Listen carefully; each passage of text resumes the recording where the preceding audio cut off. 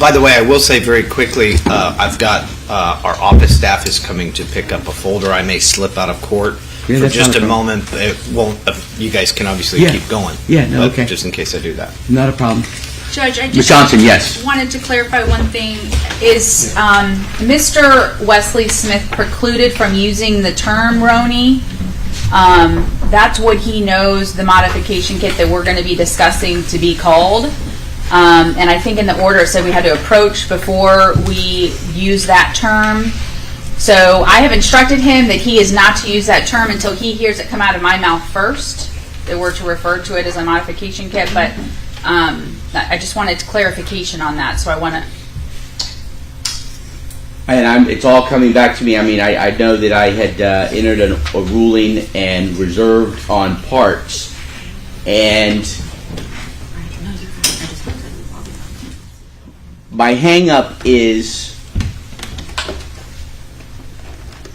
whether Mr. Keetley, whether he had a discussion with Mr. Keetley where that term was used, because the basis for him to be able to talk about this is that he discussed it with the defendant. And I don't remember from his deposition that he says that he used that word. He can't remember the exact words that were used because it was so long ago. Yeah. He just knows that that was the first one out on the market back then, that people were in the gun enthusiast world were very excited about it and were talking about it, and they talked about it.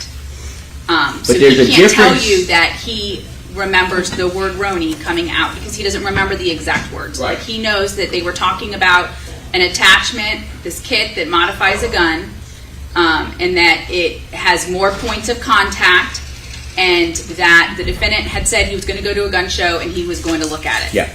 But the limitation is what he discussed with Mr. Keetley, not what people in the gun world were talking about. So based on that, he can't remember whether he used the word RONI with Mr. Keetley. I'm not going to allow him. He can explain all he wants about what his conversations with Mr. Keetley were. Yes, Your Honor. But talking about the gun world and stuff that he researched and all of that is not. And if he can't remember that he and Mr. Keetley used the word RONI, I'm not going to allow him to use the word RONI. Yes, Your Honor. Well, Judge, I agree with that because I've got a whole Thank list. you. I agree with that. That's a first. With one exception, is that I can ask him about his research for himself for RONI because he knows. Well, then you open the door. They get you realize they get a chance to come up and ask questions after you cross. I don't think that I opened the door concerning the conversations that he had with Keetley because he doesn't remember. Okay, but if you're going to talk about RONI with him on cross, then they get to talk about RONI with him on redirect. Judge, again, but not in reference to conversations that he had with Mr. Keetley concerning RONI, because what I'm going to ask him is, you've been researching RONI, you've been researching FabTech, you've been researching because, and let me tell you what he says. I've got it here. If the court would like me to he goes on and he says, Mr. Keetley spoke to you about an attachment that turns a Glock into a carbine. You have no idea the name that Mr. Keetley actually used for that apparatus. You don't even know or remember the attachment that allegedly was being discussed between you and Mr. Keetley. You don't remember what Mr. Keetley allegedly named the apparatus. You don't know the name that he gave this attachment. Of course, he believes that it's legal, but by the way, it's illegal. You learned about those attachments. You learned about those attachments from gun shows. You were interested in this attachment because it's another attachment for your gun. Your testimony is that the purpose of the attachment is for better control, but you admit you don't necessarily know that. Okay, well, so far I haven't heard the word RONI. That's your cross. No. Okay, the next one. You know two companies. You know two companies that produce this attachment. One is called FabTech, and the other was called Micro-RONI. Micro-RONI is popular with you. Nothing in the form of conversations whatsoever concerning that apparatus, RONI, and Mr. Keetley. But it is fair game for me to show this jury that the person that was at least knowledgeable in his own mind concerning this apparatus because he wanted it for himself is Wesley Smith.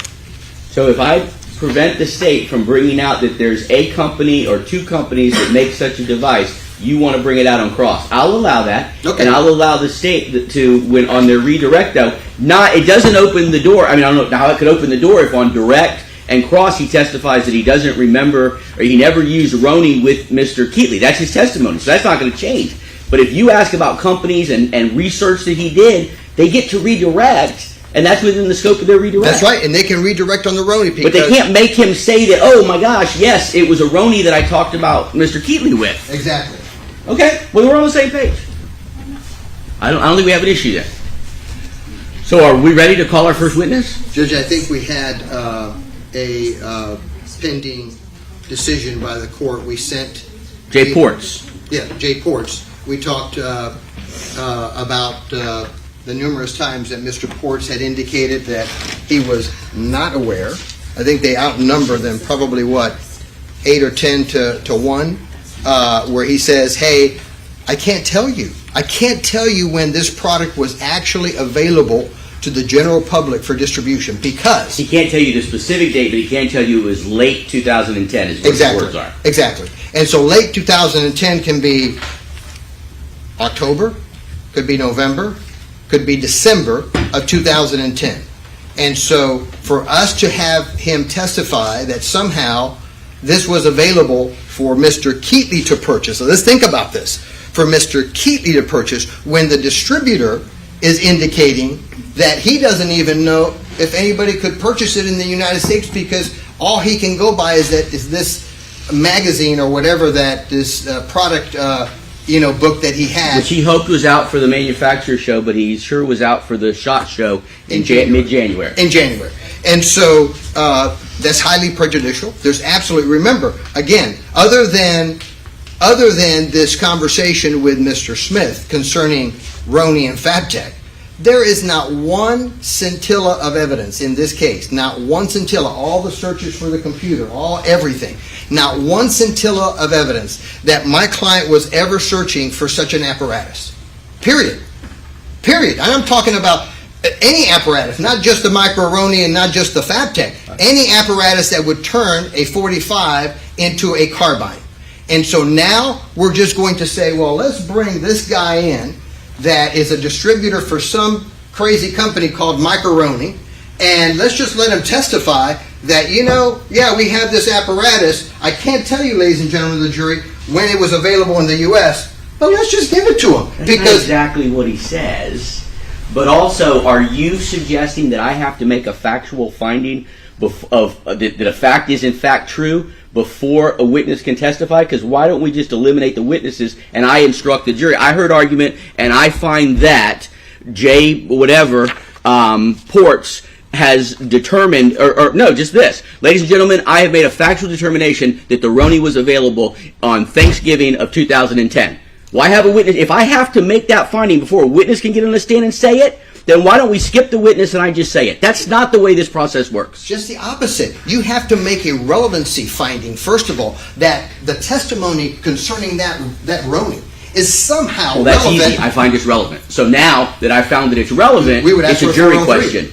We would ask for a 403 because if you're saying that it's relevant, it's only based upon speculation that somehow this Roni was used in this case because there's no evidence to that extent. There's no evidence whatsoever that this apparatus was ever used, ever bought, ever done anything. The evidence is the first gentleman who's going to testify that he discussed such a device, even though he can't remember the name, with Mr. Keetley. That's what opens the door to the testimony. That's what makes it relevant. That's what makes it relevant. Yes. I disagree, Your Honor, but Okay. I certainly respect the court's decision. All right. I look forward to the cross, and I know you do. So, Judge, can I be briefly heard as to the date, or do you want me to save that argument till later?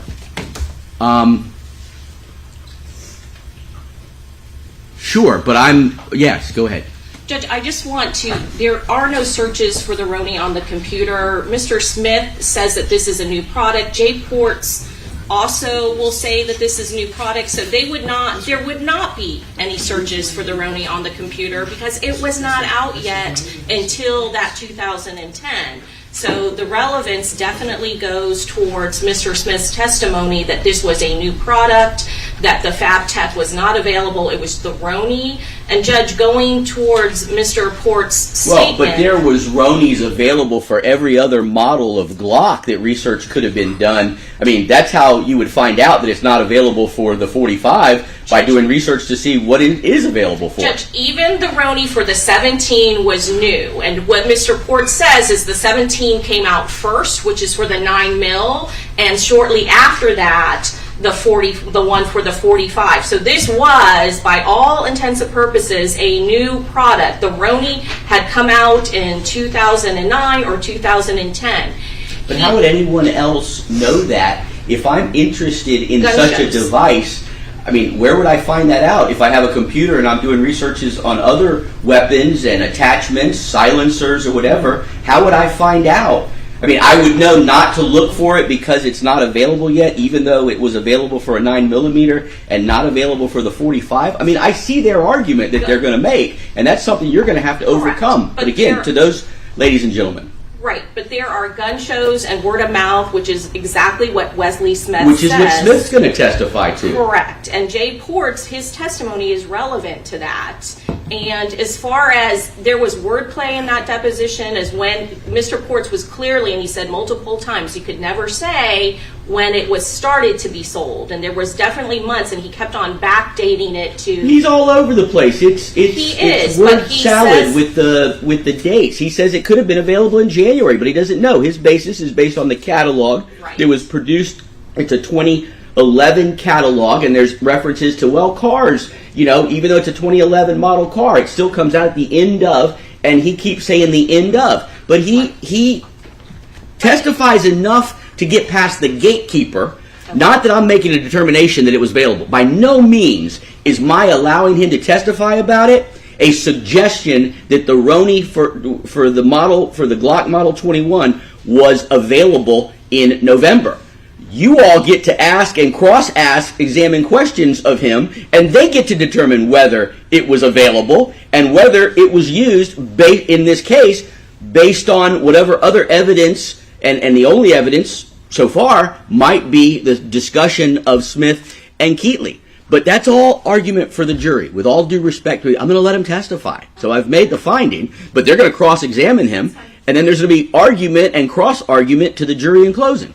Okay. All right. Judge, if I could put one more thing on the record. Absolutely. We obviously know, and I know the court knows this because we've argued it before, that this bit about this apparatus that Smith now claims there was a discussion with my client about this apparatus.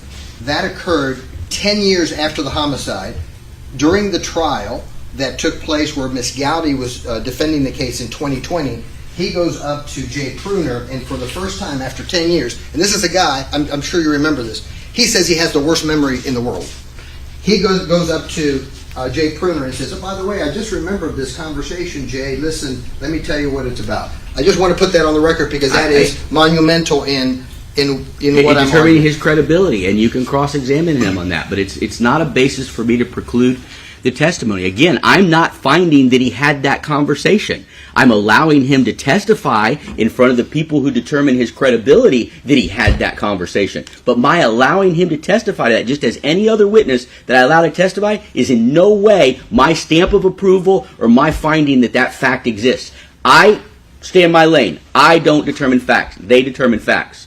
So I am going to let him testify. Okay. I agree that if I found that testimony regarding that fact was not relevant, that I wouldn't allow them to hear it. But based on the totality of the circumstances here and the discussion that he says he had that is subject to their determination regarding credibility, I do find that it's relevant. I understand, Judge. We have one more, argument to be made for cross-examination. Judge, there's Of a which motion witness? in Smith or Smith. Ports? There was a motion in limine that was ruled on in March of 2016. That wasn't me. No. And it's number 8 on the state's motion in limine regarding state witness. You know, if you can, I have it up here somewhere, Yes, but Your it's buried under. And it talks about, if I can just put on the record, any direct or implied reference to Mr. Smith having moved his family from the neighborhood adjacent to the crime scene because he didn't want his children growing up in that element or around the neighborhood residents. And how did the judge rule on that? That was granted. And so I just handed that motion in limine over to Mr. Escobar, making sure that he was aware of all of those So they obviously weren't violated during the testimony, and he wanted to raise that as an issue today. Do you want to get into him moving his family? Well, you bet, because we believe that is a motive for Mr. Smith. You know, Mr. Keetley's on trial, but there are a lot of people in this case that could have committed this homicide, and we're entitled as a defense to be able to present those particular issues that bear on our theory of defense. And in this particular case, Smith has testified that the reason that shortly before the murder, and there's some disagreement, he says 6 months before the murder, Lugo's going to say just a few days before the murder, Lugo's going to say sometime after the murder that he moved from his, by the way, the Domino dress, he had lived in there since 1998. His wife owns the Domino address. And then all of a sudden, he decides to move from there and go live with his mother at a ranch in Plant City. And he says that the reason that he did that is because his kids were subjected to bad influences in that neighborhood. Now we know even from their own witnesses what happens in the Domino Drive Ocean Mist community. It is riddled with gangs, gang tagging, gang members, the whole shebang. Even Mr. Beckwith said, oh yeah, the murders happened at the gang house. So how that is prejudicial in any form under the evidence code, I don't know. But it's certainly relevant to my theory of the case. Do you recall, Mr. Escobar was not on the case in 2016. I don't know that you were either, Ms. Johnson, in 2016. I don't know that we have anybody here who was, but I believe that these were decisions made by Judge Laura Ward, not Sam Ward. Is that correct? I don't know, Judge, what judge it was. I believe so, too. I believe we tracked that down recently because it came from Laura Ward's division. It went to Trial Division 1, which is Sam Ward, and then Sam Ward recused herself, and it went back to Laura Ward. It eventually came to me, but even while it was assigned to me, the division, as usually happens in cases that are assigned to me, rules on motions in limine. So I think it doesn't really matter who made the decision, but I think it was Judge Laura Ward who made the decision. And I guess what I was getting at is, do you disagree, Mr. Escobar, that number 8 was a state's motion in limine regarding Wesley Smith? So it's pretty specific as to Wesley Smith, but number 8 on that was specifically related to why Mr. Smith moving his family from the neighborhood, and that in fact it was granted by whatever judge that was. Judge, I haven't read the transcript on that particular section, but I trust Ms. Johnson if that's what she said. Odyssey, Judge. Okay, and I trust too that it was, but what I didn't know if anyone, is there a transcript? I mean, was the argument made that it was a 403 argument, or was it a relevancy argument? What was the basis of the state's motion in limine to keep it out, if you know? Judge, I think it went along the lines of the same argument that it was almost like bad character evidence for our victims, that they live there, that they're associated with that neighborhood. That's my understanding as far as the history of the case goes, and it's my understanding that that was not the sole reason that Mr. Smith moved from that residence, was for the purpose of having his kids go to a better school. Judge, I don't think it would be bad character. If anything, it's just the opposite. If you move your kids out of the neighborhood because there are gangs affiliated throughout the neighborhood, I would imagine that a jury would possibly say, oh, that's a good reason to move your kids out of there. Do you know what he's going to say if I was to allow you to ask him why he moved, or isn't it true that you moved because... I've got it in the transcript. The transcript of his deposition? Yeah. What does he say? He says, yeah, I moved the kids because of the bad influences. I can find it for you if you like, and I will. And we would object to him getting into anything like that. He thought his son maybe hanging out with some gang members like that. I mean, that is all subject to that motion in limine. And so we would object to that. And it's not bad character evidence regarding Mr. Smith. It's bad character evidence regarding our victims who live in that neighborhood. So you mean to tell me that I cannot ask him whether his sons were starting to affiliate with gang members, and that's the reason that he decided to move them out. What's wait a prejudicial minute. about that? Well, wait a minute. Clearly, whoever ruled and granted number 8, which says any direct or implied reference to Mr. Smith having moved his family from the neighborhood adjacent to the crime scene because he didn't want his children growing up in that element or around the neighborhood residence, is clearly somebody telling you no, that you can't do it. No. I know that, but I'm arguing for this court to allow me to do it. And the reason being is, tell me how that's prejudicial. Tell me how we have violated some evidence rule, 401, 402, 403, with reference to that particular statement. When we know already that it is in evidence that that neighborhood was riddled with gangs, drug holes, you name it, by their own witnesses.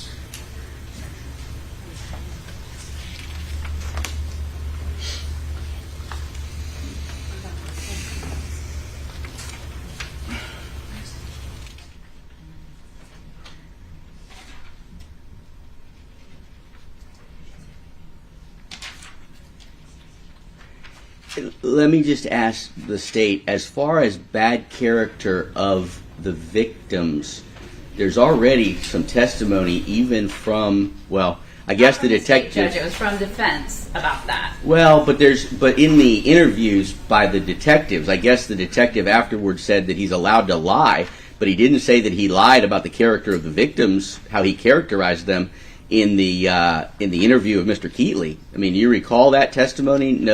No good people died here. I mean, there was a lot of... That's an investigative tactic, an interview tactic that law enforcement utilizes. Well, he testified that they're allowed to lie, like about the phone records and stuff like that. He didn't specifically come out and say that he was lying about the character of the victims that he talked about in his interview. No, but Mr. Detective Schramm never met any of the victims. And he testified to that, Judge. I'm just saying there's other stuff that but at the end of the day,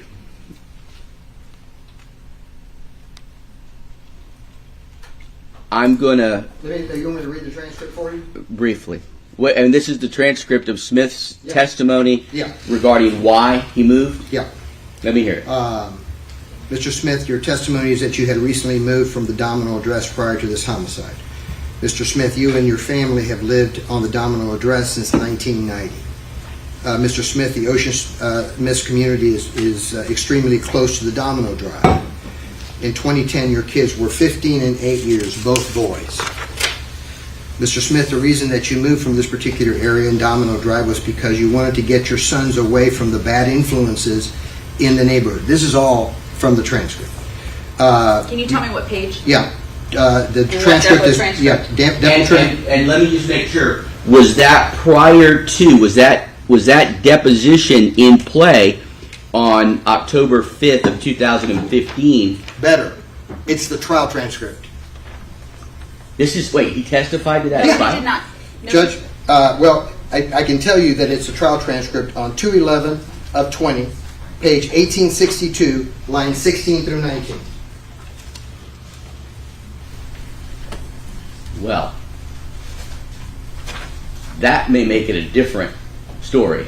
Well, Judge, it's not only there. I can tell you that it's also in the deposition of 2/5/2013, page 18, lines 16 through 25 and 1 through 2. Okay, which is why the basis that the state probably filed the motion in limine in 2015. But despite the ruling on the motion in limine, you're telling me that the state allowed the testimony in the first trial? Judge, I can tell you there are numerous motions in limine in this case. And just because it may have been missed by prior counsel and was slipped on in and not objected to, I don't think is a reason for the court to ignore the order that was previously ruled on back in 2017. That is one question, and Mr. Smith responds, one of the reasons. That was one of the reasons. There were numerous reasons why he did move, and we would argue that I haven't found anywhere in any transcript that shows that that order that was previously ruled upon has been overturned or by any judge. But for some reason, in that transcript, there's no objection from the state that violates a motion in limine? What I'm wondering is, and this is, this is for the cross of Smith, right? It is. So we'll take a break before the cross of Smith. I'm going to have my staff take a look, but I'm asking you all to take a look. And I don't know if there's any case law out there that can be found where you sit on your rights, you lose them. I think there's a legal concept regarding that. I just don't know. There, Ms. Johnson may be right that just because they didn't object to the motion, violation of the motion limiting in the first trial, that doesn't affect this trial. And that may be a correct statement of the law. Or there might be something out there that says that for some reason, if they chose not to object then and allow the testimony, even though they had the right to, that it's somehow waived in this. I just don't know. There may be nothing out there. But I want to look at that. What I was going to tell you, Mr. Escobar, is I was going to say that while I may or may not have ruled the same, and I don't have all of the argument in front of me. That's why I was asking for a transcript, but I'm not going to go there. I know of at least one ruling where I refused to revisit. I denied the defense request to revisit all previous rulings, and I denied that. So I was about to find that this falls under that. So regardless of how, if I was to hear all the argument over again, whether I might or might not rule differently from whatever judge made this ruling is clear that you can't get into it. And that's what I was about to announce until you said that was trial transcript testimony. So that's the opening that if somebody wants to, and my staff attorneys I think are watching or listening at this time, but what's that? She's watching them. All right, that's my issue. Whether somehow whether it constitutes a waiver, essentially, that they didn't object before. So I would stick by this ruling, which clearly prohibits Smith from testifying regarding why he moved into that element, except that he was allowed to testify in the first trial and the state made no objection. And if somehow someone can show me from the defense or my staff attorneys that changes this ruling, then I'll follow that Can that I make law. one comment? Yes. Okay. And I'm gonna give this back. I don't need it. It's pretty clear. Judge, you know that motions in limine are fluid, meaning that because one judge or one court may rule on a motion in limine for whatever reason, in fact, I think that there's an opinion from the Supreme Court of Florida that encourages us as lawyers to keep revisiting these particular issues because we should give the court an opportunity to correct a previous ruling that for whatever reason now is the wrong ruling.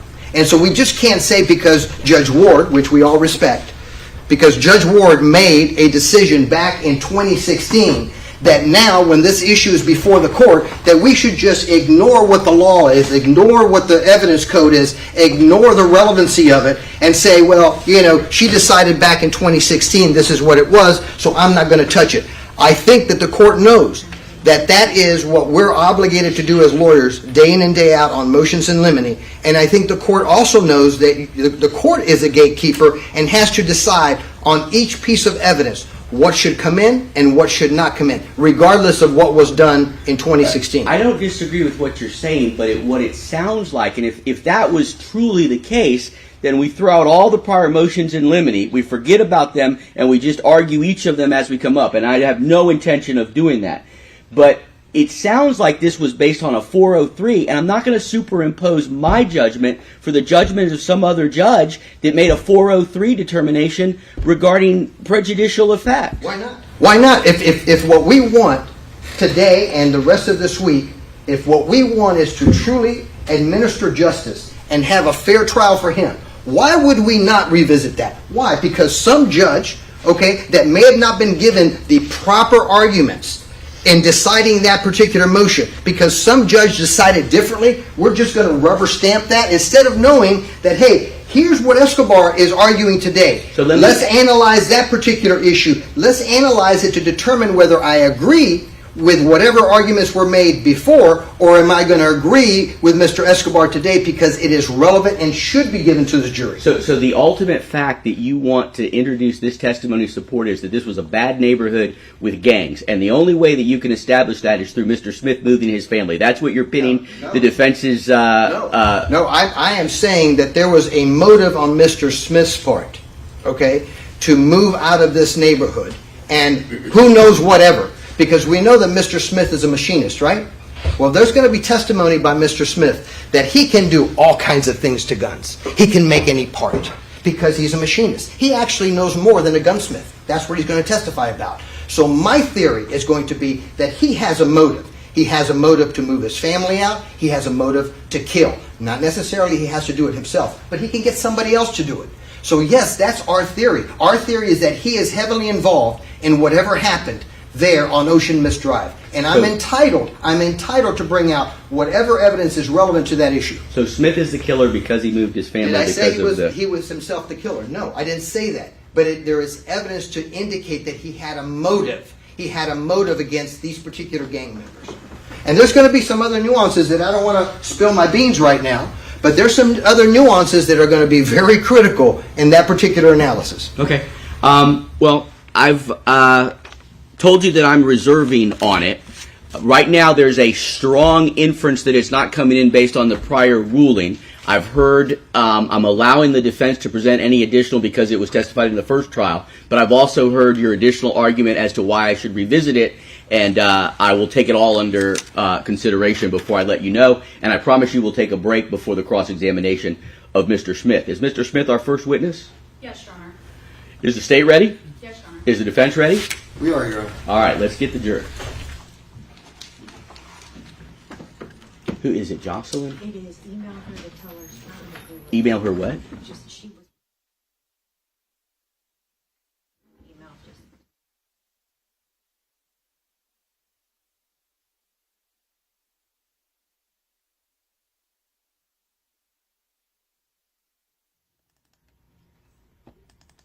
Why is my computer not working?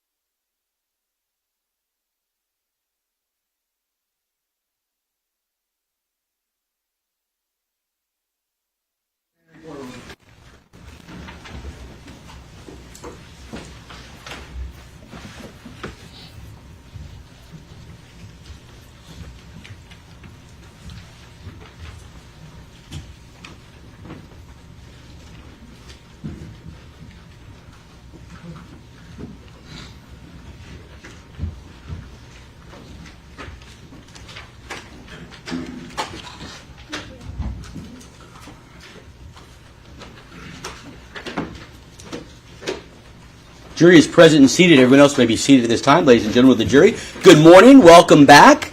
As you all expect, my first question is, was anybody exposed to anything about this trial, or did anybody discuss anything about this trial between the time you left a little bit early yesterday, around 4 o'clock, and the time that you returned this morning by a show of hands? Let the record reflect there are no hands. Again, thank you all very much for following those rules. We do appreciate that. We do thank you for your time, your patience, and your very important service. At this time, we are going to continue with the trial, and I am going to ask the state to please call their next witness. The state would call Wesley Smith. Wesley Smith.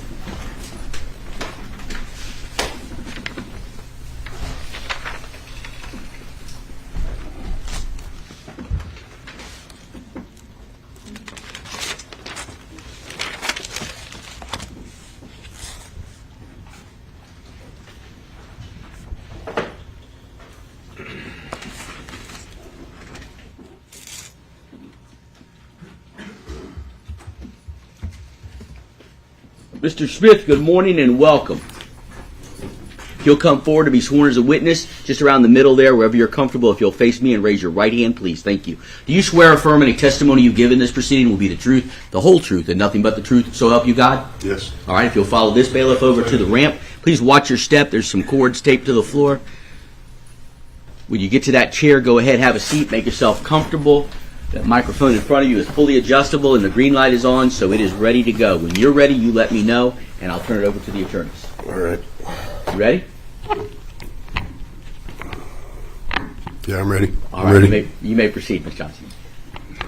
Good morning, Mr. Smith. Good morning. Can you please state your first and your last name? Wesley Smith, And are you currently employed? self-employed. And how are you self-employed? I have a machine shop. And can you tell me what you do with your machine shop? Machine parts, basically. And how long have you been doing that for? 20, 25 years. And when you say you machine parts, can you explain that a little bit further? Fabricate metal pieces, plastic pieces, machine them to specs. And what is the name of your business? Extreme Machine Works. And how long have you owned that business for? Since 1998. And what city is it that you currently live in? Plant City. And what kind of property is that? It's a ranch. And what is there any business that's associated with that ranch? The Double T Ranch. It's my mom's business. She And- trains people how to ride horses. And is that done there in that property in Plant City? Yes, Okay. And who do you live there with? my wife and my mom. And did you live back at that residence in 2010? Yes, At some point in 2010, did you live somewhere prior to the address, the ranch in Plant City? I lived in Ruskin, And what street did you live on? Domino Drive North. And is that neighborhood that you lived in, is that next to Ocean Miss Court? It is. Yeah. How long had you lived there over on, is it Domino Drive? Yes, Domino Drive North. How long did you live there prior to moving to Plant City?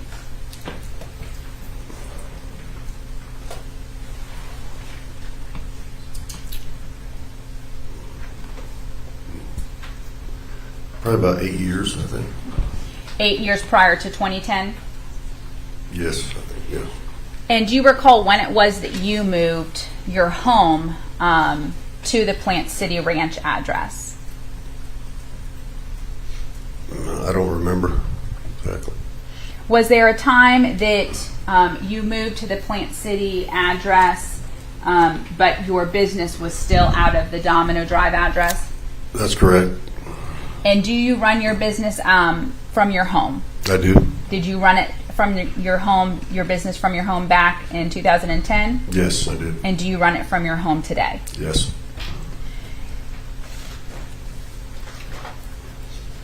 Did you know the Guitron brothers, Sergio and Juan Guitron? Yes.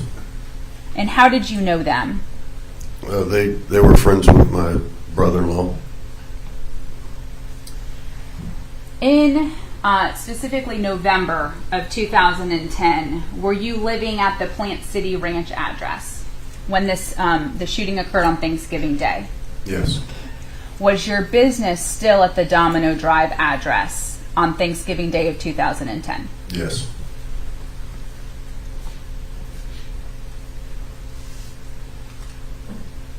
Can you tell me how tall you are, Mr. Smith? 6'3", And how much do you weigh? 220. And were you the same height and the same weight back in 2010? About 10 pounds less. So around 210 pounds back in 2010? Yes. And your hair length, was it the same back in 2010 as it is today? It was long. Long, did you have a ponytail? Yes. Approximately how long did it go down your back? About the middle of my back. And you have facial hair today, a fairly long beard. Did you have that back in 2010? I don't think I had a full beard. I just a mustache and goatee, maybe. A mustache and a goatee? Yeah, I think so. Did you wear any kind of reading glasses or glasses to see far distance in 2010? No. Do you know Michael Keetley? Yes. Do you see him here in the courtroom? Yes. Can you please point to him and describe an article of clothing that he's wearing? He's wearing a dark blue sweater. Please let the record reflect he has identified the defendant. The record shall so reflect. Do you know approximately how long you've known the defendant? A little bit before 2000, or around 2010. And how is it that you knew him? He delivered ice cream in the neighborhood. Do you recall what color ice cream truck or van he had?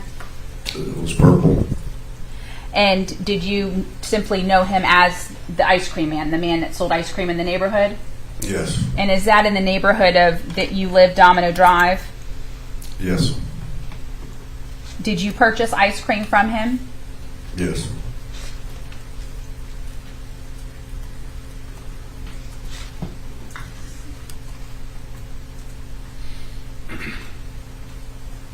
Were you aware that the ice cream man, the defendant, had an accident at some point in 2010? Yes. Did you buy ice cream from him before his accident? Yes. Did you buy ice cream from him after his accident? Yes. When he had returned to his ice cream route, did you talk to him about having not seen him in a while? Yes. Had you seen reward posters or jars around town trying to raise money for him? Yes, I did.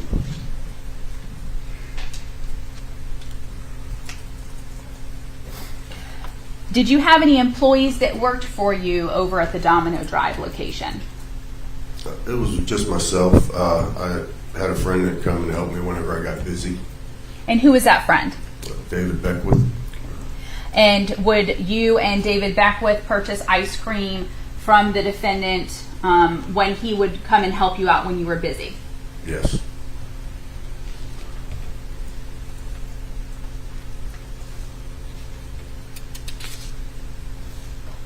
How long have you known Mr. Beckwith?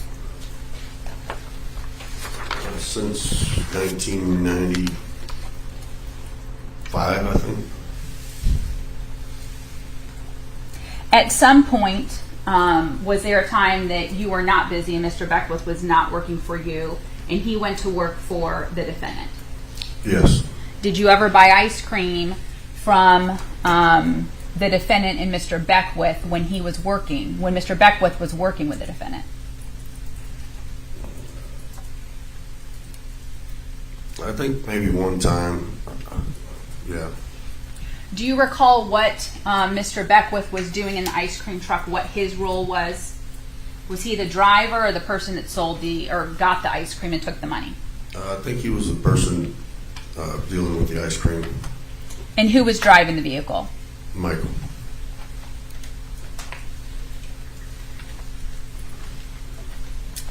Was there an occasion when the defendant inquired as to what you did running a business out of your home? Yes. And was that after his accident? Yes, And did you explain to him that you were a machinist? I did. After you explained that to him, what was the defendant's response? He was just interested. He wanted to talk to me more about it, ask him questions about what exactly we did.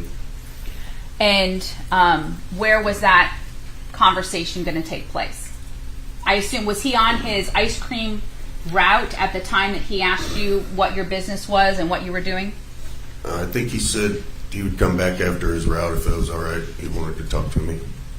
And did you say that was okay? Yes, yes. And did the defendant respond back to your business at the Domino Drive address? Yes.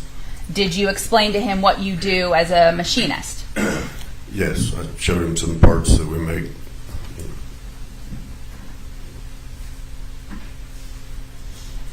Did you two discuss firearms? Yes. Judge, I'm going to object. 60% of her questions are leading. Not that one, but I'll caution not to lead the witness. Yes, Your Honor. Are you an individual that enjoys firearms, shooting firearms? Do you own firearms? I do. Was that something, a common ground that you shared with the defendant? Yes.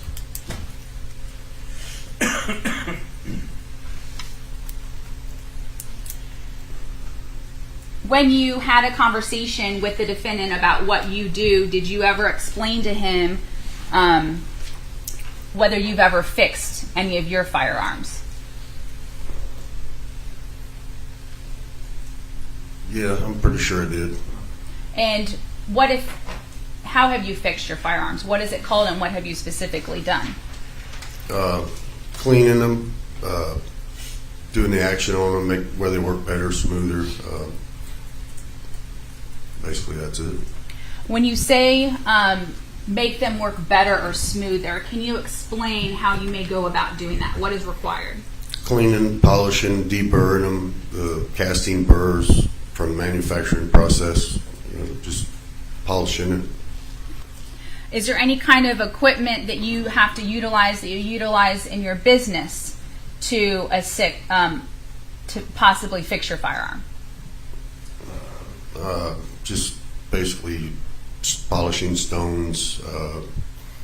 If I had to machine them, mills and lathes. If I had to machine a part. And when you say mills and lathes, what are those? Tools to cut metal and plastics. Is there a term called fitment? Right. That's What is fitment? the same, like I said, has to do with cleaning the burrs off of it from the manufacturing process, make sure everything fits properly, dimensions are right. And how would that assist or make a firearm better? It would keep it from hanging up. It would let everything work better, smoother. And you did a hand motion like you were running a slide back. Well, that's most of the moving parts is the slide. And so you are able to, based upon your training experience as a machinist, work on your firearm to have it run smoother. Again, leading. Rephrase. Is that something that you have done, fitment, on your firearms? Yes. Did you discuss fitment and what you have done with the defendant? Yes. Have you ever, in your job or training experience as a machinist, have you ever had to machine parts for gun businesses? A couple of times. And what parts have you had to work on, or have you been hired to work on as a machinist? Some trigger pieces for a company that was close by the house.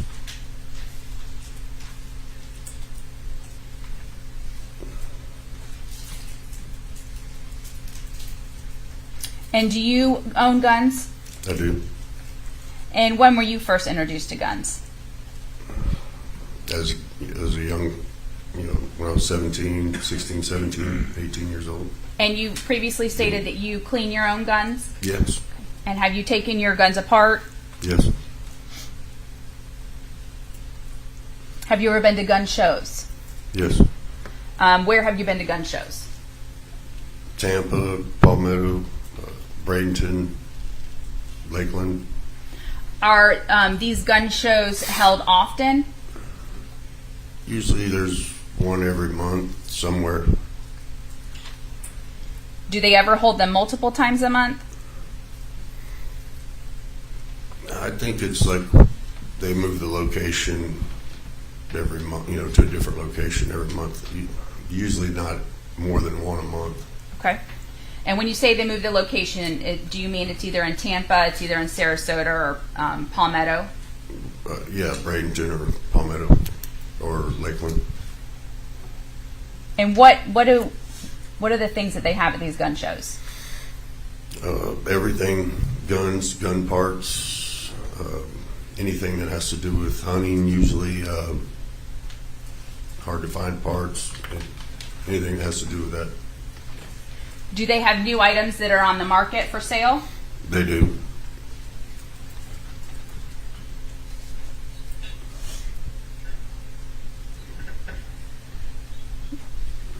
The time that the first time the defendant came to your business over on Domino Drive, was that the only time that you spoke to the defendant? No. Was that the only time you spoke to the defendant about guns? No. Since that was a common ground that you had with him, was that a usual topic of conversation, were guns? Yeah, for the most part. Did the defendant talk to you about the guns that he owned, the kinds of guns? Yes.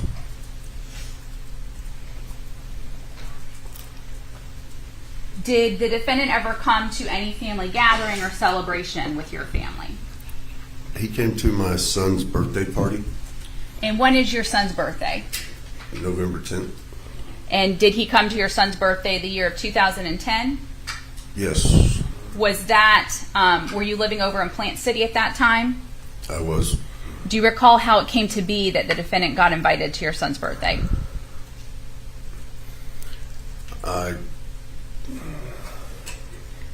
don't remember. I think he was. Judge, I'm going to object. Improper predicate if he doesn't remember. I also say, don't guess, don't speculate, testify only if you actually know. It's okay to say I don't know. I don't remember. Was there occasion shortly after that that you went to the defendant's residence? Yes. How did it come to be that you went to the defendant's residence? He said he had a range or somewhere we could shoot. We could set up some targets and shoot. So that's how. Is that something you were interested in doing? Yes. And did you, in fact, go over to his residence to shoot at this area that he had? Yes.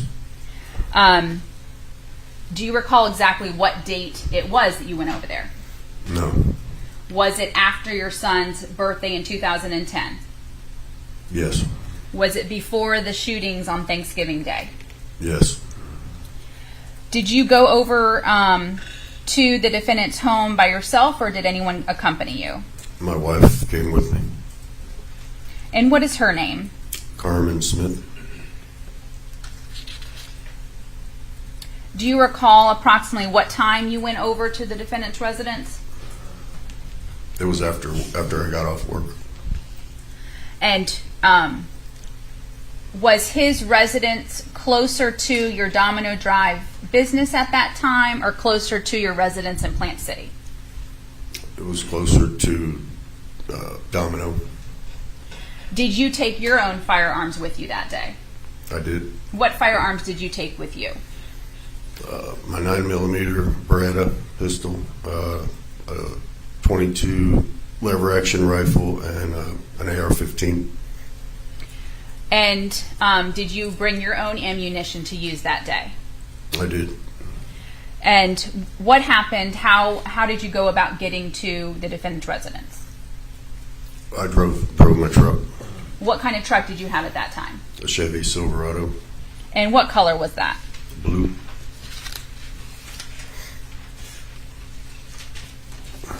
When you first responded to the defendant's residence, where is it that you went on the property? Up the driveway to his house there.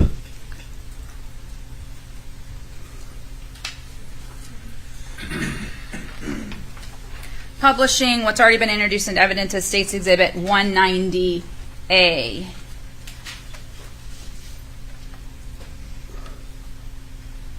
Pointing towards the top center of the photograph, did you drive up the long road? And when you say you went to the defendant's residence, is that where my finger is, towards the top center of the photograph? Yes, yes. And when you got there, what did you do? Went inside his house for a minute. Why did you go inside his home? I think I had to use the restroom. And did you meet anybody other than the defendant when you arrived there? His mother. Did you remain in that area when you went shooting, or did you have to go to another location on the property? To another location. Okay. Mr. Smith, if you can step down, and there may be a ruler there for a pointer. Mr. Smith, if you can point the direction of travel to the location that you ultimately ended up to go shooting. We went from right over here. I just need you to speak up just a little bit. We went from right over here where I was parked, drove through a gate, and then pulled about right here somewhere. And shot in this direction. Okay, so you shot towards the trees, is that correct? That's correct. Okay. Did you drive? You can go ahead and sit down, Mr. Smith. Thank you. Did you drive to that location from the defendant's property? Yes. And who drove in the truck with you? My wife and I. And did the defendant accompany you to that shooting location? He did. Did he ride in your truck to get to that location? No, he opened the gate, so he just walked to the gate and opened it for us. He walked to the gate and opened up the gate so you could drive your car through? Is that a yes? Yes, I'm sorry. And did he then jump in the car to drive to the shooting location? No, I think he walked. Okay. So you and Ms. Smith drove to the location and he opened up the gate and continued to walk. Is that correct? That's correct. Okay.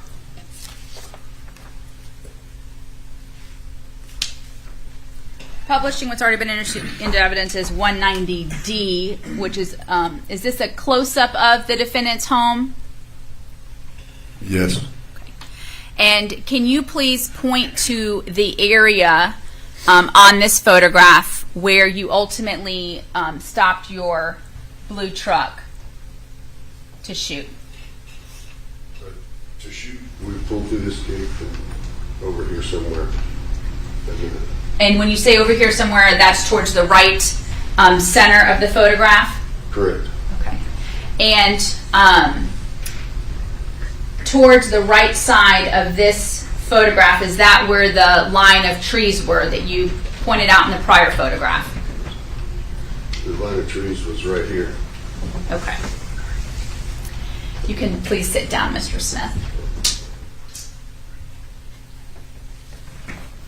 And I'm pointing to this small tree and mulch area towards the right of the photograph. Looking back at States 190A,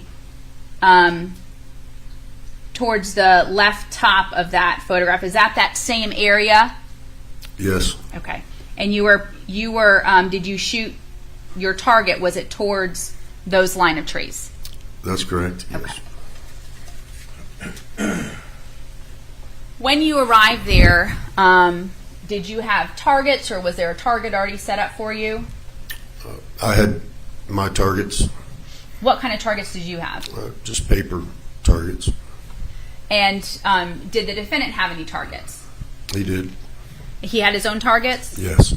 And what did you do with those targets, if anything? Well, he put them on the van. He had a white van out there. This white van, can you describe what it looked like? It was just a white minivan, older model, 80s model. That's it. It was just a white van. Were there any bullet holes in it prior to you shooting that day? No. And what did you do with your targets? We just taped them up on the side of it, What side did you put the targets on? the driver's side. And were there tires on this vehicle? Yes. Was it intact? Like, did it appear that someone had just driven it there onto the area, the property? It looked like it.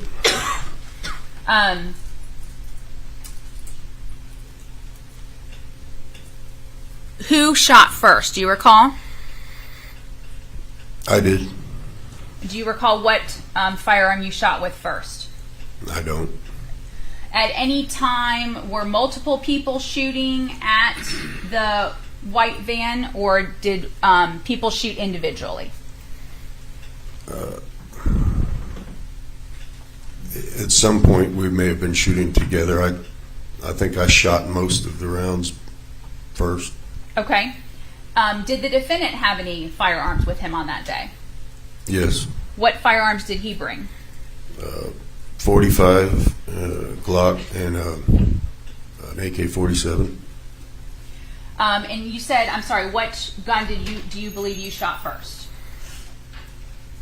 I don't remember. But you said you had your 9mm with you, Yes. a .22, and an AR-15. Is that correct? Yes. The .22, was that firearm working properly on that day? I was taking it to see why it wasn't working. Do you recall if you figured out what the problem was with that firearm? I don't remember. Is it something that ultimately you were able to fix yourself, do you know? Eventually.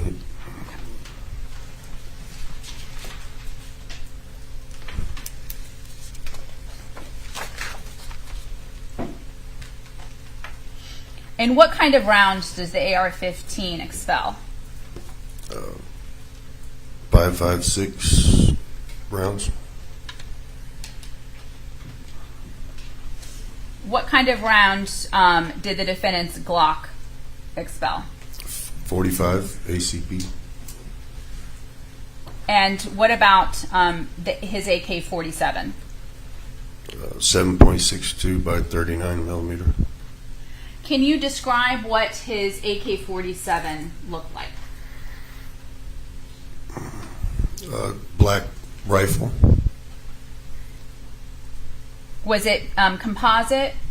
It was And when we say composite, what do we mean by that? plastic. Did you see the defendant shoot any firearms that day? Yes. What firearms did he shoot? His Glock. Did he shoot his AK-47? I don't remember. Did the defendant shoot any of your firearms?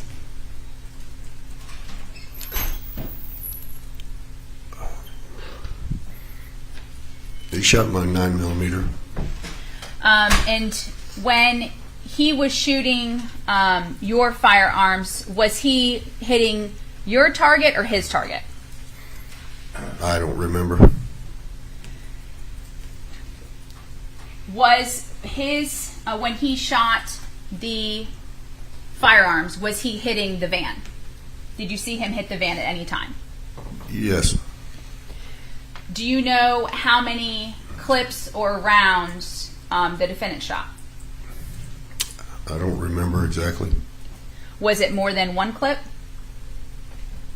I think it was around. Judge, I'm going to object improper predicate if he doesn't remember. Okay. Well, he says he didn't remember exactly, so again, I'll caution the witness not to guess or speculate in any way. Okay. It's okay if you don't remember, but if you said you don't remember exactly, you can elaborate on that. Under 2 clips. Do you know how many bullets were in a clip? Not his. I don't know. Do you recall approximately how many clips you shot that day? For which gun? In total.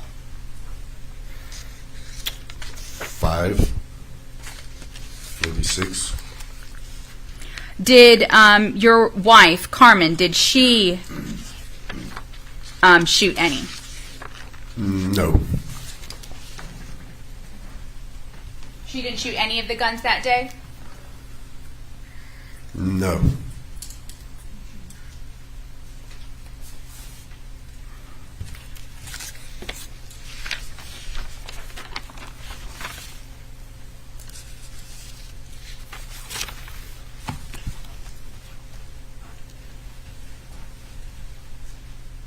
I want to go back for a moment, Mr. Smith. Would looking at your deposition refresh your memory as to how many clips the defendant fired that day? Say that again? Would looking Has not been asked and answered. Would looking at a copy of your deposition refresh your memory as to the number of clips the defendant shot that day? Judge, Before you I'm answer going to that. object. He's answered that. Well, May we approach? you can.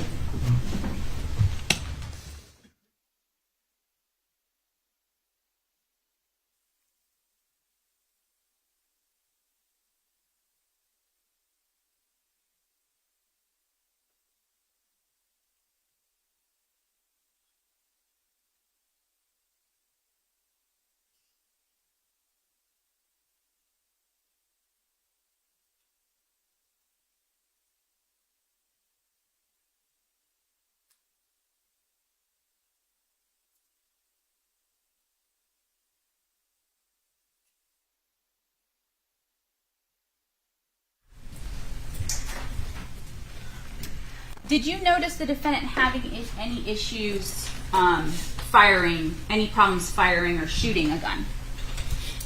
I didn't. Do you recall whether or not he shot holding the gun with both hands or one hand? Both hands.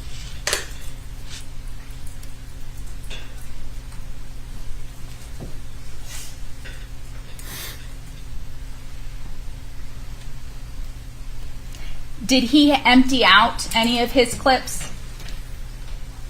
And when I mean empty out, I mean did he shoot all of the bullets out of the magazine clip? I don't remember.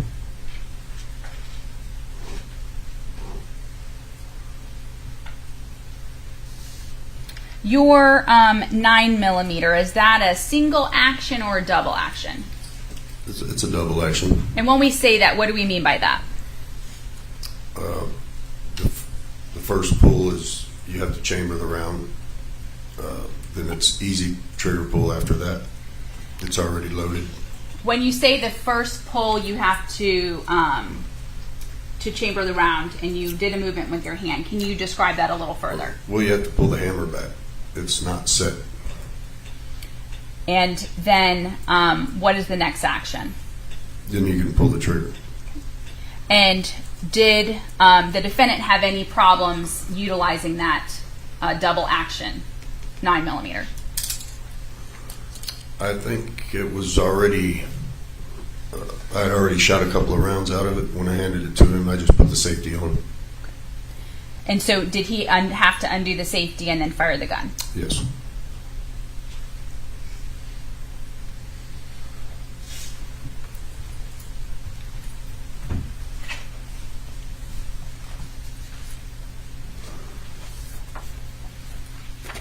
When you were in this area shooting, were there any other vehicles in that location or around this white van? I don't remember. Showing you it's already been introduced to evidence as State's Exhibit 150. Looking at this white van, is this the white van that you were there to shoot on the date that we have been discussing? It looks like it. Did it look like this on the day that you shot at it? No, Was it on its roof at all on the day you shot it? no, Was it cut, the part of it cut off the way it is now? no, Were the tires off of it the day you shot at it? no. And I'm sorry, what side of the van did you shoot for target? On the driver's side. Is this the location that the van was at when you shot at it that day? And I'm going to publish State's Exhibit 151 for some reference. Was this the location that you shot at with the defendant on the day you were there at his property? No, So this vehicle is in a different location from the day you were there? yes,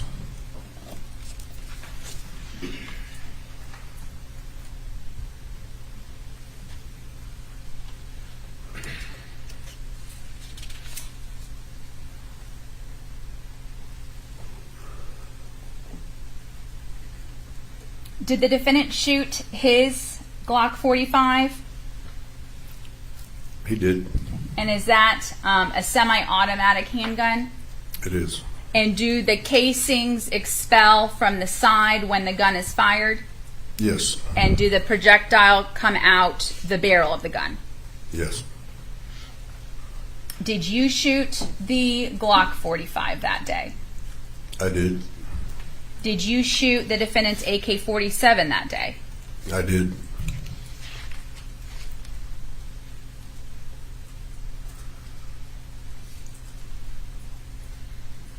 Do you recall what the distance was that you were from the location that you and the defendant shot from, and how far away the vehicle target was?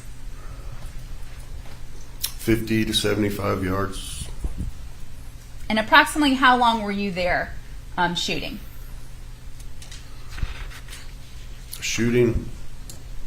Just shooting in probably 20 minutes. And that you're saying you're not taking into account arriving at his home, using the restroom, and driving to the shooting location. Right.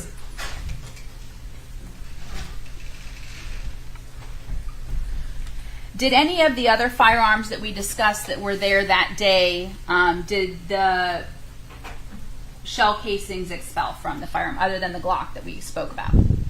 All of them. Okay. And what happened to those shell casings once you all were finished shooting that day? My wife picked them up and put them in a bag to pick them up out of the pasture.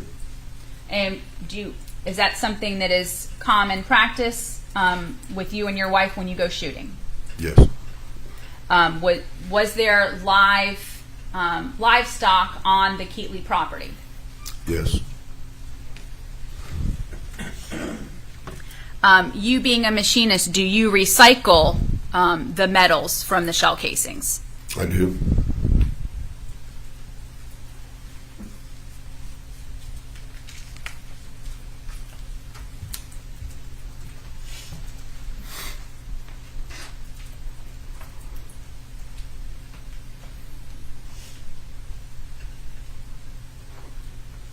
May I approach the witness, Judge? Mr. Smith, I'm showing you what's been marked for identification purposes as State's Exhibit 172 and 173. Do you recognize each one of these photographs? Yes. And do they fairly and accurately depict the bag and the contents that you collected on the day that you were there on the defendant's property shooting? Yes. State offers in evidence at this time State's Exhibit 172 and 173. Any objection? No objection, Your Honor. 172 and 173 will be admitted at this time. And do you recall where the bag was retrieved from that you collected these items? It was in the back seat of the pickup truck. And did you pick up these shell casings or someone else? My wife picked them up. Permission to publish, Judge. You may go. Publishing State's Exhibit 172. Is this the bag that was retrieved Yes. to collect the shell casings? And was that bag retrieved from the blue truck? Yes. And publishing State's Exhibit 173.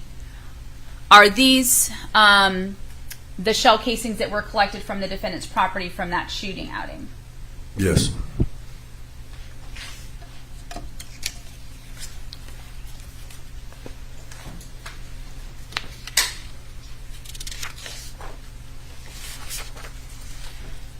When you responded home, what happened to this bag with these shell casings in it? I put it in a building, a shed that I have on the property. And where is the shed located? About 100 yards from the house. Is your house have a gate protecting the area where you have animals such as horses? Yes. Is this shed behind that gate or enclosed within that gate area? No, it's in front of that. And is it behind the home, your home? It's to the side of the home. And how large is this shed? It's 15 feet long. It's a container. And when you say a container, is it like a pod that people would put furniture in if they were having construction done in their home or getting ready to move? Similar. And what's kept in this shed? Parts that I've made in the past, supplies for my shop, mostly just stuff that I don't use anymore that I need to get out of the way. Is there a lot of stuff in this shed? Yes. And where did you put this bag in that shed? Do you recall? On one of the shelves in there. And did you do anything with that bag once you put it in there? No. Was there a point later on, ultimately in December of 2010, that you provided these items to someone? Yes. And who was that person? I don't remember. Was it a detective with the Hillsborough County Sheriff's Office? Yes. Does Detective Lugo sound familiar to you? Yes. Did he conduct an interview of you? Yes. And did you provide these shell casings to him the day following your interview? Yes. Had you touched those shell casings or that bag from the time that you put it in there, from the day you went shooting on the Keetley property to the day that you provided them with Detective Lugo? No. Had you forgotten about them? Yes.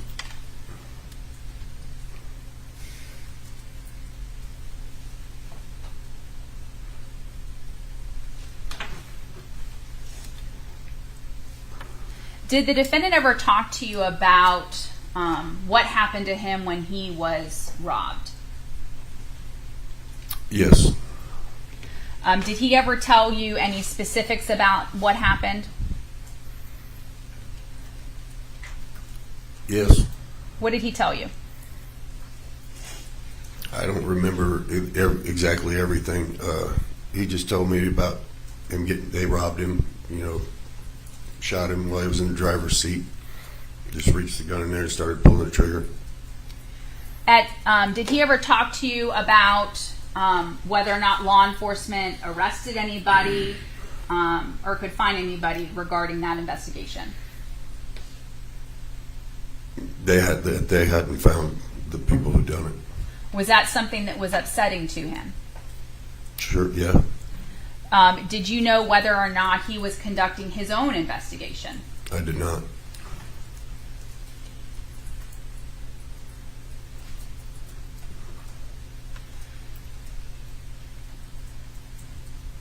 Did he ever bring up the name Creeper to you? Yes.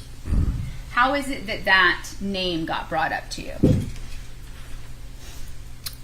He asked me if I had heard of that name. When he spoke about that name Creeper, did he talk to you that there had been a break in his investigation? Objection, Your Honor. Leading. Let me approach. The witness can answer yes just as easily as he can answer no. You want to approach him whether it's leading or not? Yes.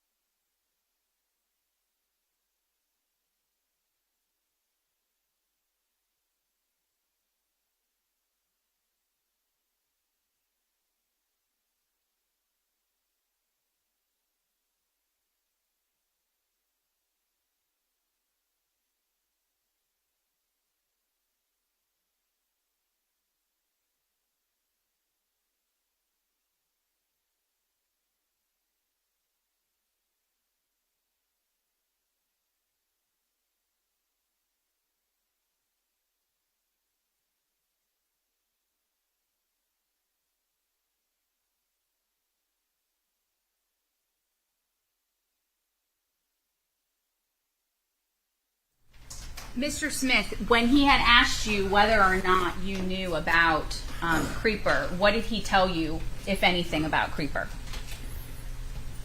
He didn't.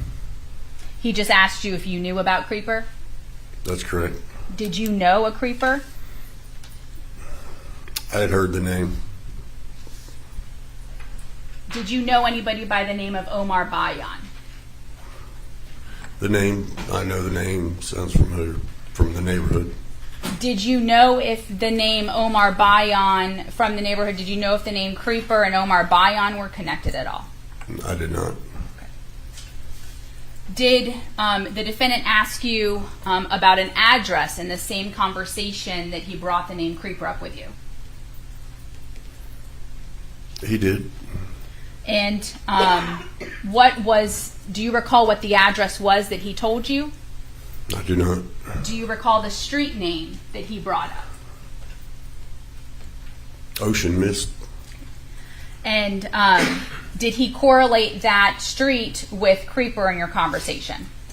Yes. I know you just testified that you don't recall the exact address. When he was talking to you about the location, the address in Ocean Mist Court, when you were having this conversation, did you know the area on Ocean Mist Court that he was referring to, meaning he, the defendant?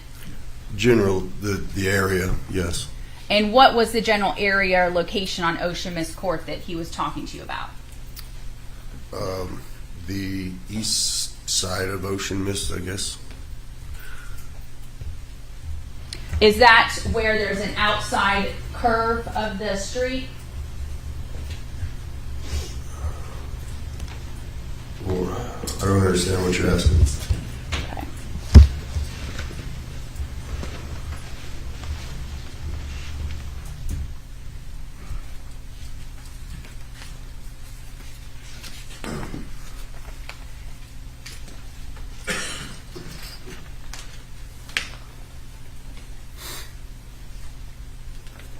Publishing states 2 is the east side of the street that you were referring to where my finger is running towards the center of the photograph.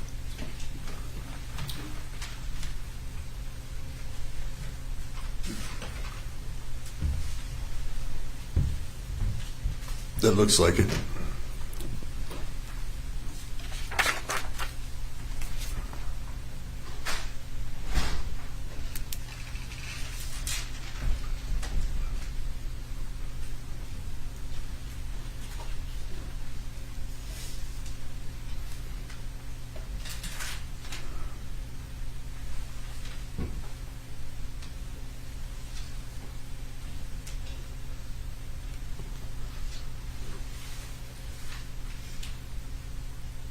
Did the defendant talk to you when he talked to you about his robbery that he wanted these people to be Objection, found? leading.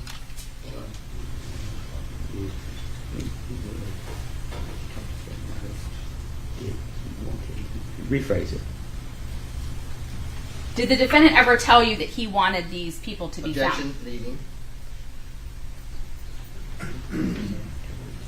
No, I'll rule that out loud.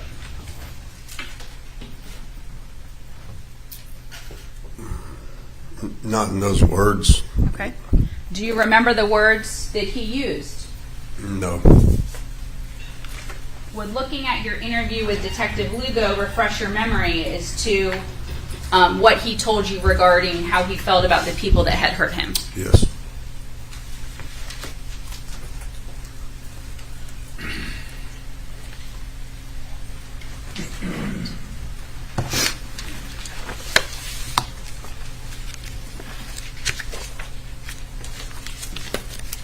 Counsel, page 7 of his interview.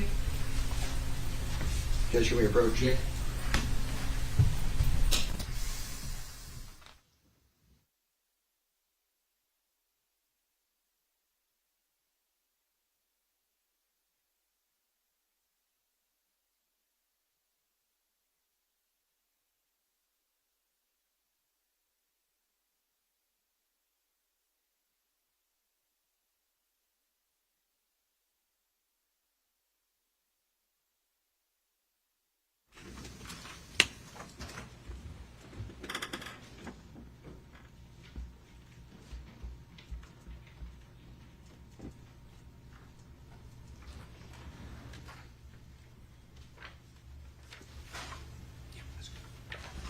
to witness, Judge? Absolutely, yes. There's no lines on this, no numbered lines on this, Mr. Smith, but I would ask you to review this page, and I'm going to draw your attention to this paragraph with your response to Detective Luca. Let me know when your memory's been refreshed.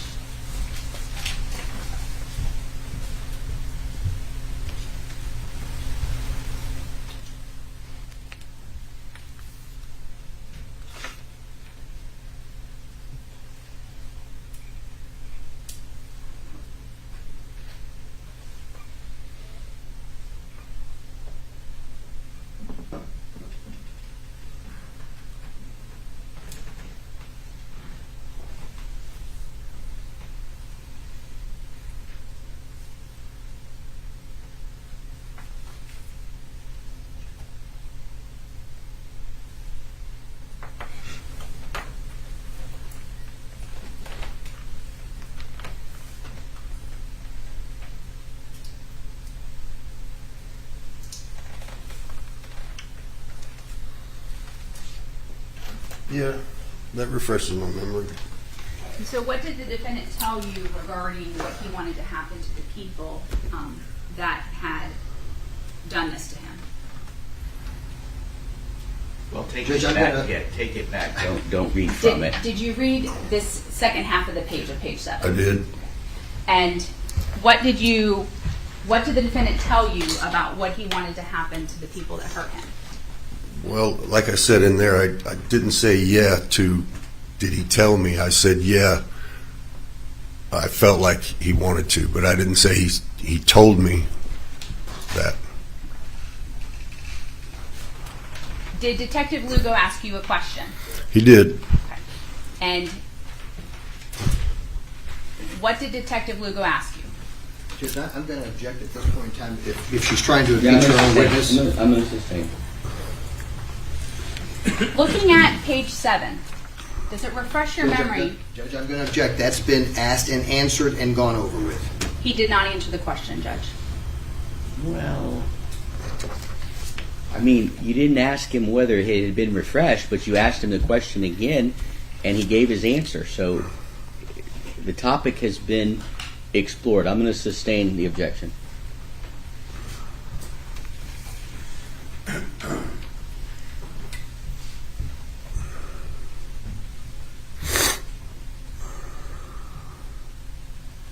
When the defendant talked to you about Creeper, do you recall the exact date that conversation took place?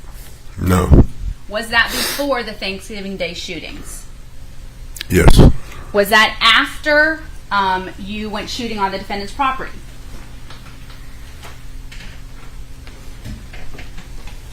I don't remember.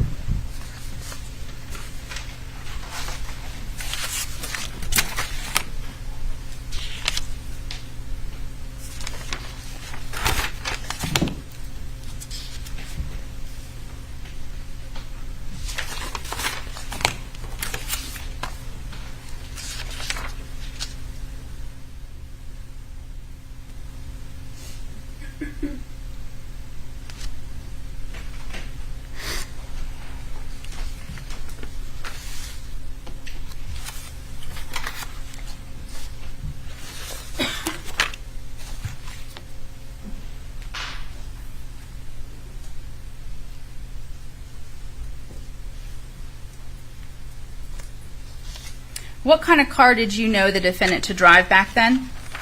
Back in November of 2010?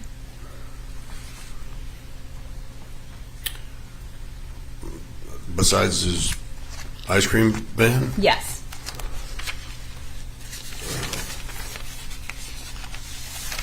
Another van, I think. Do you recall the color of it?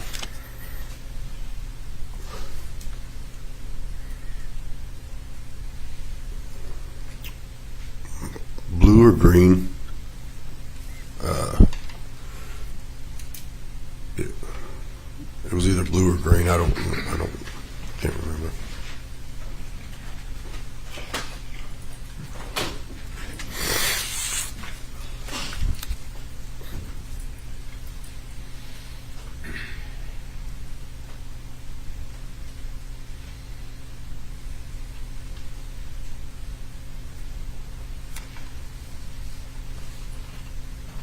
Do you have any experience cleaning a Glock firearm?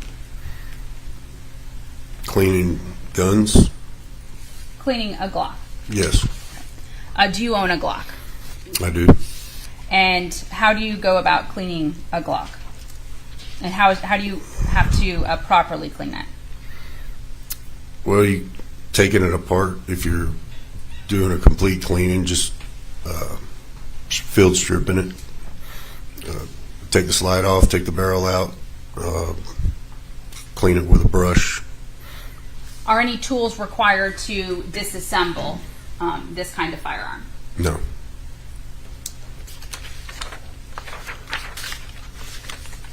And you simply do that by removing the slide and taking the barrel out? Yes.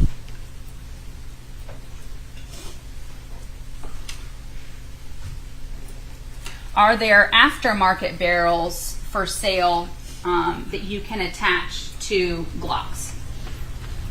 Yes.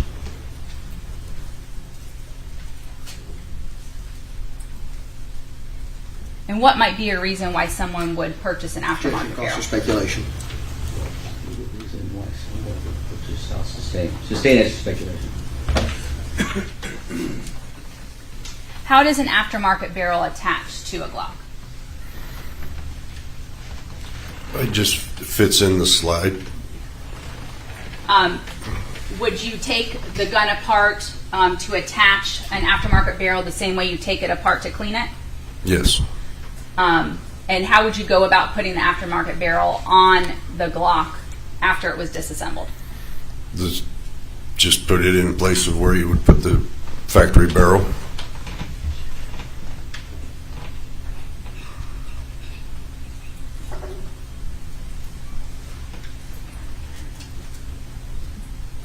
Are you familiar with modification kits for firearms? Yes. And specifically, are there modification kits for Glock firearms? Yes.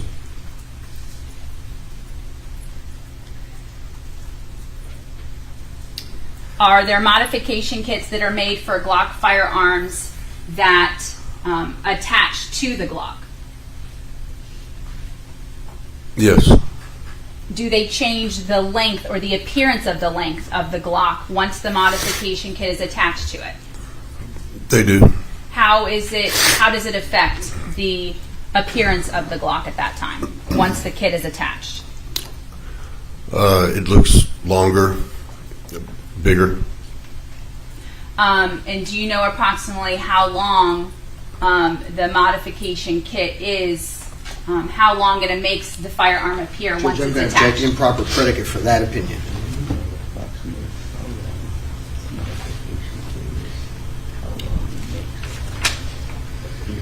May we approach on that? Sure.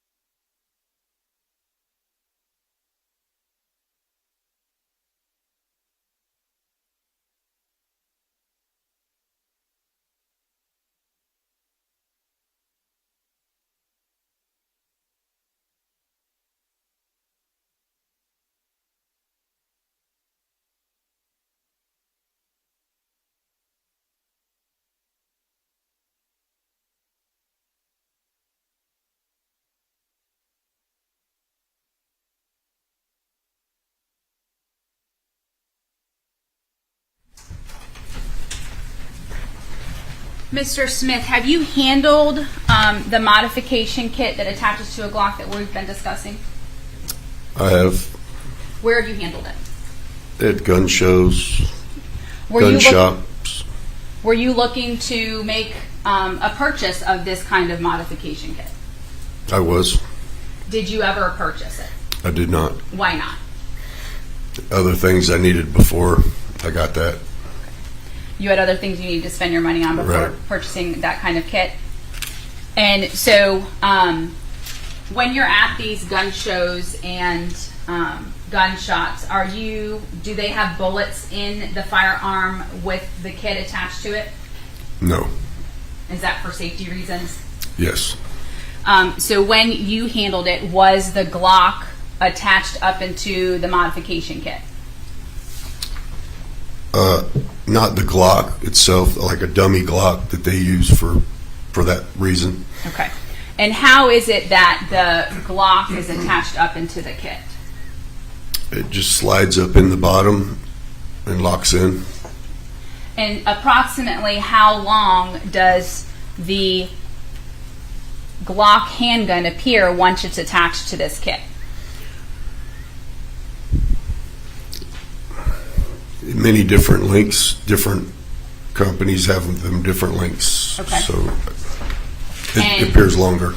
The ones, do you recall which brand you looked at gun shows and at gun shops?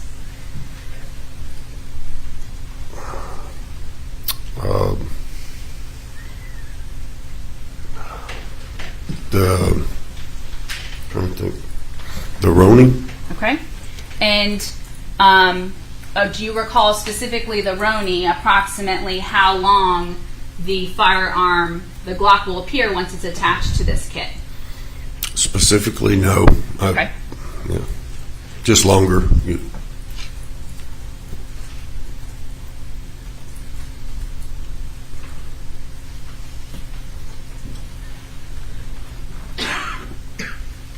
Why, the appearance of it being longer, how is it that you hold this modification kit, or can you hold it? With both hands, typically. You're showing the jury you have two hands up. You can hold it by your side. You can shoulder it. Does the Glock appear like a long gun once the modification kit is attached? It does. And you said that you can hold it with two hands. How many points of contact does it have with the body? 3. And can you explain how those 3 points of contact are? Both hands, your shoulder, or your abdomen. When you say your shoulder, how is it that the shoulder could be a point of contact for this modification kit? The butt of the gun goes against your shoulder. Because it's a long gun, the butt of the gun could rest on your shoulder while you're holding it with your two hands? That's correct. Does it provide more control with the firearm because it touches more or there's more points of contact with your body? Yes. Is that a benefit of this modification kit? Adding more control? Objection, improper predicate for that opinion.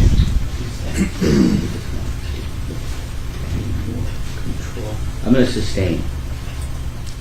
Did you have a conversation with the defendant about this kind of modification kit? Yes.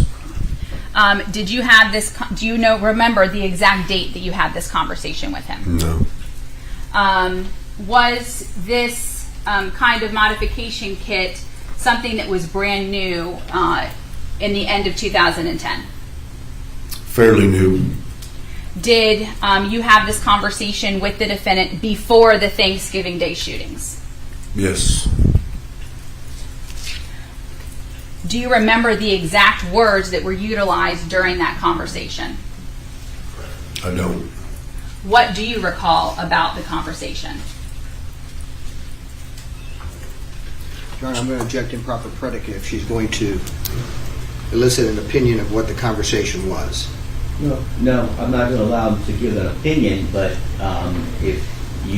what do you recall? You can testify what you recall. So, with that qualification. Can you repeat the question? What do you recall about the conversation that you had with the defendant regarding this new modification kit that was on the market? Have we heard? Have I heard anything about them? Have I talked to anybody? Have I seen them? How much they were? And how much they were? Yes, prices.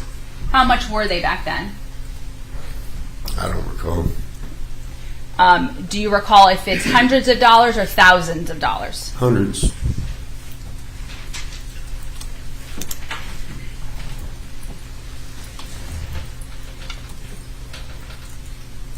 Do you know whether or not the defendant in fact bought that kind of modification kit?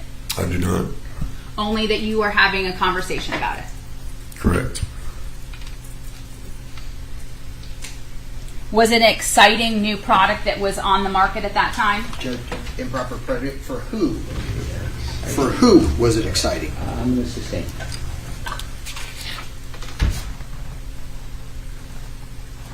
I'll also sustain this to relevance.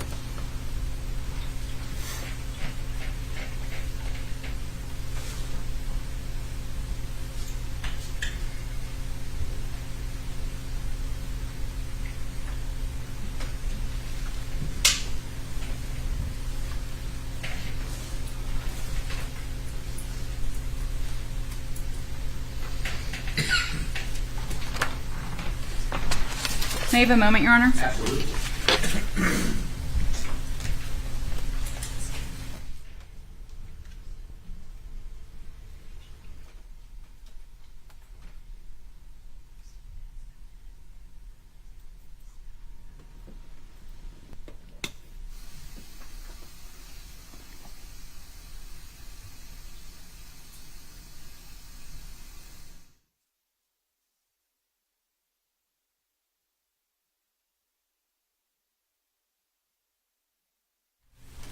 Mr. Smith, you came into court today holding, I believe, some reading glasses. Is that correct?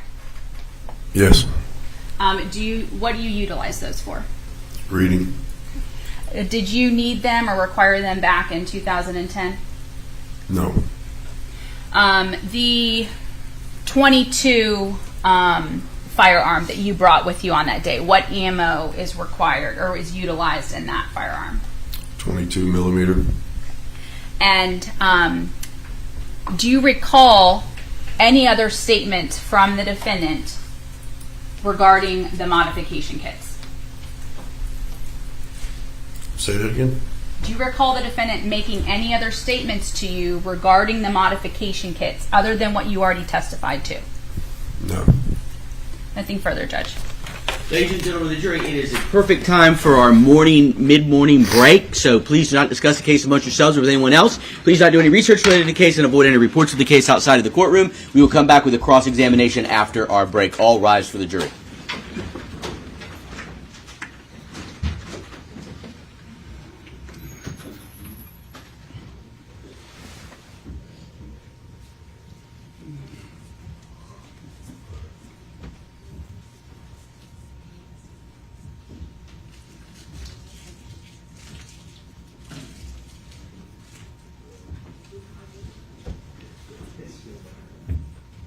Jury is exited. Everyone may be seated. Mr. Smith, you may step down and enjoy the break. Please do not discuss your testimony with anybody during the break. I'll ask you to come back in 20 minutes. They probably won't be ready for us, but I want to be ready for them.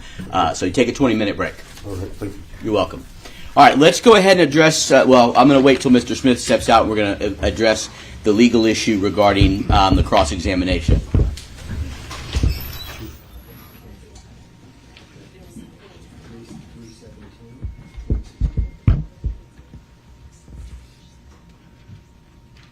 All right, Mr. Smith has exited. The issue that was presented previously that I said I would take a look at and give the opportunity to be heard was whether Mr. Smith can testify regarding why he moved from the neighborhood, which was a motion in limine previously ruled on in 2016 by a different judge. Now, the first issue that I allowed you the opportunity to address was whether the fact that it was not objected to in the first trial constituted some sort of waiver. I do not believe that it did, unless you have some specific case which we've been unable to find or rule, I do not believe that there was a waiver. Did the defense have any authority to suggest that it was a waiver? It was a waiver for that trial, but Okay. I would not sit here or stand here and tell you that it's a waiver. I agree, and I appreciate that. The second issue is what Mr. Escobar asked me to look into, and I said I would, the revisiting of the decision. And what I will say is that the fact that Jay Pruner, who I believe did the direct of this witness, did not object to the admissibility of that testimony, despite the fact that there was a motion in limine in addition to any argument that it might have been inadmissible, causes me pause. Because number one, there was a motion in limine that said it can't come in. It was elicited at trial, and Mr. Pruner didn't object for either reason. Either, oh my God, that is so inadmissible, I have to object, without a motion in limine, or the fact that there was a motion in limine. And I understand the state's going to say there's so many motions in limine he wasn't aware of it, but that doesn't eliminate the fact that Jay Pruner, and I say that with inflection because we all know why, Jay Pruner didn't find it objectionable and didn't object. And I'm not saying that that's the determination, therefore it's admissible because Jay Pruner didn't object. By any means am I saying that. But it causes me pause to revisit it. If in the mind of Jay Pruner it wasn't objectionable, despite the fact that somebody on his team had even gotten a motion in limine to keep it out, it causes me pause to question whether not the integrity of the ruling or the other judge who ruled that way, but it just gives me pause. So for that reason, I'm looking at it, and I heard the state. I asked Ms. Johnson if you knew, and acknowledged that you weren't on the case, but if you knew what the argument was to the previous judge as to why it came out, and you suspected that it was character of the victims, which is clearly a 404, 9404, character evidence not admissible to prove actions in conformity therewith.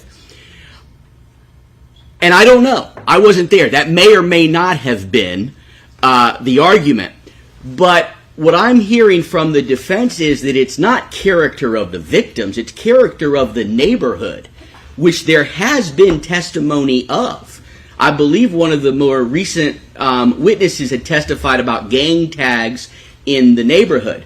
So there has been some testimony elicited regarding the character of the neighborhood, not the character of the victims. I would not allow, at least at this stage, and I don't think the defense is asking me to allow character testimony of the victims. It appears that the reason to cross-examine him on why he moved from the neighborhood is to establish that it was a bad neighborhood, the character of the neighborhood. Is that correct? It is, Your Honor. Okay. Now, that causes me then to do another legal analysis, which I've been engaged in legal research on, and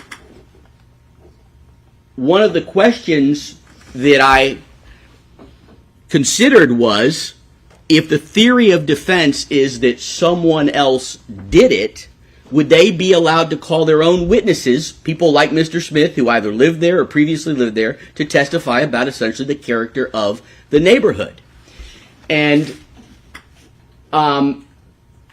case law suggests, Florida Supreme Court case of King versus State, found at 89 Southern 3rd 209, Florida 2012, that a defendant is entitled to present a meaningful defense, but that right is not without limitations. The limitations that the King Court suggested were if the defense was too remote or speculative, or pure inference or conjecture. Absent that, the defense would be entitled to elicit evidence supporting that defense. I've sat through this trial 1.5 times now. I understand the lay of the land and the defense position in this, and I find that the defense of someone else did it is not too remote or speculative or pure inference or conjecture. So I ultimately find that, yes, in fact, testimony of the nature of the neighborhood is admissible, including the fact that other witnesses have already testified about that. So then I have to consider, okay, why did a previous judge, so it's relevant. That determines, first of all, I don't think it's precluded under 404 character because it's not character of the victims. So then I have to consider, well, is it relevant in this case? And I believe it is relevant because of the defense that some other person did it. So then I have to consider, and perhaps this is what the previous judge considered under 403, that the prejudicial effect to the state not just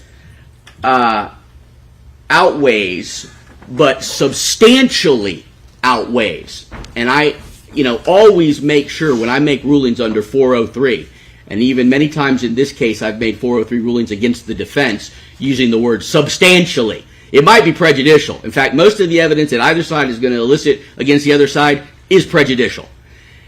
But then the issue under 403, does the prejudicial effect not just outweigh the probative value, but does it substantially outweigh? And I find here that it doesn't. So I find that the defense would be able to call Smith, if they chose to, in their own case, to testify about the character of the neighborhood. So I don't see any reason to preclude it on cross-examination, despite the ruling of the previous judge in 2016 in the motion in limine. But it's not going to become a feature of the case. It's not going to go into, I'm going to limit it to the reason why he moved from the neighborhood that you read earlier. But his kids associating with gangs, I'm not going to allow it to go that far. I think that there is a line that can be drawn. And simply as to the motivation of him moving from the neighborhood because it was a bad neighborhood, I will allow. But his motivation was because I have kids, okay, and there was a bad influence in that neighborhood. I need to get that out. I mean, that's the reason that he moved. It can't be some superficial, imaginary reason. That is what he's testified. He said, I moved from this neighborhood because of the bad influence that we were trying to avoid for our kids that was 15 and 8. I think that's important. Because that goes to the character of what was going on in that particular neighborhood. It was a gang-infested, we're going to be introducing at some point in time that the Ocean Mist sign had bullet holes throughout the sign of Ocean Mist. We have a stop sign, bullet holes throughout the stop sign. Well, why do you, then that's cumulative. If I allow him to testify, that I might preclude those photographs as cumulative. It's not, Your Honor, because we can't give this jury enough for them to understand what was going on over there. And I will tell you something else. I mean, so I'm sure you remember this. When this homicide occurred, within minutes of the homicide occurring, an individual from that house, from 604, where the homicide had just happened, runs over to Omar Bailon, Creeper's house, goes not to knock on the front door, goes to the window to knock on Creeper's house. Hey, get up. You need to come over. Let me tell you what's happened over here at this particular house. And the reason being is that Creeper is the king of Ocean Mist gangsters. He acknowledges in depositions that he's affiliated with gangs, not only Ocean Mist, but the Ruskin gang gangster and West Side. We got him throwing signs with these individuals. This is a case where it is just as likely that someone that was unhappy with the members that were part of a gang at 604, someone came over. Smith's going to testify too, isn't No, but what I'm trying to tell you is that all of this has got to be given to the jury so that they can understand what is life like in Ocean Mist. If we prohibit the jury from understanding what is life like, you're cutting our defense. I haven't heard any suggestion that Mr. Smith has any knowledge of any specific instances other than his general perception that it was a bad neighborhood, that was a bad influence on his children, and that's why he moved. And that's what I'll allow. Anything as beyond that. As long as you tell me his children, I can live with that.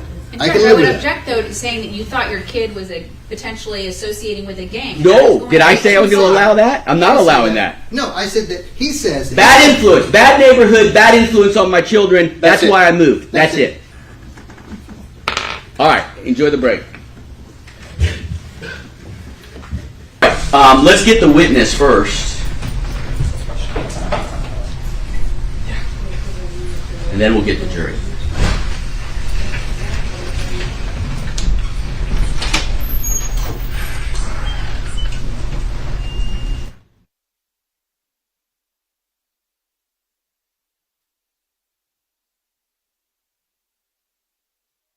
Go ahead and bring you down here while the bailiffs are getting the jury. Come on back down to your seat. You're welcome to sit or remain standing. They're going to ask us to stand as soon as the jury is outside the door. So it's entirely up to you if you want to sit now.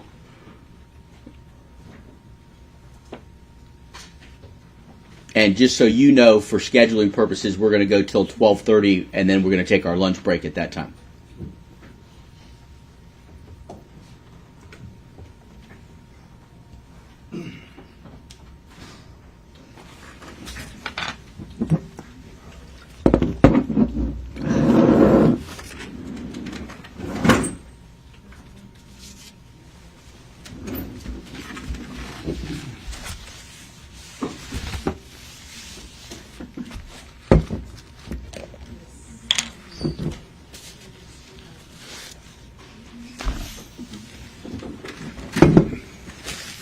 Yes, we are. All right, jury in and closed.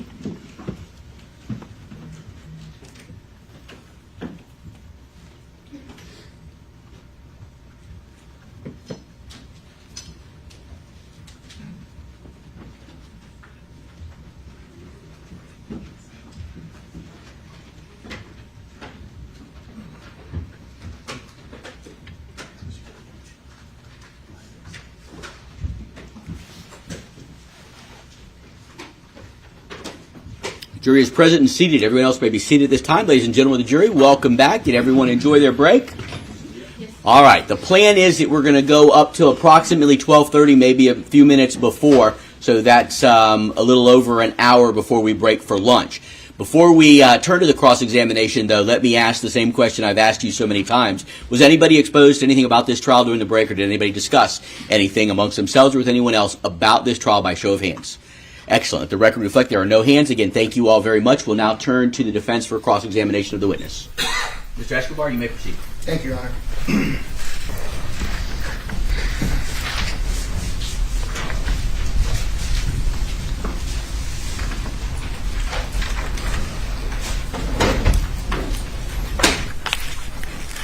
Good morning, Mr. Smith. Morning.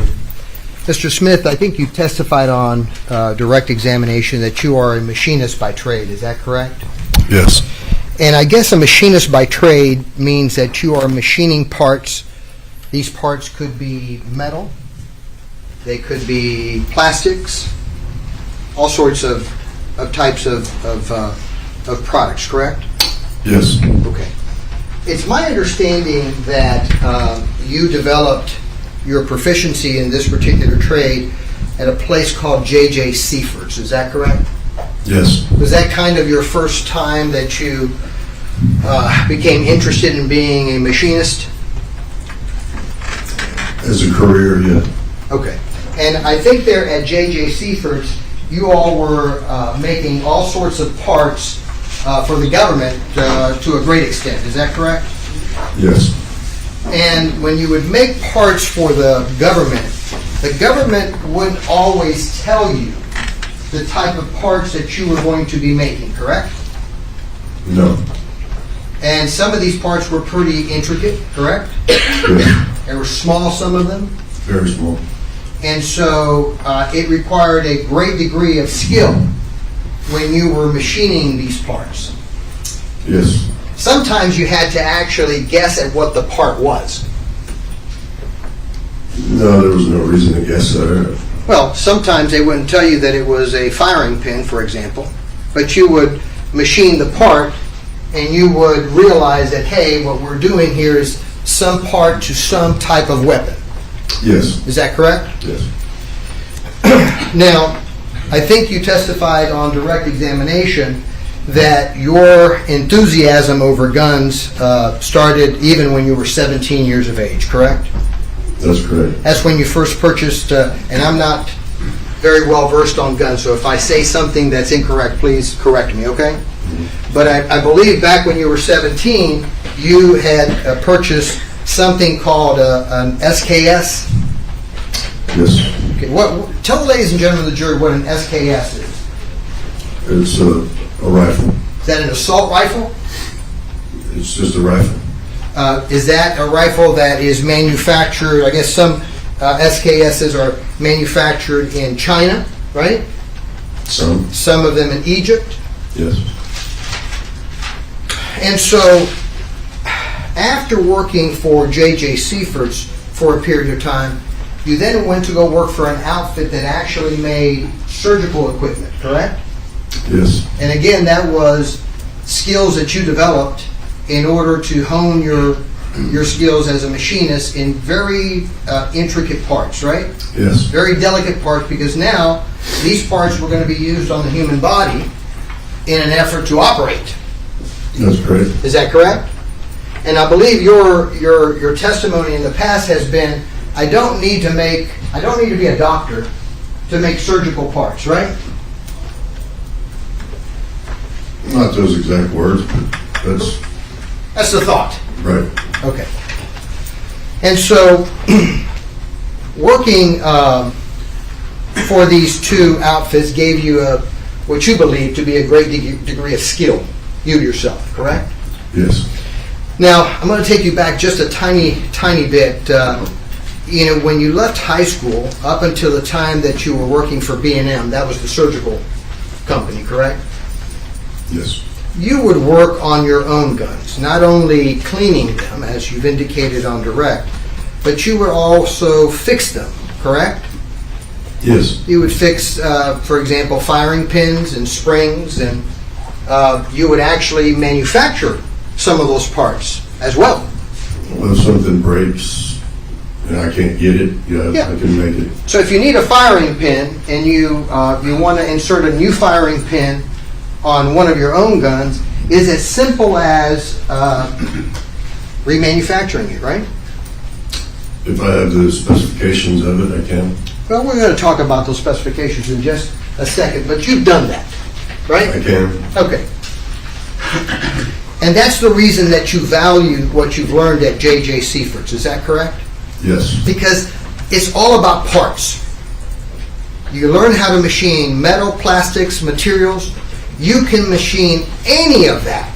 It doesn't matter whether you know about guns. It's all about parts, right? That's your testimony. Right. In fact, your testimony is that you don't need anybody else's knowledge about the part. You already have knowledge on how to machine parts. You don't need to have anyone's knowledge to learn how to machine a part, how to make it fit together, whether it's a gun or whether it's a rubber duck. Objection. Okay, wait till he finishes the question. So, okay, let me take a look at the question. What's the legal basis? Improper impeachment. I'm not impeaching. Hold on. Hold on.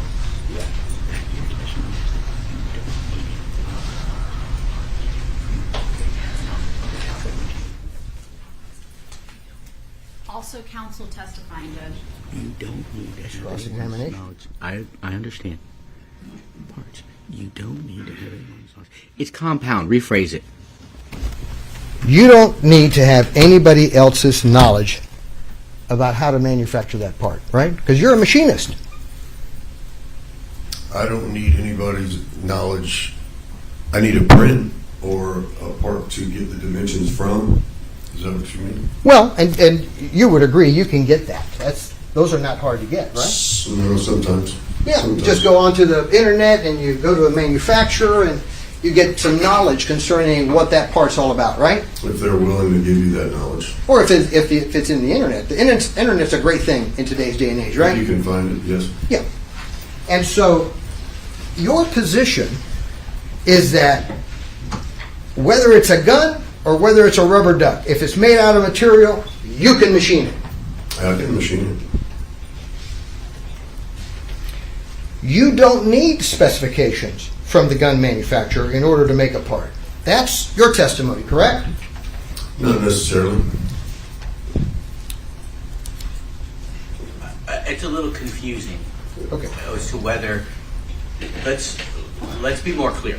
You don't need the specifications of a gun manufacturer in order to make a part. In fact, you don't even need these gun manufacturers' websites to gain that knowledge, correct?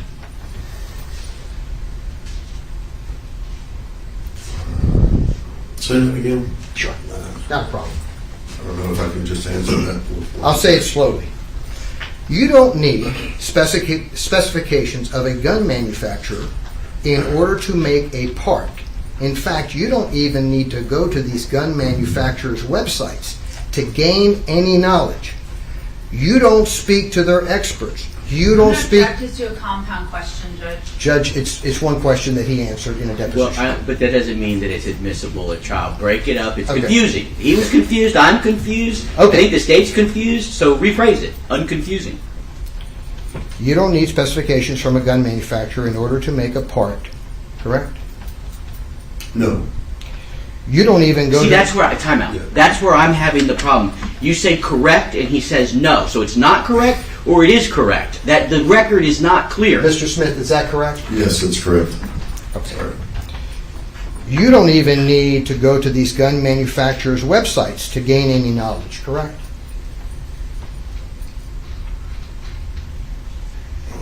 It depends on what you're asking about. What kind of knowledge? Knowledge on how to make a part to a gun. That's your... I don't need to go to them. I don't need their information. You also don't need to speak to their experts or to their engineers. You just look at the part and you replicate it. Objection, Judge. Compound question again. That's overruled. I'll allow that. Yes.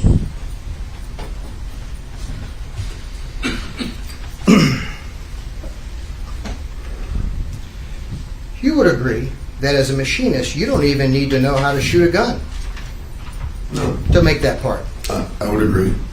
Because, like we talked before, you're not a doctor, but you can make a surgical equipment, right? Yeah. Yes. You believe you're an expert in firearm modifications, correct? Objection, Judge. Maybe approach. Yes.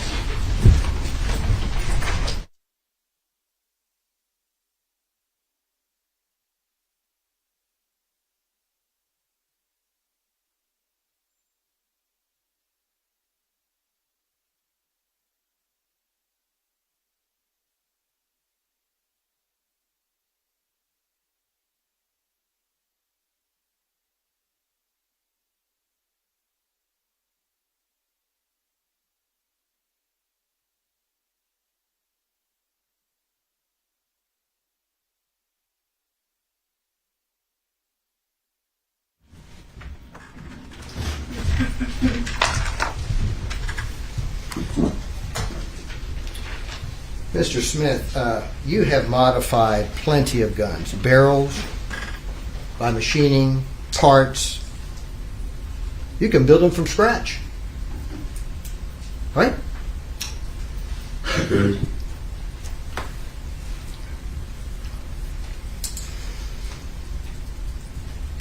You can also remanufacture a part, can't you? Yes. And you don't have to have any experience other than being a machinist to do that. Objection, Judge. Speculation. I'll allow him to testify as to his knowledge as to whether he needs to have other experience than being a machinist to do that. Mr. Smith, please. Yes. You can, right? Right. In fact, your position is that as a machinist, you have the knowledge of a gunsmith, but a gunsmith doesn't have the knowledge of the machinist. You have both. It's not that simple, but yes. Meaning In that some ways. not only do you know how to machine, but you know everything that a gunsmith knows as well. No.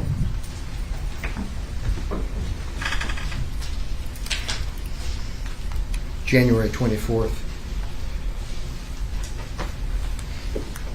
23, page 93, lines 12 through 15.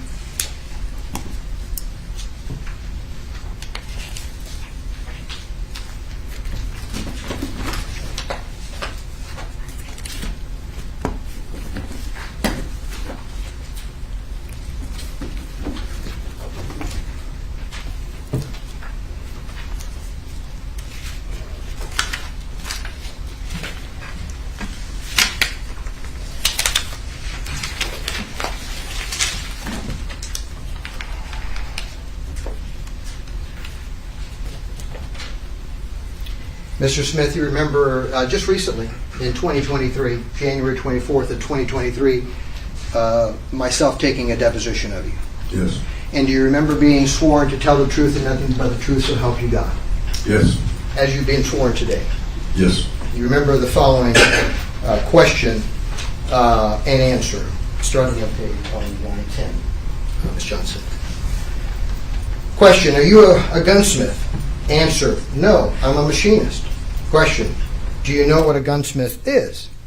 You say, in your answer, a machinist has the knowledge of a gunsmith, but a gunsmith doesn't have all the knowledge of a machinist.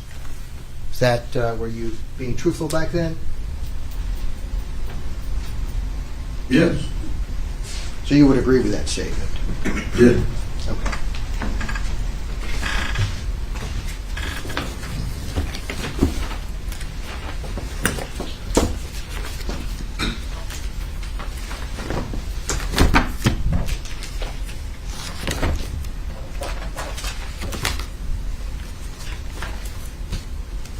Now, Mr. Smith, you start your own business. Exciting, right? Yeah. You had been working for companies, now you're going to start your own business, and you're going to call it Extreme Machine Works, right? Right. Okay. And again, as a machinist, when you start your own business, you're going to take anything that's going to bring you money. Anything that my shop is capable of doing, Yeah. as far as the machinery goes, and But as you testified just recently, you're capable of doing a lot of stuff, right? yeah. Okay. And so,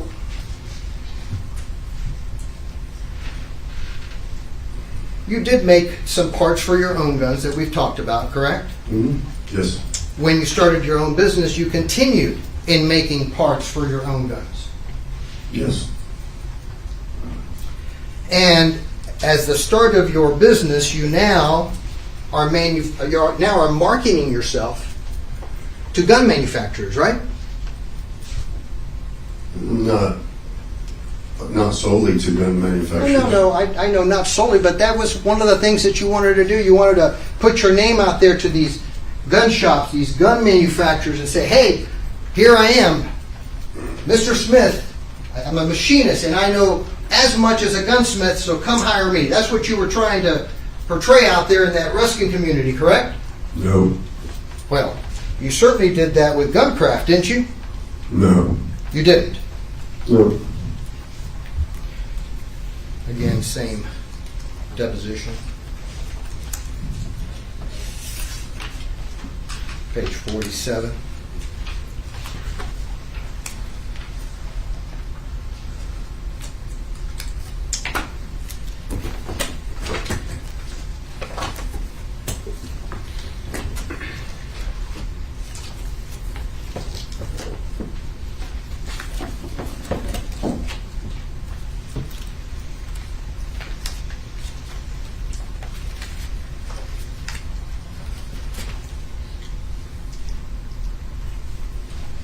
Remember the deposition that we took in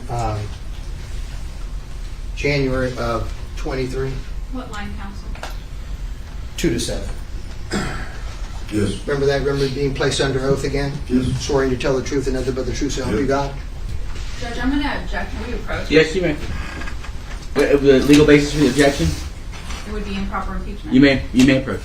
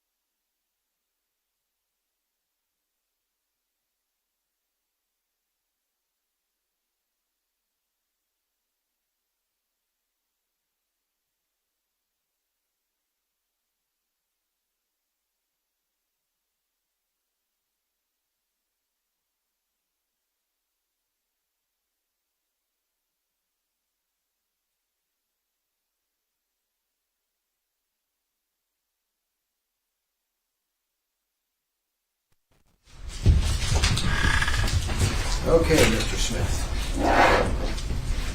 You remember that deposition, right? Yep. You remember being placed under oath. Yep. Remember the following questions and answers. Question. And so now you're starting your own business, and all of a sudden now you're marketing yourself to gun dealers. Your answer. Gun manufacturers. Guncraft was a gun range, and they worked on guns, built guns, hunting guns, and stuff like that.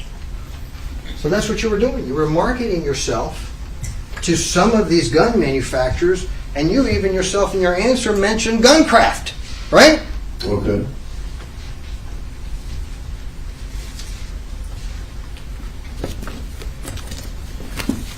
Did you have a sudden lapse of memory when I asked you before?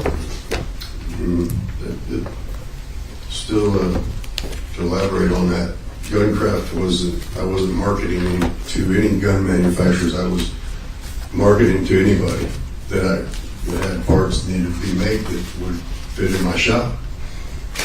Guncraft happened to be close to me, people I knew, so that's where other places I went. And so you actually did quite a bit for Guncraft. You were manufacturing some of their gun parts, is that correct? Yes. You made triggers for them, correct? Yes. In fact, you made triggers for a weapon. Did you make triggers for a Glock as well for them? No. But you made triggers for a 1911. Yes. 1911 is a semi-automatic weapon, correct? Correct. And it also fires a 45 ACP bullet. It does. And so you were manufacturing for them those intricate parts for that particular weapon. Yes.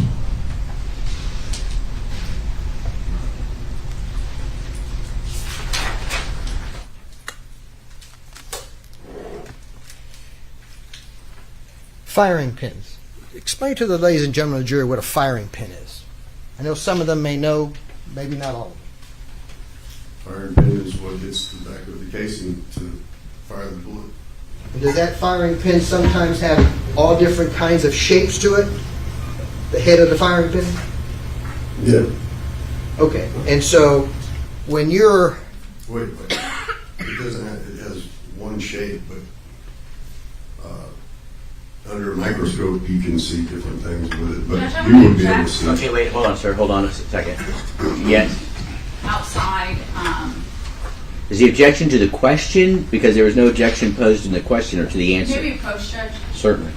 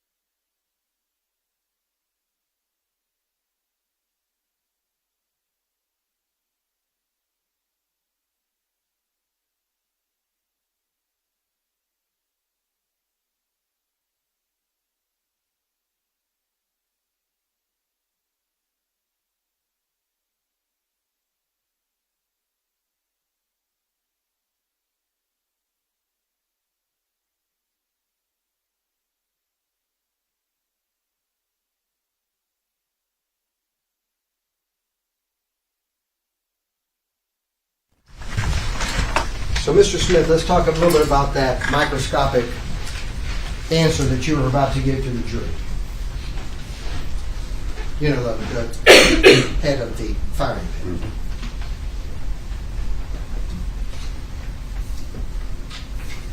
Want to hear? What do you want to They know? want to hear. You said that something about, hey, we got to look it under a microscope, that tip of the firing pin. What do you mean by that? They have a radius on the front, on the tip of them, most of them. They have a radius. Mhm. And what's the radius for? It's to hit the firing pin. And it makes a mark It does. on the head of the casing, correct? Correct. And some firing pins make certain marks, some firing pins make other marks, right? Objection, Judge, lack of foundation. Judge, he has more information than a gunsmith. Well, I don't know. I mean, I think we're going beyond any experience of this witness. So I'm going to sustain the objection at this time.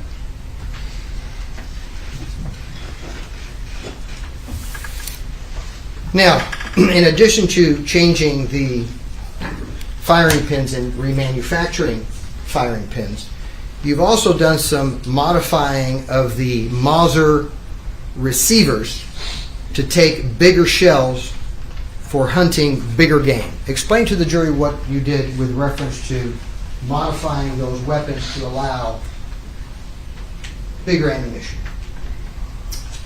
Just cutting the receiver, machining it out so that it can inject a bigger shell. Okay, and so that certainly involves altering an existing firearm, right? A part to it. And not only altering it, but you've got to make sure that that existing firearm actually works appropriately, right? I don't. I'm just machining a piece of the gun, not the complete gun. No, I realize that, but you want to make sure that the piece that you're machining works properly within the gun, because if not, they're not going to hire you again, right? They do that. They take care of all that. Well, they take care of putting it together. They take But care of. But if you do something wrong in your machining, they're not going to come hire you again, are they? Nope. So you got to make sure that it is precise and perfect. It is.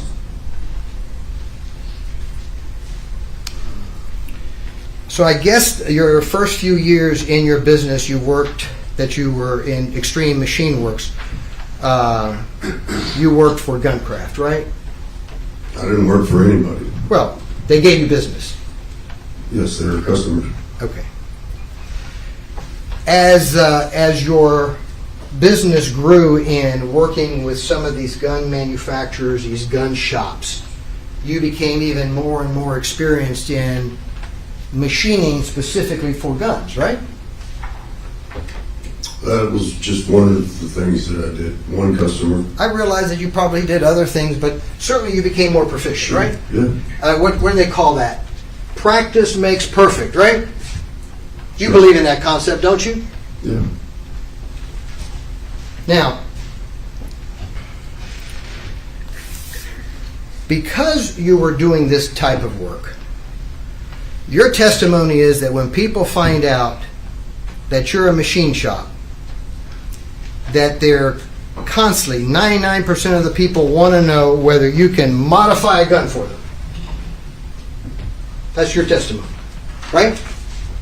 Yes. It's like magic. Everybody that you talk to that knows that you're a machinist, the first word out of their mouth is, "Can you modify a gun?" That's what they, right? That's your experience. Maybe the second word. Second word. Okay, so we'll give it to maybe 98% rather than 99%. How's that? No, 99%. 99%, okay. But not the first word. Okay. And so these customers were chasing you for that type of work, right? Not chasing me.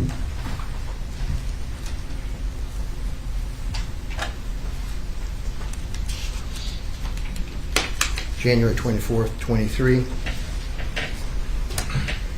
Page 105.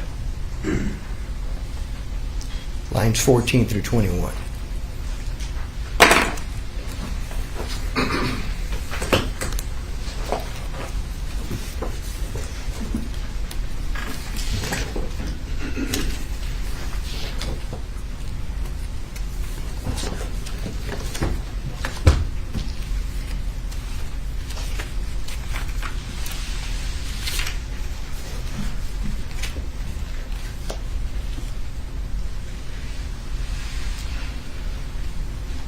Question. Okay, but it sounds like it was chasing you.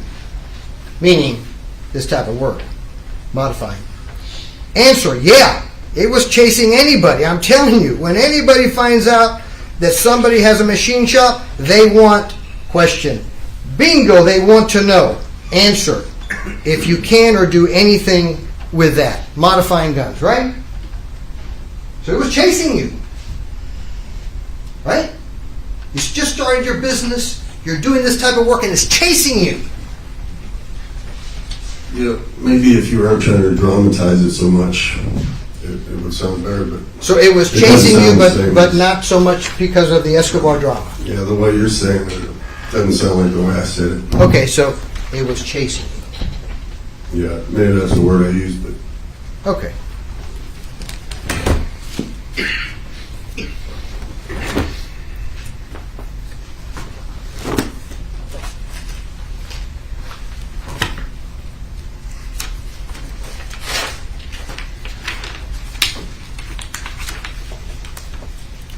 Now, Mr. Smith, you are certain that you have had customers come to you that want something modified or changed, but you just don't know the names of any of these people.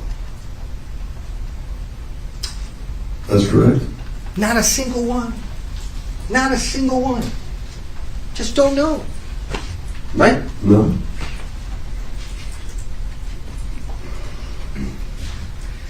And you certainly don't know what dates they've come for these modifications, right? no. Not a single date. Right? No.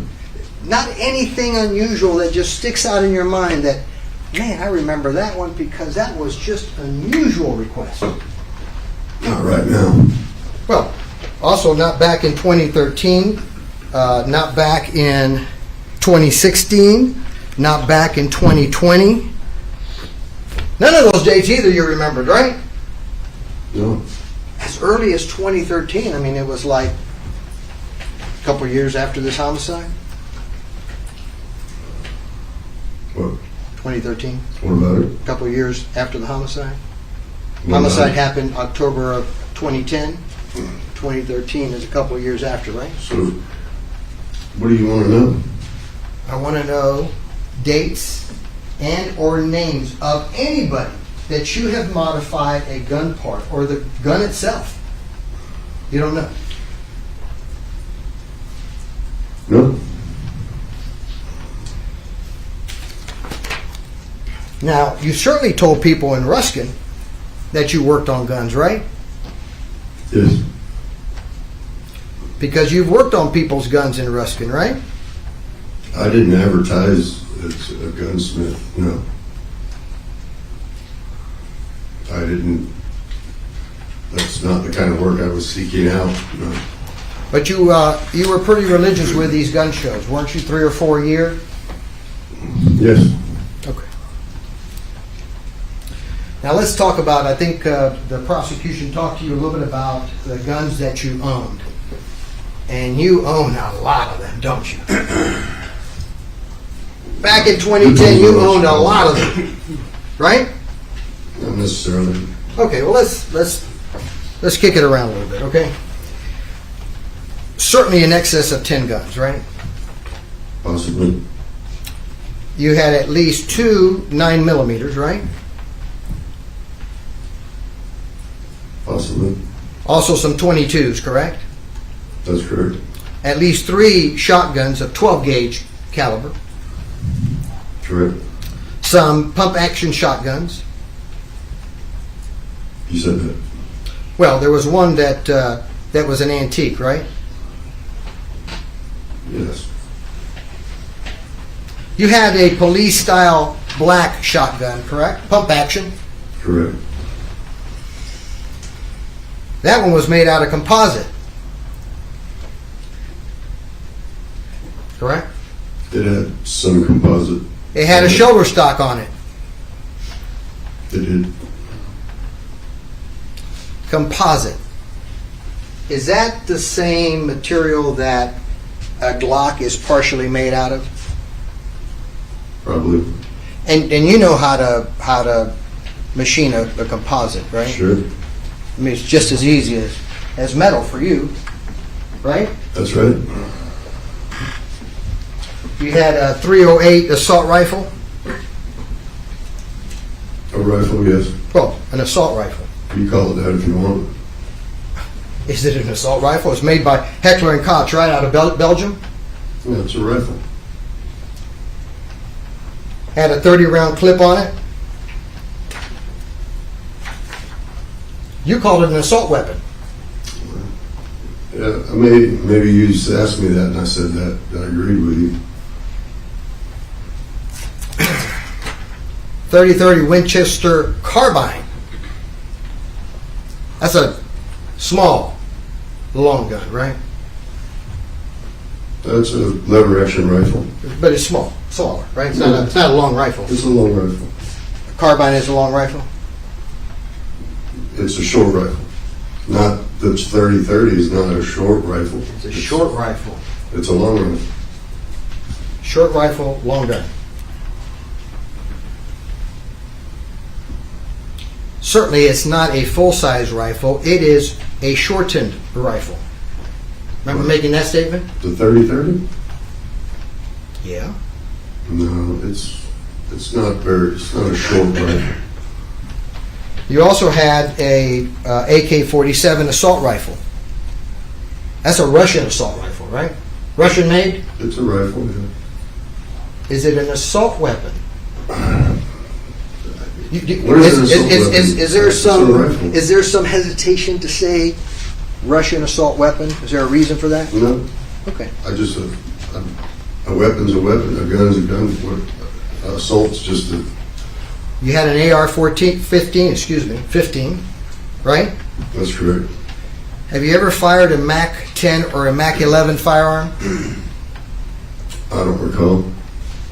You don't recall ever firing a MAC-10 or a MAC-11 firearm? It's on your website. What website? Your website. You don't have yourself at a gun range in a website with a MAC-10 that shoots 45 ACPs. Are you telling this jury you don't? Your website. I have a website? Yeah. You know, a Facebook, I should say. Oh, Facebook. Yeah.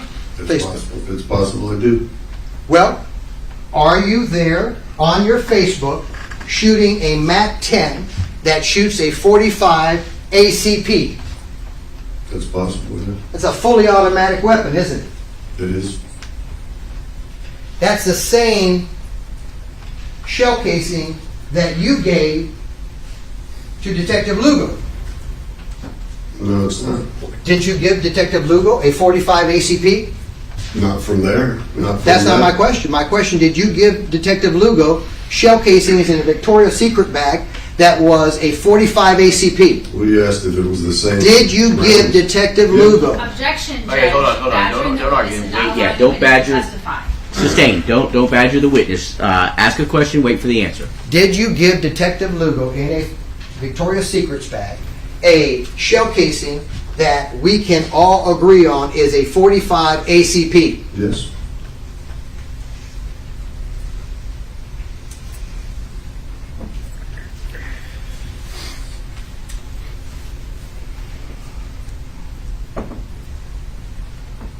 And I think we've talked about your 1911 already, right? Yes. There's something called a 4570 lever action rifle. I have no idea what that is. What is that? You just said it was a lever action rifle. That another gun you had? Yes. What about a 30-30 Marlin level action rifle? That's the .30-30 we were just talking about. Okay. 22 Ruger revolver. Correct. 22 Harris revolver. Right.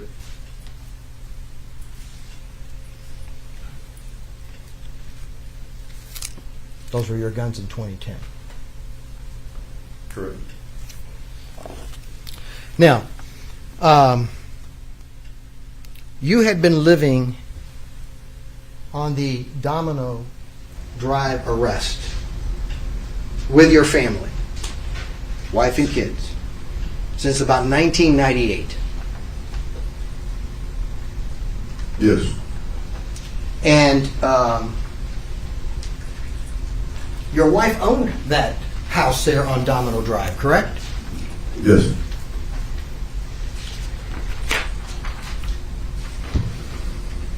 your machine shop, when you first started Extreme Machine Works or whatever it was called, you started your shop there at that Domino address.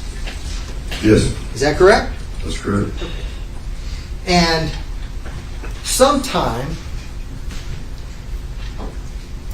in 2010, you moved from that address Yes. shortly before this homicide, according to your testimony, Yes, because you wanted to take your family, your son being 15, your other son being 8, away from the bad influences in your community. no, that's not the total reason, but that was one of the reasons. Okay.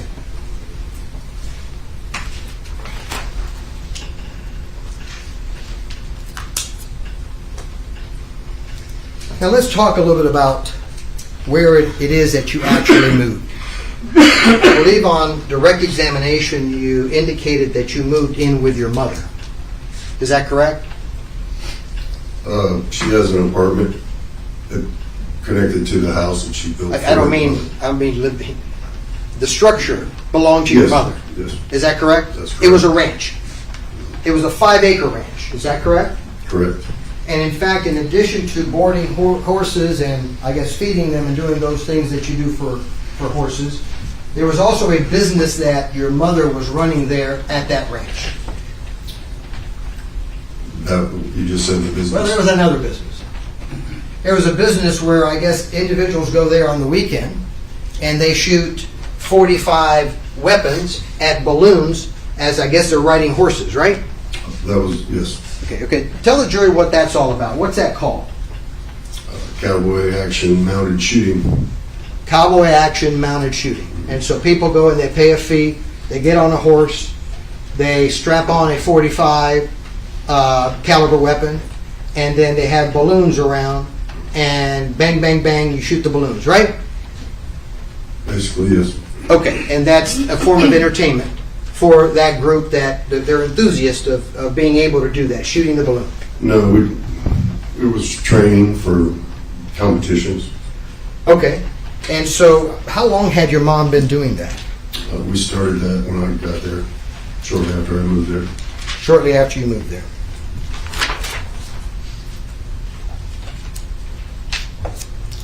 Now, that Plant City address is quite a distance from your Domino Street address, correct? Yes, Okay. And even though you moved, I mean, you moved lock, stock, and barrel, right? You moved everything, furniture, everything, right? everything in And- the house. What's that? Everything in the house. Everything in the house. Well, my shop stayed there at that property. But I'm saying your furniture in the house, you moved, Yes, right? You moved all your personal belongings, and you moved everything to this, I'm going to call it a semi-trailer type of structure, right? no, Well, what is that metal structure? You moved all your furniture and your belongings in that structure on your mother's house, right? no, Well, what was in there? Your mother's stuff? no, in this, what are you talking about? In When the you structure? moved to Plant City, Mhm. there was a structure, in addition to your living quarters, there was a structure where you all kept equipment, right? Furniture, whatever it was, that you needed to put in this Are structure. you talking about the shed where the casings were? But it's not like a little I shed. brought that with It's a long shed, right? It's Yes. made out of metal, right? Yes, Actually steel, right? yes, And sometimes, those items are carried either by trains, for example. correct. Objection, Judge, relevance? Sustained as to relevance. And so you put in that particular, we'll call it a shed for your word, you put in that particular shed your belongings when you moved, some of your belongings. Now, No, you didn't move any of it. no. Well, then it was really packed, wasn't it? I mean, that's a 15-foot long shed. It was packed to the hilt. You could barely get in, right? You could get in there. Tough, though, right? But I just said it wasn't packed with my stuff. Back where your mom stuff. From the business. I brought it with me. It was stuff from my business, just the machines that I didn't use, supplies, consumables, parts, stuff that I didn't really need anymore, extra parts. Well, but the important part is that you kept your shop at the Domino address, even though you physically moved you and your family to Plant City, That's correct. right? And not only did you keep your shop there for the next 6 months, you kept your shop there for quite a few years after you had moved. You kept your shop there at the Domino address. Yes. And that you would then travel from Plant City every day to go to your shop to work there at the Domino address. That's correct.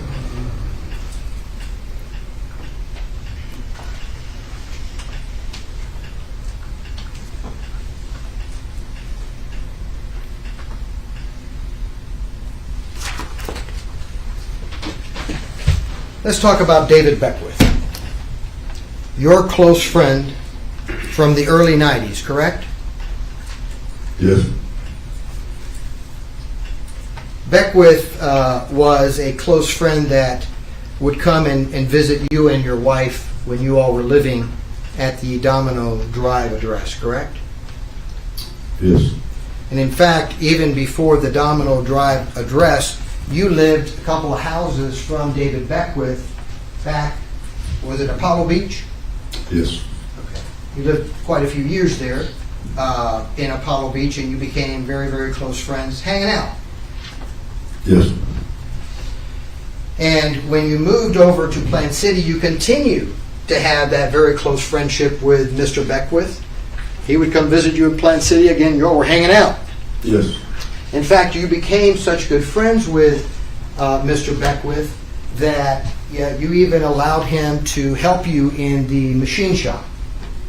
That's correct. And you would pay him, I mean, under the table, but you would pay him, right? Yes.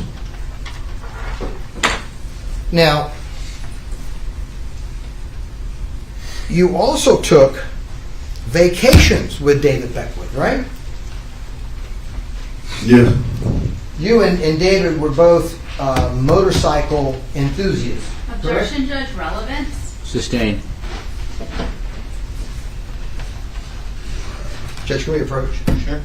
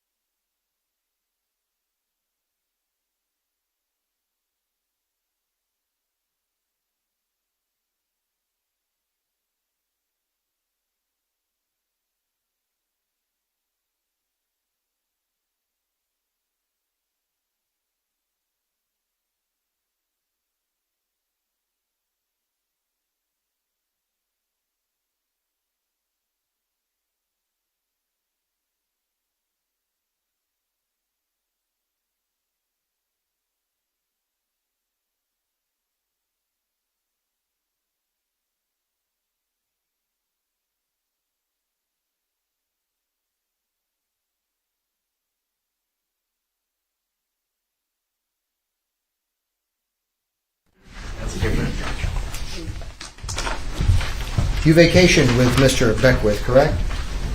Yes. And he vacationed with your family. Objection, Judge, ask and answer. Sustained. You would socialize with him. Yes.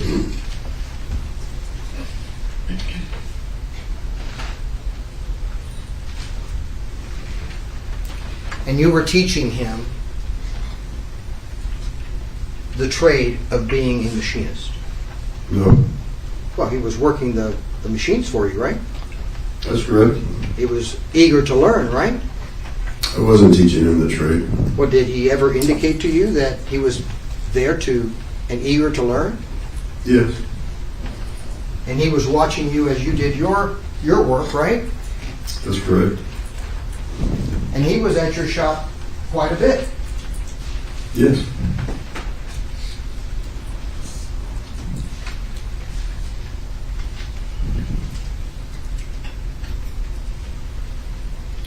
Now, you knew that David Beckwith was a convicted felon, Yes. but despite that, you would go with David to Sundance near Willow Shores at the old railroad trestles to go shoot guns. Yeah, I don't remember Dave ever going.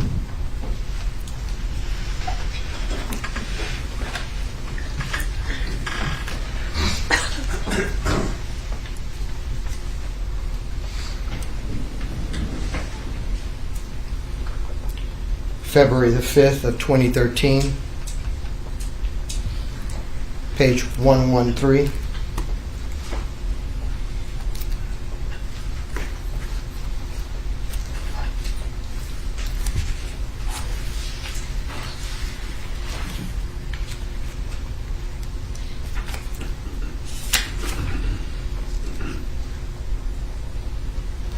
Lines 11 through 25 and lines 1.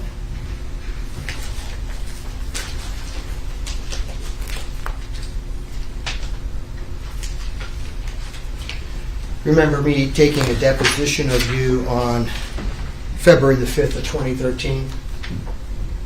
You? Well, may have been another lawyer, but someone from the defense team. Yes. And you were placed under oath. Yes. And I would imagine that your memory back in 2013 was a lot fresher than your memory is today. Yeah. Remember the following questions and answers, starting on line 11. And besides Guncraft and one time at the Keetleys, where else have you shot target practice over the years? Your answer: a lot of different places. Sundance, out there. There's a friend of mine that has some property out there, and we go out there and we shoot over there by his property. Question: you say Sundance. You say, mm-hmm. Question: was it near Willow Shores? You say, mm-hmm, yes. Was it at the old railroad tussles? You say, yes. And would you and Beckwith, David Beckwith, ever go out there and shoot? Answer: yes, I think we did. So, is that true? I think we did. Yes, I think we did, but I don't think we did. So you're out there shooting with a gentleman that you know cannot possess a firearm. Well, first of all, it's not my responsibility to. That's his responsibility, not mine. It's not on me to control what he does. He was using your If gun. he was with me, still not in my control. That has nothing to do with me. But he was using your gun. Well, he's the felon, not me. Was he using your gun? That's on him, not me. Was he using your gun? I can't say I remember him being out there. If he was, he wasn't using. If he uses my gun, it doesn't. It's not on him or me. I'm not the felon.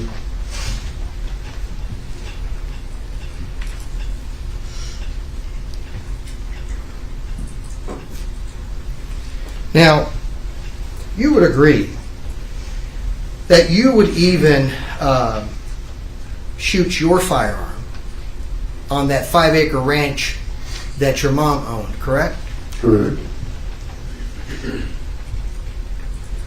You would do some target practice over there on that ranch on occasions, right?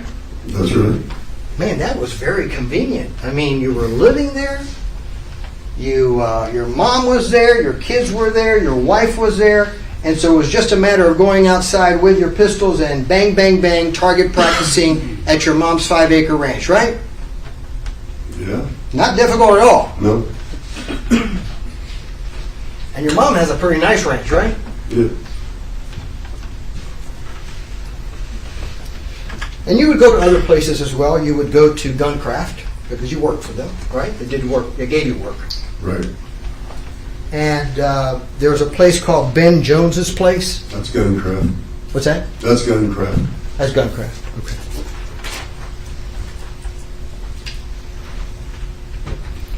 Judge, I think we're at a good place to. Okay. Ladies and gentlemen of the jury, we're going to take our afternoon, actually take our lunch break. So it is 12:15. If I give you an hour and 15 minutes, I think that brings us back at 1:30. Please do not discuss the case amongst yourselves with anyone else. Please not do any research related to the case, and please avoid all reports of the case outside of the courtroom. Please have a nice lunch. We'll begin again at 1:30. All rise for the jury.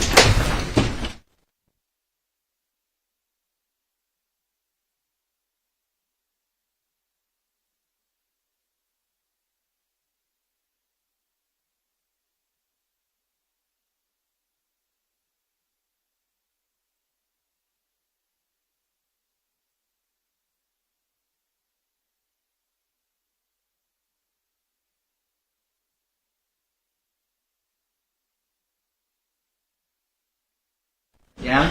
You may enjoy your lunch. Please do not discuss your testimony with anyone, and be back a few minutes before 1:30. Have a nice lunch. Anything from the state? Judge, I just want to inquire how late you would like to work tonight. I have to break early, not early, but Judge Macholm is presenting at an Inns of Court and is relying on some people to be there. So I think that we said we would break at 5 o'clock. No later than 5 o'clock. Okay. Now, if it goes over a couple minutes, that's fine, but 5 o'clock All right. is the plan.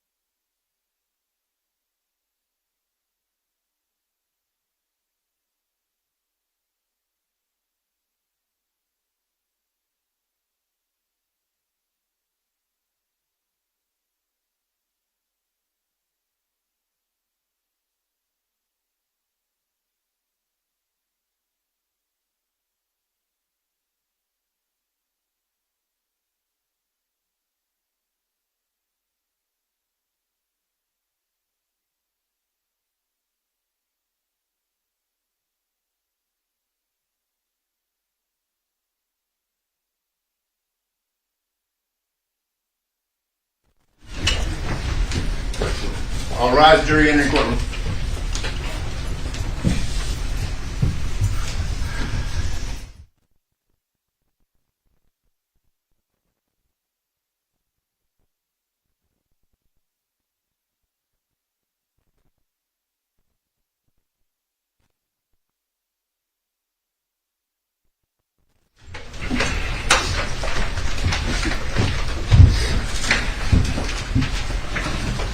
Jury is present and seated. Everyone else may be seated at this time. Ladies and gentlemen of the jury, good afternoon. Welcome back. Did everyone have a nice lunch?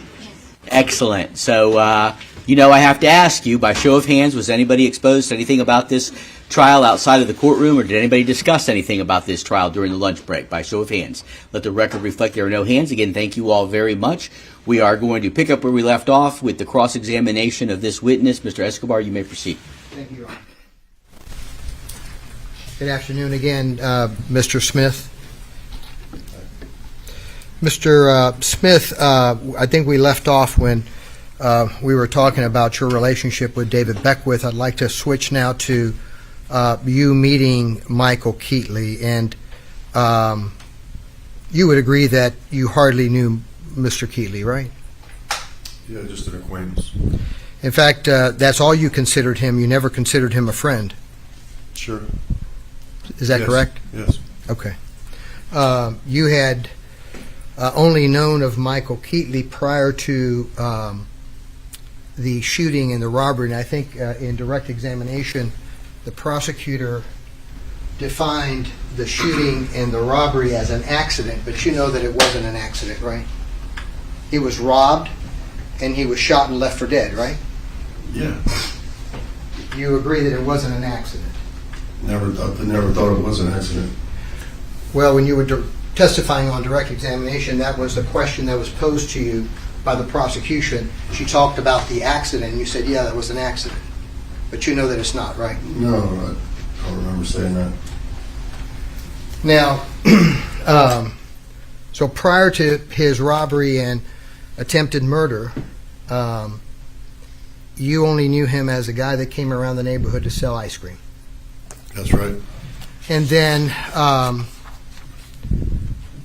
I believe that you had just seen him less than a handful of times before he was shot, correct? Yes. And then after he was shot, you started noticing collection jars around the neighborhood and reward signs and flyers trying to help him recover, Yes. right? Yes. And some of those had his picture on it. Yes. And they were all around town, right? Yes. Now, at some point in time, your good friend David Beckwith started to work on that ice cream truck with Mr. Keetley, correct? Yes.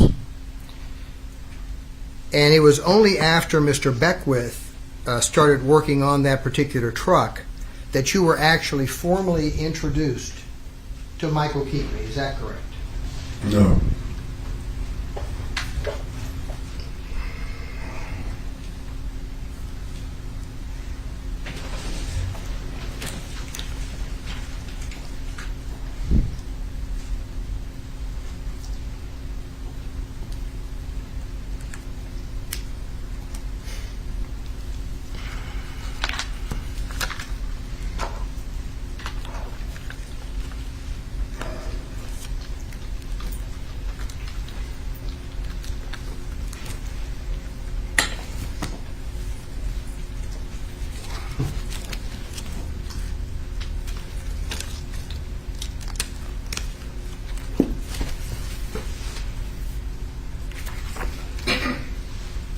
Do you know what month it was that you actually met Mr. Keetley?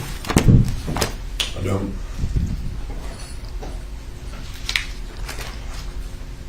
Clearly, you had more conversations with Mr. Keetley after Mr. Beckwith started to work for him. Yeah, that's a problem. Yes. Because before, you would just buy ice cream, right? Correct. Okay. Now, you believe that David Beckwith started working for Mr. Keetley as late summer, fall, correct? I don't remember. It could be, right? Could be. But you said not to answer if I don't know for sure, so could be as a yes or no. I appreciate that. You certainly know that when Mr. Beckwith was working with Mr. Keetley was merely driving that ice cream truck, and it was Mr. Beckwith that would do everything else, right? That's correct. The taking of the product, right? Whether it was nachos, whether it was ice cream, whether it was taking money, all those things were being done by Mr. Beckwith. Yes. And the reason that they were being done by Mr. Beckwith, and frankly, the reason that David Beckwith was working with Mr. Keetley is because Mr. Keetley couldn't do the ice cream business anymore by himself because he was disabled mainly with his hands. Right? That was my understanding, yes. So, you find out sometime after Mr. Beckwith starts working for Mr. Keetley, that David Beckwith got really mad at Mr. Keetley, right? Objection, Judge. Hold on. You find it. What's the legal basis? Hearsay, relies all upon hearsay. I'm going to sustain. Did you become aware that there was a falling out? I did. Judge, I'm going to object. It all comes from hearsay. If you want to approach, depends on how he knows it, but if he was told.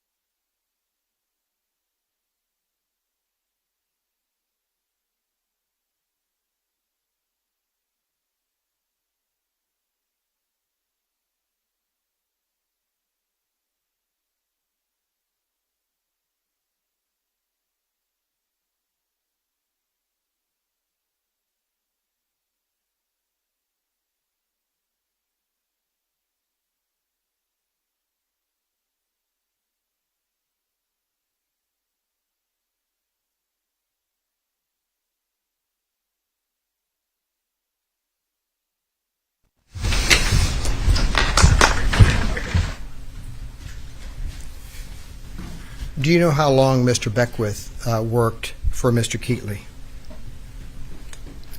Not exactly, no. But you do know that at some point in time he was no longer working for Mr. Keetley. Objection, Judge. Calls for hearsay. No, I mean, if he knows, you know, you observed that you have personal knowledge that he stopped working for him, you can testify that you know he stopped working for him. Yes, I know that. Okay. Now, you testified on direct examination about going over to the Keetley property in order to target practice. Remember that? Yes. Okay. Now, what you do remember is that process of going to the Keetley property, that thought process that you wanted to go over there, that happened because you and David Beckwith were talking, correct? You and David Beckwith were talking about that particular issue, wanting to go over to the Keetley property. No.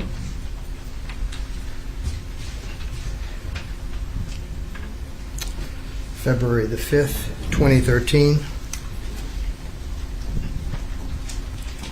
Page 52.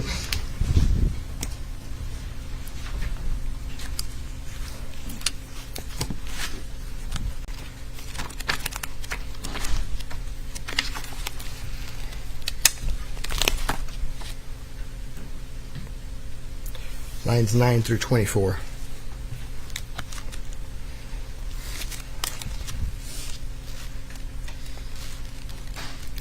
It starts off at before the murders of 11/25/2010. You said that you were going over there one day. How did you know that Keetley had and then you say, wait, before the murders? Question, right. It was a couple of weeks, or within 2 weeks before the murders, that we went over there and shot. That was your answer. Question, right. But I want to know, how did it develop that you went over there and shot? Did David Beckwith ever tell you that he shot over there? Or how did you even bring the subject up? I really don't remember, okay? I don't remember. Question, did it come up from David Beckwith, Michael Keetley? Don't you remember anything about it, or you just showed up one day? No, sir, I remember. I remember, in conversations, either me and David talking about it, or, yeah, I really don't remember. So you and David talked about it. Objection, Judge. That's a mischaracterization of what he just read. All right, well, he'll have the opportunity to answer the question, and you'll have the opportunity to explore it on redirect. You want to repeat that? You and David talked about the fact that you all wanted to go over to the Keetley property and shoot. Me and Dave?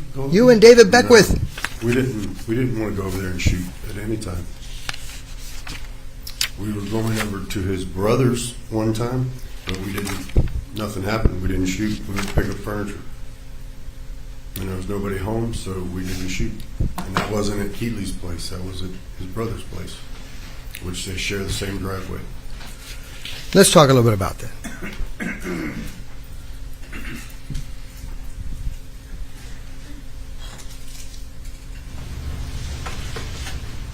Now, may I ask the witness to step down? You may, and you might have to reposition that. So that I will. I'm going to. I'm definitely going to. You can step around this.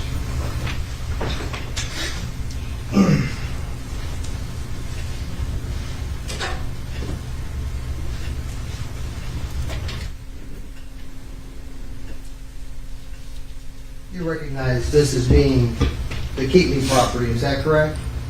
Yes. Okay.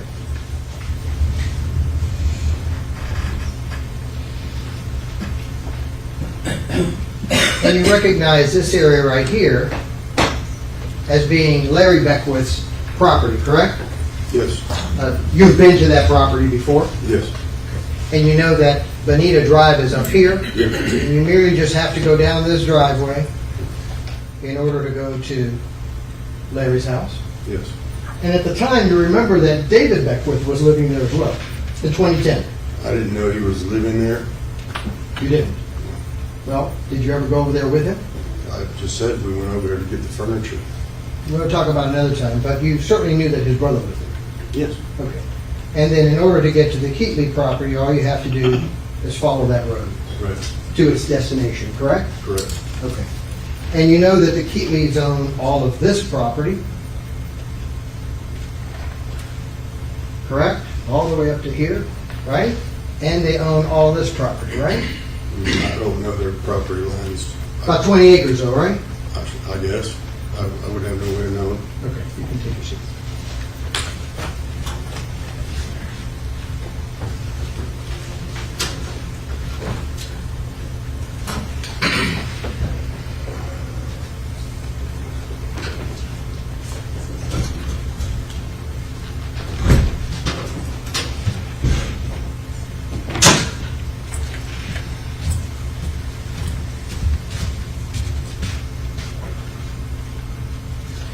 Now,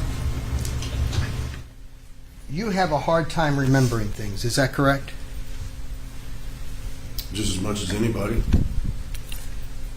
Well, you have a lot of problems remembering a lot of things, right? No, I don't have a problem. 25209.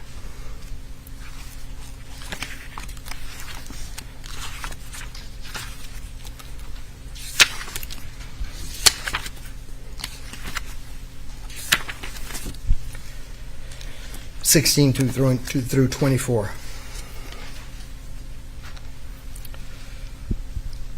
Question, so you have a real bad memory, more than I suspected, is that correct? Answer, that's what I was trying to tell you. I have a hard time remembering things. Question, I'm sorry. Answer, I have a hard time remembering things.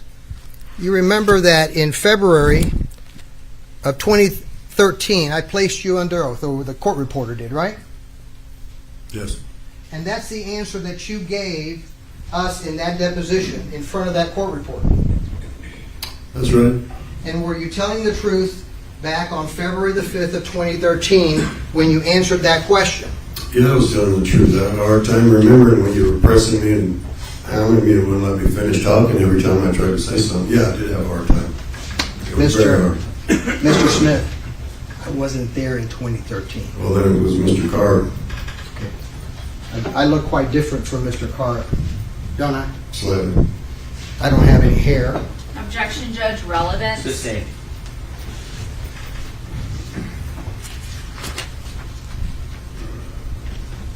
Here it's not relevant, Mr. Ford. Not today.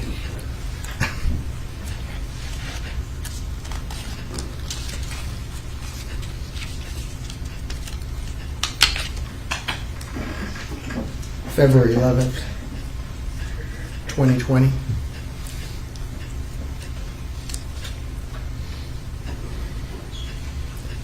$18.71. Lines 11 through 19. 22 through 24.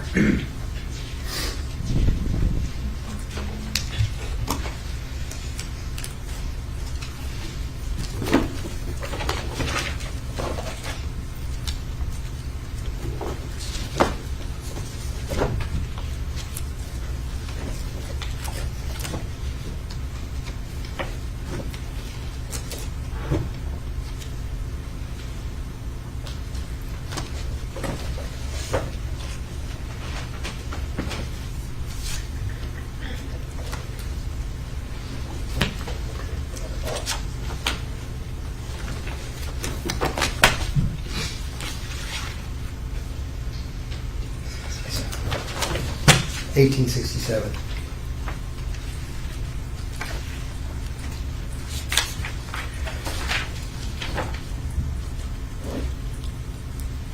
You remember being at a hearing before this very court, Judge Sabella, in 2020, don't you? Yes. And you remember being placed under oath there as well. Yes.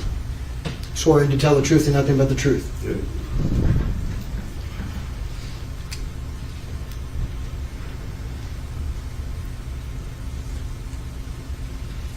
Mine's counsel. I'm coming now. Starting on 22.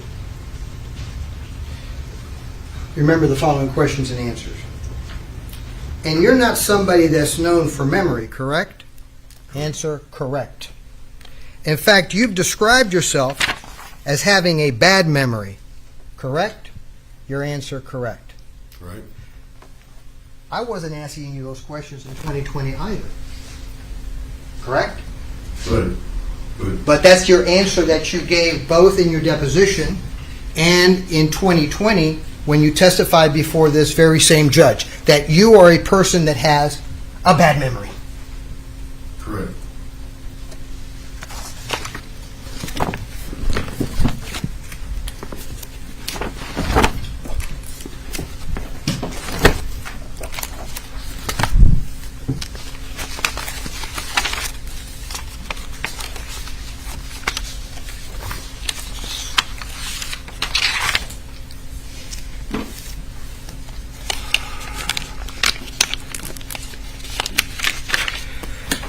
Now, Mr. Smith, your position is that Michael Keetley had told you that you could come onto his property and you could target shoot on the Keetley property, right? Yes. And you agree, and I believe you testified both on direct and in cross, that you would target practice at other places as well, right? Yeah. Including your ranch or your mom's ranch, right? Yes.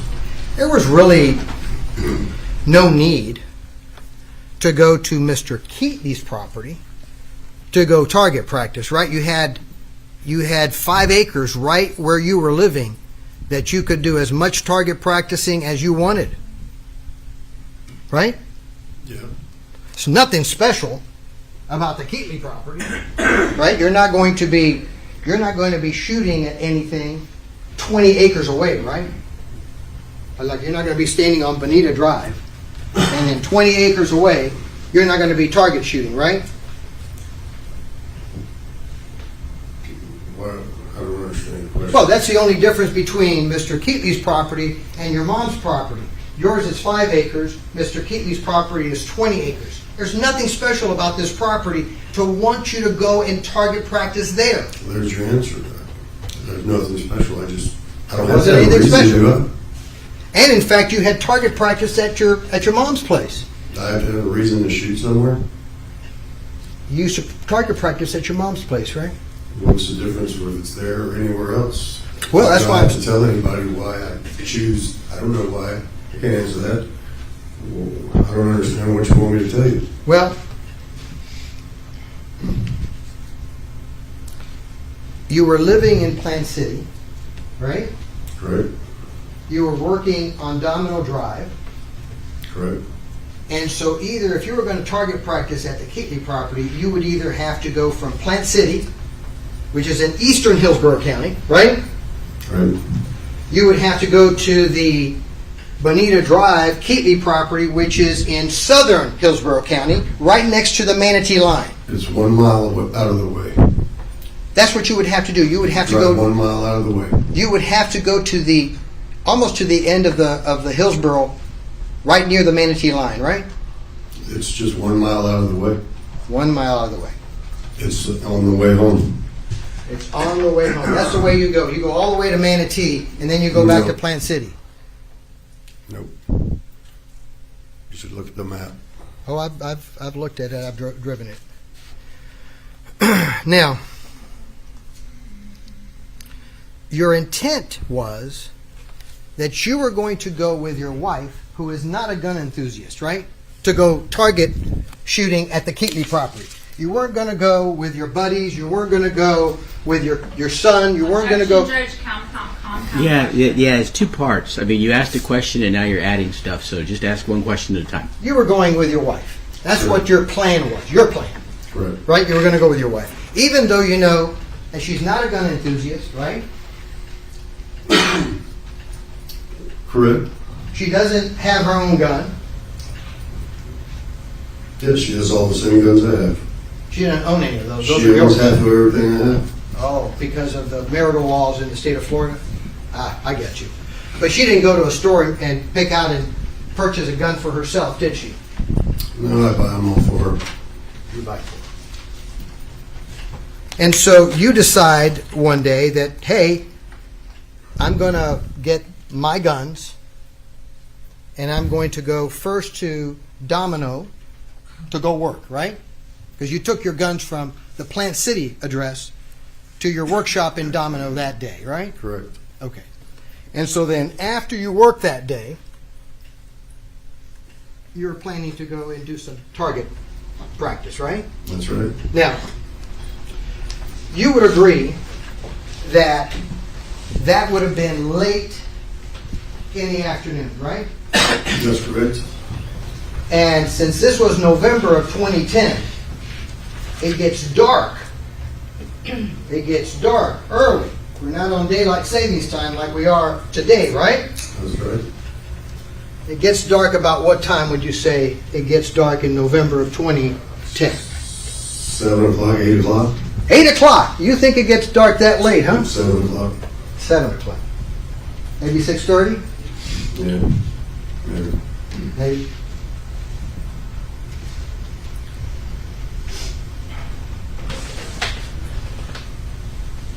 And you were familiar where you were going to go because you had been to David Beckwith's brother's house, Larry, before.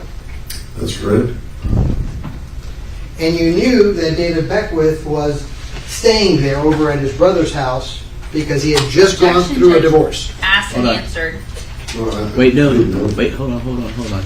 You knew David Beckwith was staying there. I think it was asked and answered. I'll sustain. Did you know that David Beckwith was going through a divorce? Objection, Judge. May we approach? Certainly.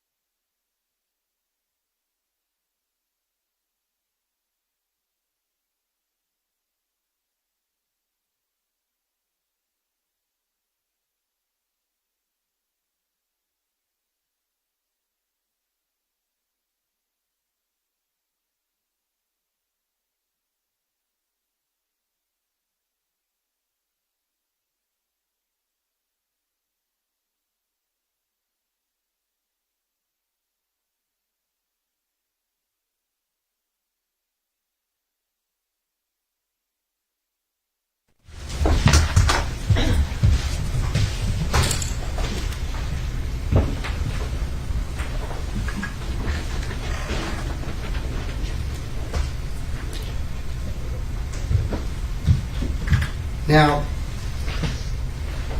at some point in time prior to this particular homicide, you went over to David Beckwith's brother's house to shoot at Larry Beckwith's house, correct? Went over there to pick up some furniture Well, and shoot. and shoot. And that was when David Beckwith was with you. Correct. And so you were going to shoot. Can you please step down?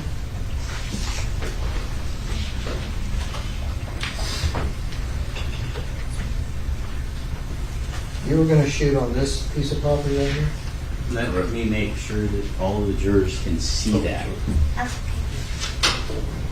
You were going to shoot on that piece of property? Is that what you were going to do? Correct. You were going to shoot at a tree? No, I don't know. I didn't get that far because they weren't home, so I don't shoot. I wasn't going to shoot there anyways. Once I got there and it seemed it just wasn't the right kind of place to shoot. February 5th, 2013, page 37.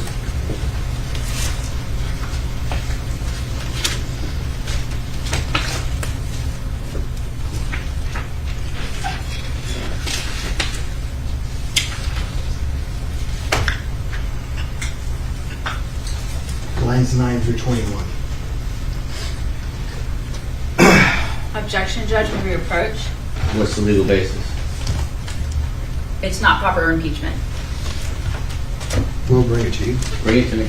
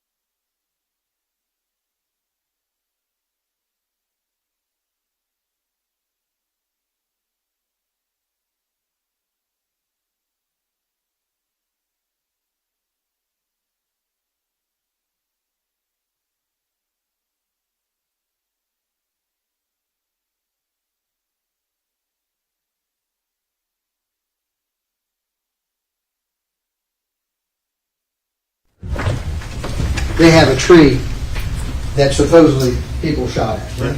This right here. Yes. And that was the tree that you were going to go with David Beckwith to go shoot. No. No. Well, where were you going to go shoot? I hadn't figured that out. I hadn't got there yet. When I got there, I seen nobody there. He had a tree they showed me how to shoot at. I was glad that he wasn't there because I wasn't going to shoot. So you hadn't figured out where you were going to shoot on Larry's property, but you had been told that the reason for going to Larry's property is because they have a tree there that you can shoot at. And I guess you were interested in the tree? No. Not at all. There's a lot of trees in Hillsborough County, Not at right? all. No. The tree had nothing to do with it. So why would you be even interested in going to shoot? He said they had a place to shoot at his brother's house when we went to get the furniture. I carried my gun with me, so I said, well, we'll just target practicing. I got there was nobody home, and also I seen what he was going to shoot at, so it's not a very good idea, so I didn't. You were going to shoot with David Beckwith, a convicted felon. There again, it's not my problem if he's a convicted felon. It doesn't take my rights away. You were gonna I let wasn't him gonna use your shoot with gun? him. I wasn't going to shoot One with him. at a time. Just because I was going to shoot doesn't mean he was going to shoot, or I was going to let him shoot anyways. You would agree, would you not, that there's easy access from this particular piece of property, this Larry property, easy access in every which way that you want to go, if you care to, right? It's open pasture. I don't live there. I don't know. I don't go anywhere on somebody else's property. No, you don't know. You first.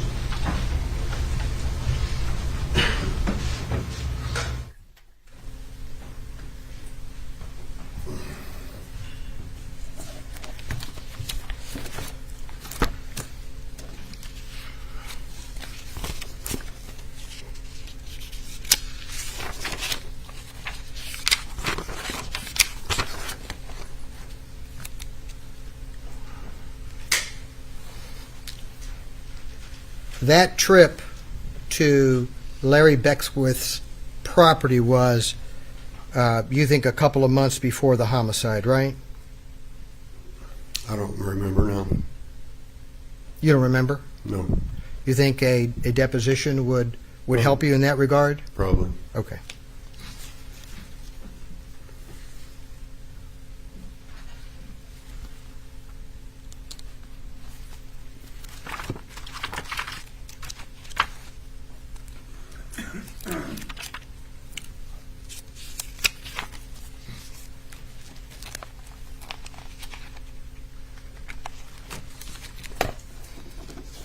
May I approach you, Honor?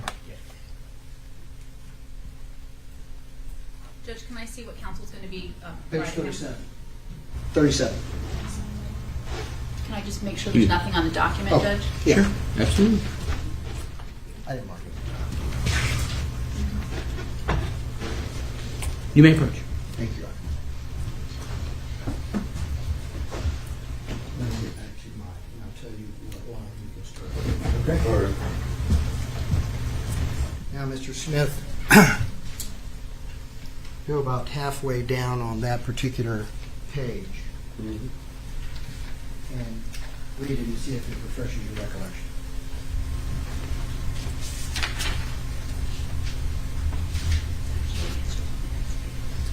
It goes to the next page.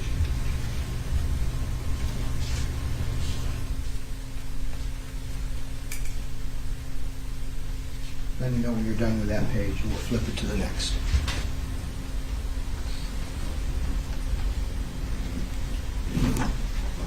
You want me to? Let's see. Hold on.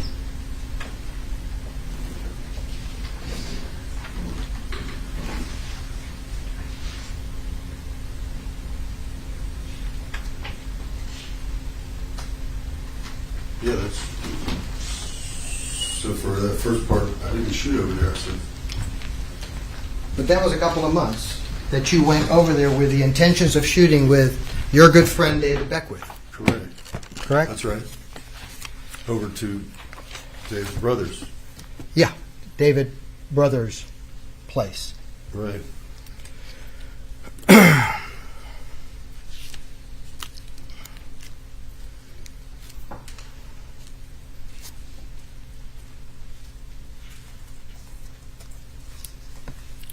So now you're on the day of going to Mr. Keetley's property, allegedly, you were at the Domino Drive address working at the shop that day, right? That's right.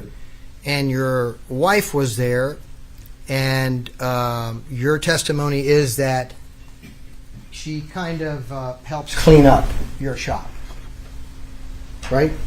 Correct. Is that what she does for you at the shop? Sometimes. The reason I brought her with me is because her mom lives across the street, and she goes and hangs out all day while I'm working and spends time with her mother. That's why she went to work with me. Okay. And she didn't know, did she, that you all were going to go and do some shooting here at the Keetley property? Yes. She did? Okay. Even though she's not fond of doing that, right? Yeah.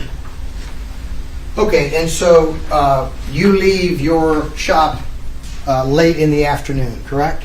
About 5 o'clock? Possibly a little bit earlier. I'll try to get out of there earlier, I think. Okay. So And, we'd have daylight. and so your plan was to go over there and shoot on that property, you're saying, for 20 minutes, and then you were going to go back home because your kids were back at home, right? In Plant City. That's right. Is that correct? So, off you go.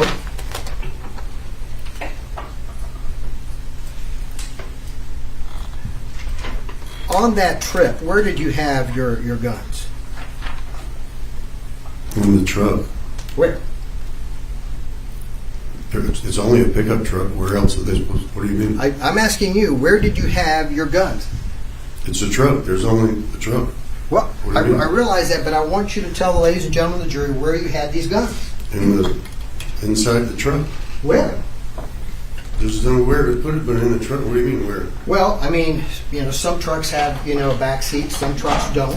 Back seat. So you had it in the back seat. Yeah. And you had these in a case of some sort?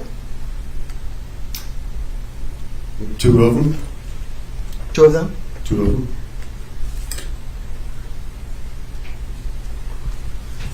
Well, had you called Mr. Keetley on your way over there to tell him, hey, I'm coming to shoot on your property, or were you just going to show up? No, I probably called him the day before, sometime during the day, to let him know, see if I was still there. Probably? Probably? Probably. You don't know? No. Why would I know that? I don't. Well, we know that you have called Michael Keetley to ask him if you could come over and shoot on his parents' acreage, right? You've done that. You've called him on the phone. Hey, Michael, can I go shoot on your parents' acreage? No. I said, hey, Michael, is it a good day to come by Oh, to shoot? my verbiage was wrong. Well, you seem to be You pretty said- intent said- on verbiage. So. Okay, so what you did was you said, hey, Michael, is it okay for me to come over today? No. I said, is today a good time this Is- afternoon to shoot? Okay. So Because he did- invited us to shoot sometime before that. You didn't call Michael Keetley often, did you? No. In fact, the only time that you called him was when you wanted to go over there and shoot on the Keetley acreage, right? Correct. Well, not the only time, but that's one of the times.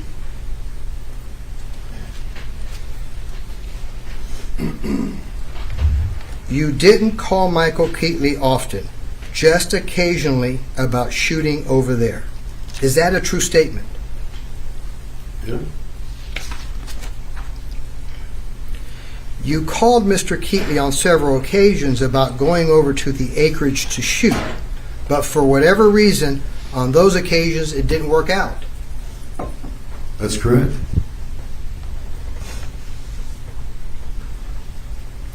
Is there any reason that you were so insistent on having to shoot at the Keetley property that you are calling him repeatedly about shooting on this property when you're living on 5 acres in a ranch where you do target practicing?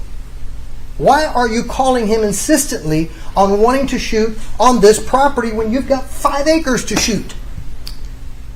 Why are you being so dramatic about it?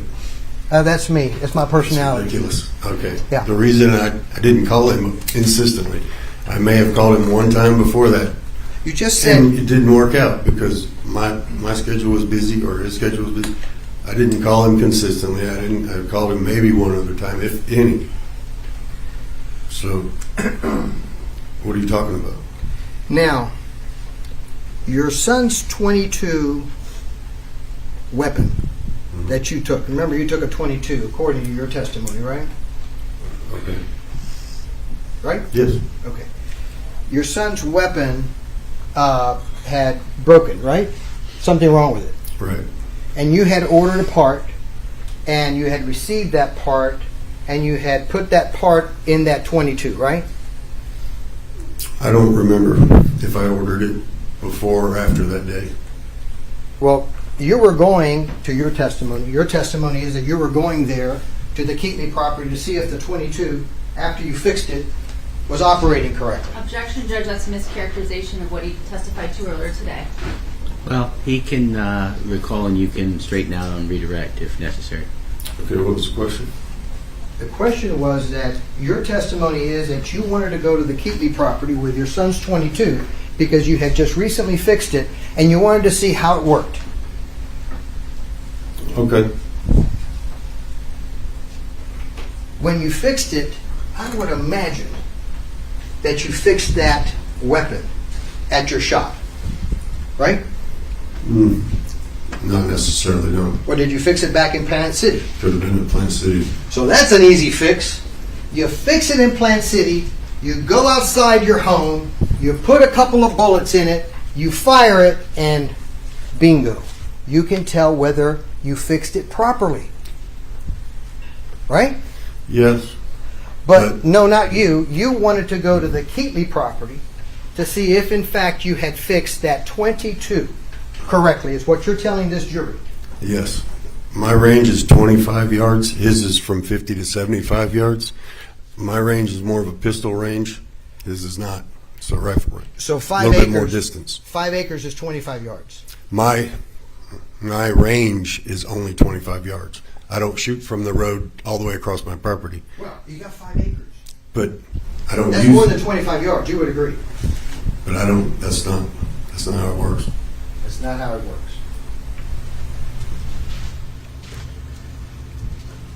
You don't recall whether it was a Saturday or a Sunday that you were going to the Keetley property, correct? No, I don't. It might have been a weekday. Because I was working that day.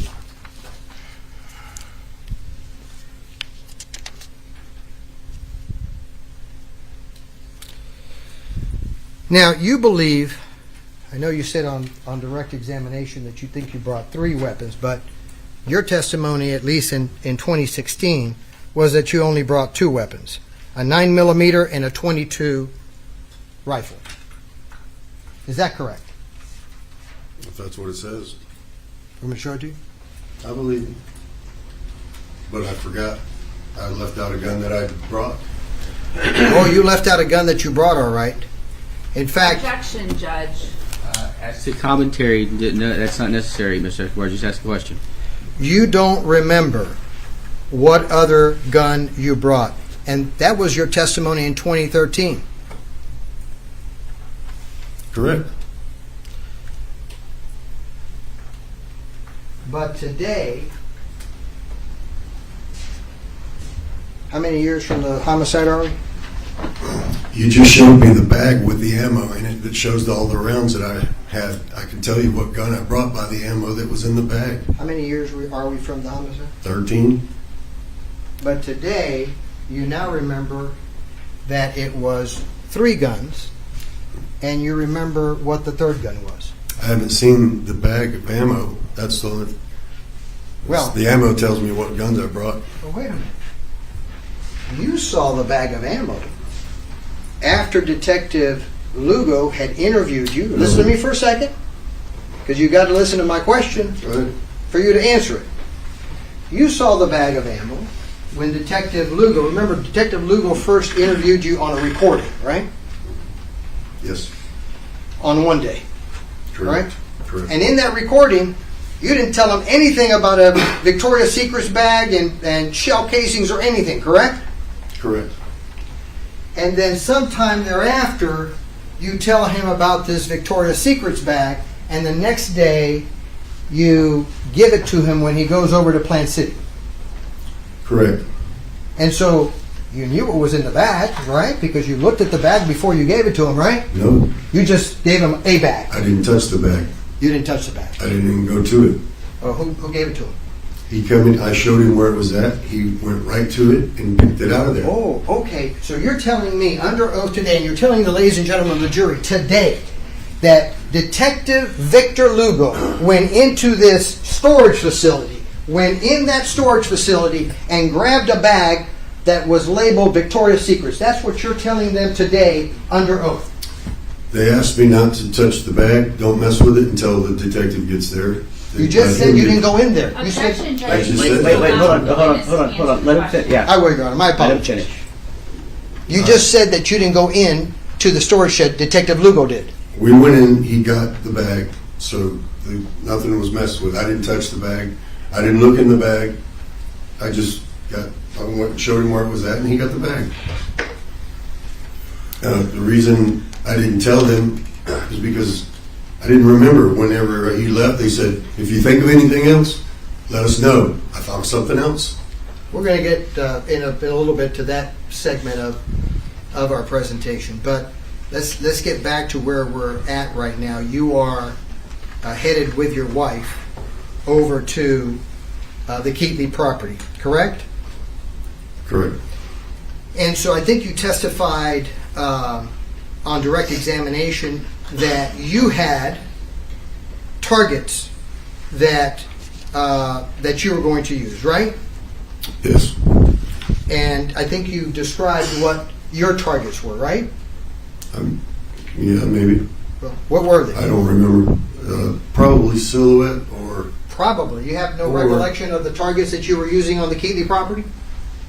Yeah, I'm trying to tell you if you let me finish. No, but you said probably. I'm just wanting to make sure that Okay, what well, you let me give to the finish. jury is something that you actually recollect. You let me finish? Do you remember the targets that you were using on the Keetley property? It was either a silhouette target or a targeting target for setting up your guns. So you don't remember which specific one it It was? was one of them two. One of them two. Okay. And so you got those from your truck, I would imagine? Yes. And you've indicated as well that Mr. Keetley had some targets as well. Yes. What were those? I don't remember.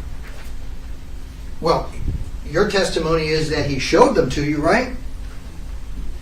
I seen them when he put them up. Yeah, I'm sure I seen them.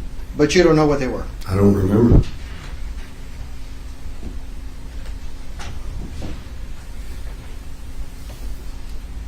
Did you have zombie silhouette targets?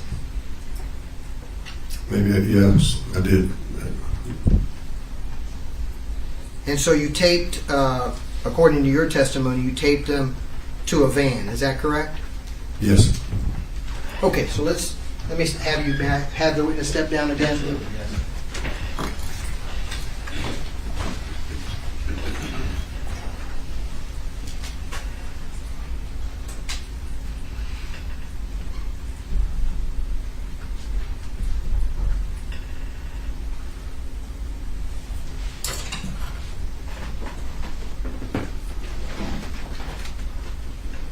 Now, I think you testified on direct examination that when you and your wife went over to the Keetley property, that you all drove down this private driveway.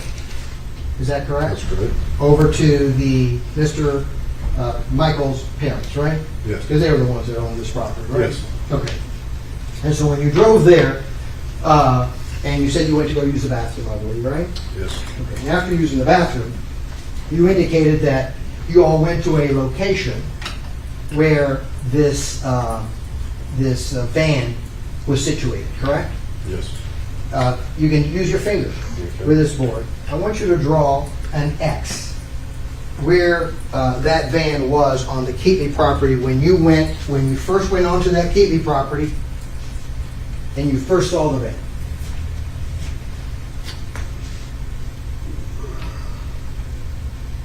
should be right here. Okay, that's where it was. Yeah. And then I believe you indicated that you were shooting at that particular target from a distance. Right. Is that correct? Yes. Would you please put a circle where you were shooting your weapon onto that target? Okay, we're going to leave those up. You can take the...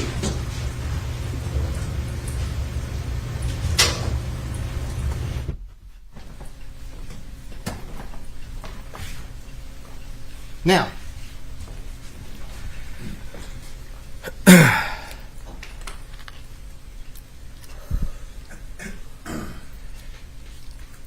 you don't know how this vehicle got to the mark here that's depicted on the diagram that you've depicted it with an X, right? Because when you got there, it was there. No, Well, that's what you told I me. don't know. I don't know.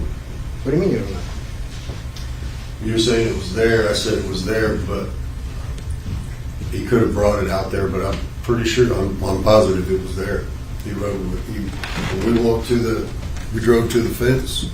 He opened the gate, and we drove out there. Okay, so X was there when you got there to the Keetley property. It was.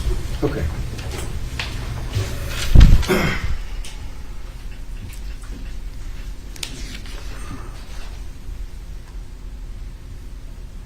You know that's not true, do you? What's that? You know that's not true. But you just told this jury that that's where that van was at when you first arrived at that property. Objection, Judge, counsel testifying. I'm asking a question. No.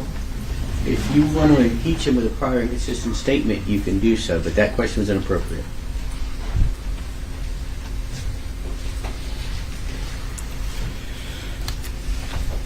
March 17th, 2016.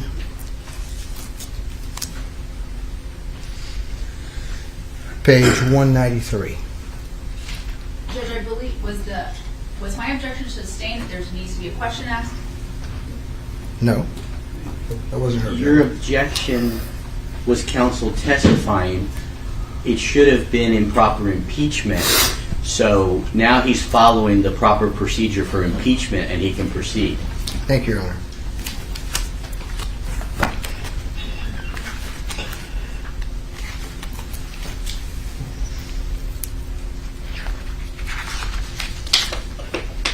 Counsel, what page? I'm getting there. March 17th, 2016, page 193, lines 11 through 16.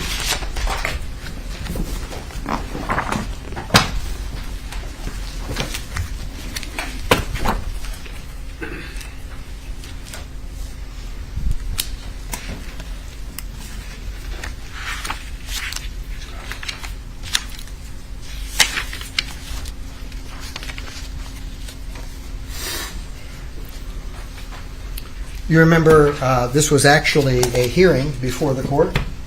You remember being placed under oath for that hearing? Yep.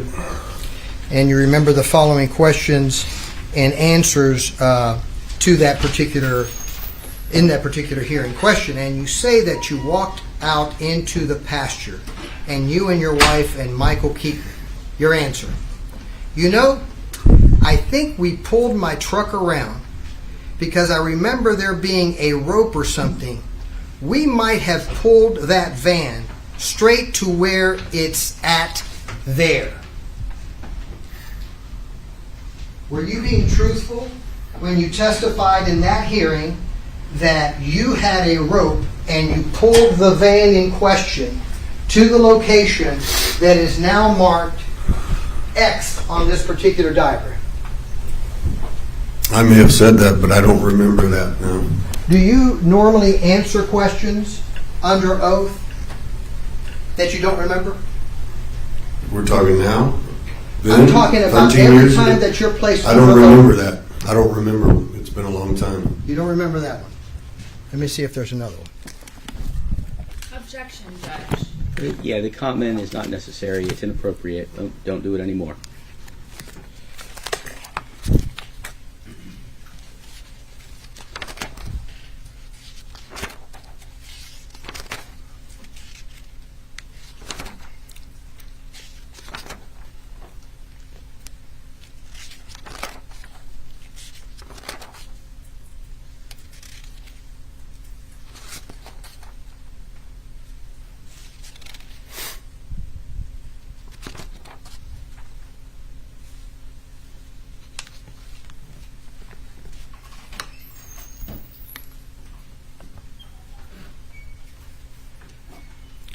317-16, page 196, lines 5 through 19.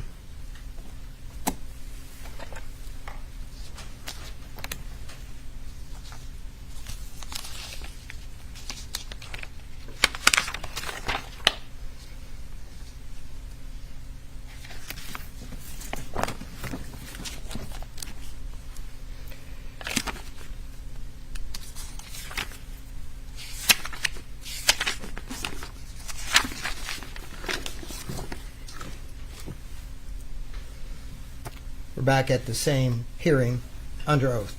Question. Okay, so you pulled it over there from directly behind, from south, actually from the south end. Answer, And you pulled it, the van, I guess, with your truck east to where the rectangle with the E is. There was a marking on a diagram that was being given to you. And you said, right. And then what did you do? You know, we unhooked it, moved it about 100 yards north of the truck, the van, with my truck, with the tailgate then facing the truck, and opened the tailgate, and I brought my guns out, and he brought his out, and we sat on the tailgate, for the countertop to load everything up or whatever, load and unload. So your testimony back then was that you used your truck and a rope to move, allegedly, that van from somewhere on the Keetley property to where you have marked it now on this diagram. True or untrue? Yes, true. But you didn't say that today on direct examination when the prosecution asked you that very simple question. I still don't remember.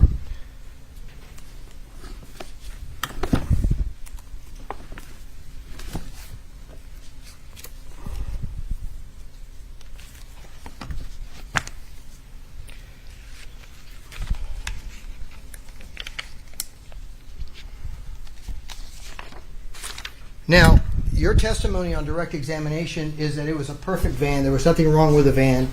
Had its wheels, his windows, the whole shebang, right? Yep. And it wasn't on its hood, right? No. Right, But it wasn't on its It was hood. not, right? That's your testimony. But you would agree back in 2013, you didn't even know the color of this van.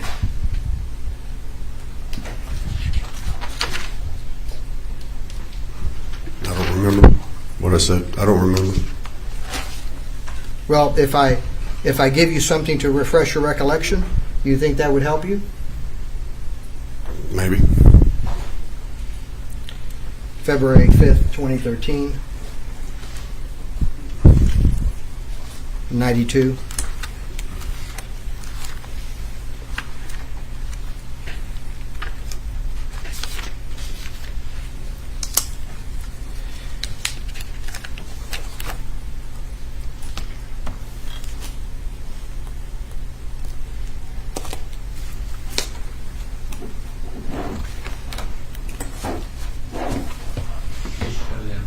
Nothing else on the page. Oh, yeah.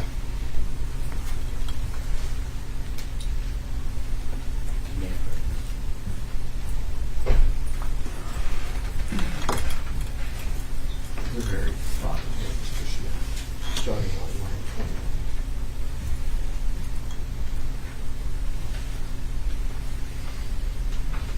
20. Yeah, I don't remember.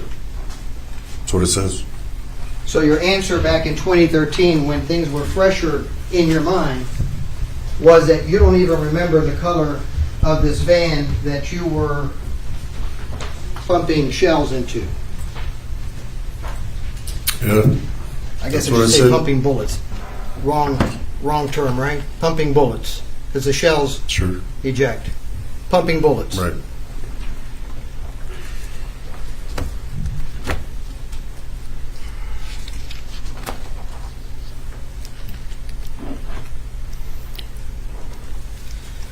And your testimony is that the van was about 100 yards from Mr. and Mrs. Keetley's home, correct?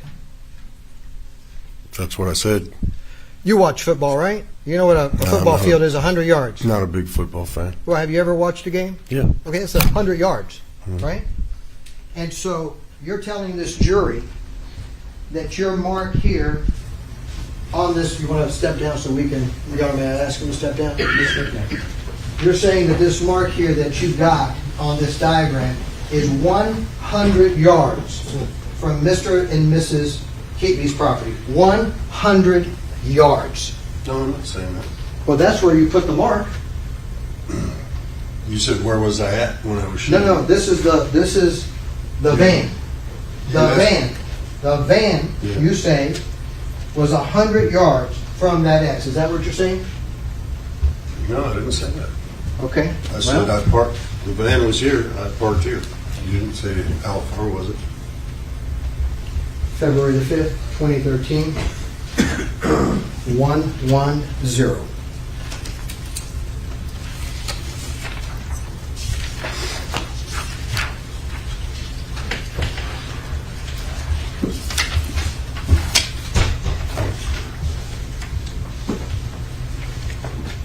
One through 8. Judge, may we approach, please? Yes.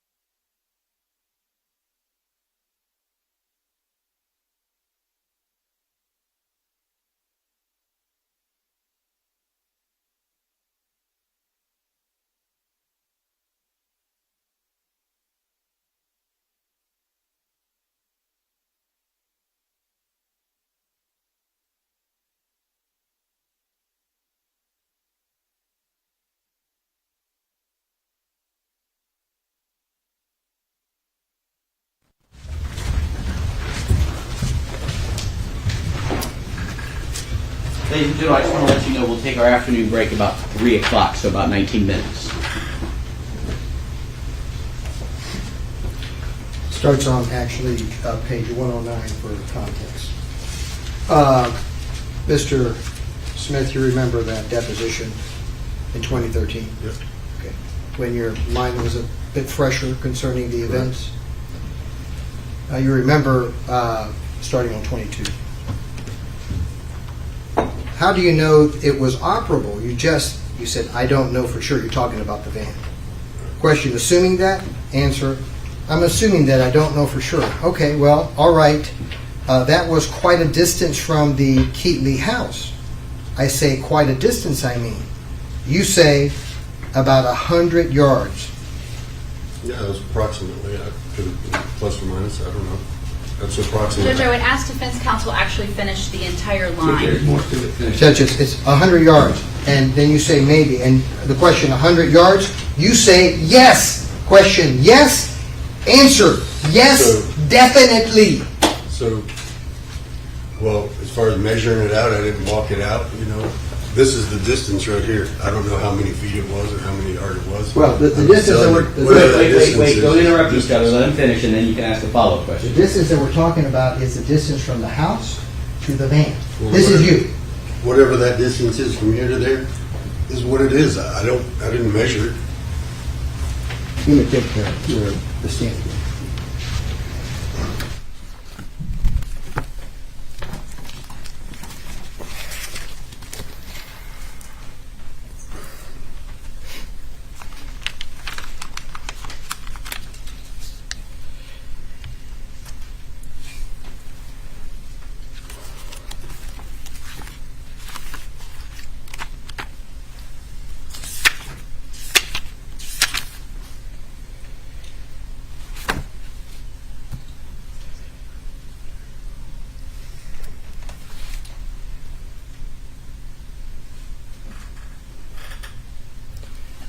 Now, you indicated on direct examination here that Mr. Keetley was having absolutely no problems there on the Keetley property with his hands in shooting the weapon or loading the weapon, having no problems whatsoever.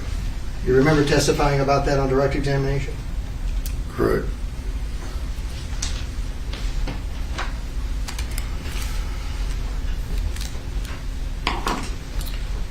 February 5th, 2013.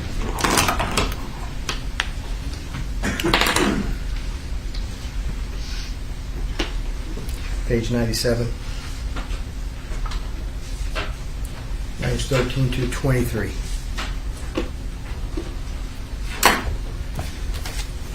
You remember that depot in 2013 Vaguely. being placed under oath? Yeah. Objection, Judge. May we approach? Yes.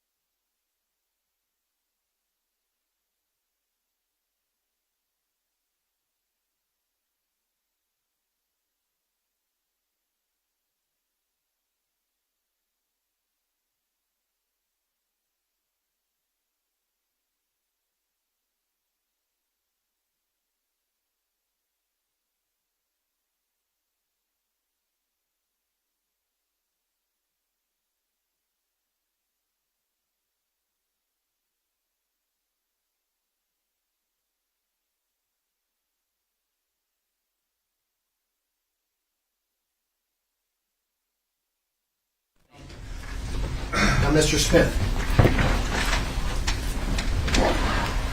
your testimony, at least in 2013, correct, was that Mr. Keetley was having problems with his hands out there when you all went to, allegedly, to the Keetley property. With his hands? No, I don't know that I said that.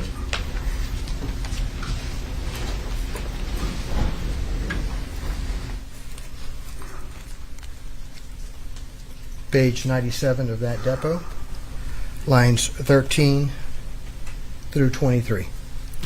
Actually, we'll start on lines 10 to give it context. Okay, when you say loaded his gun, did Mr. Keetley, half of his guns were magazines, or did you notice? Were they already loaded? You say, I did notice something. Question, okay. Answer, he had trouble getting the last few rounds in his clip. Question, okay. Michael Keetley then he was loading his clips or magazines? Yeah, by himself. Answer, all but the last couple of rounds, it's getting tighter. Question, yeah, the spring gets tighter. Answer, I realized, I looked over and he was trying to get them in and he was having a little trouble. So I was like, you want me to do this for you, And he was having trouble with his hands. Yes, he was. You're a good storyteller. The way you're telling it is not the way I said it. What with all the emotion and all the drama. Do you want to read it to see if No, any of I those don't need to words read were it. incorrect? The words was perfect, but I didn't have the same drama that you put in with it. Jeez. Yeah, that's the words I said.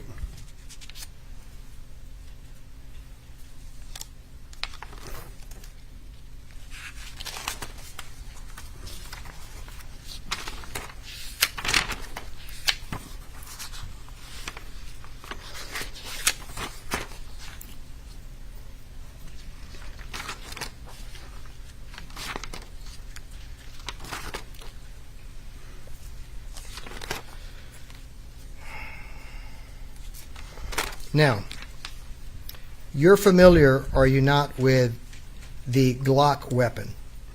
Familiar?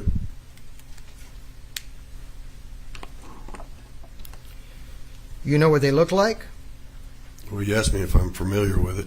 That's familiar. Yes, I do. And you know that they say Glock on the side of it, right? That's correct. You've examined Glocks before? Yes.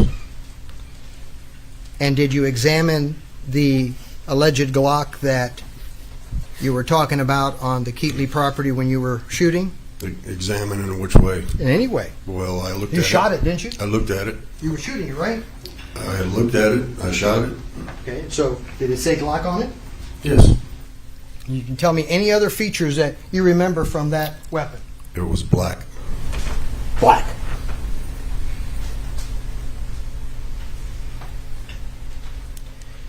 Now, you thought it was a Glock 17, right? I don't remember what I thought back then. That's what you believed. It was a Glock 17, I right? don't remember what I believed. February 5th, 2011, page 99. Objection, Judge. He said I need he to see doesn't it. remember. Oh, Yeah. that's true. He did say. I'm gonna he doesn't refresh his recollection. Well, that's different than. Now, I'm just asking him, does he remember that particular depot? Okay. February 5th, 2013. 99.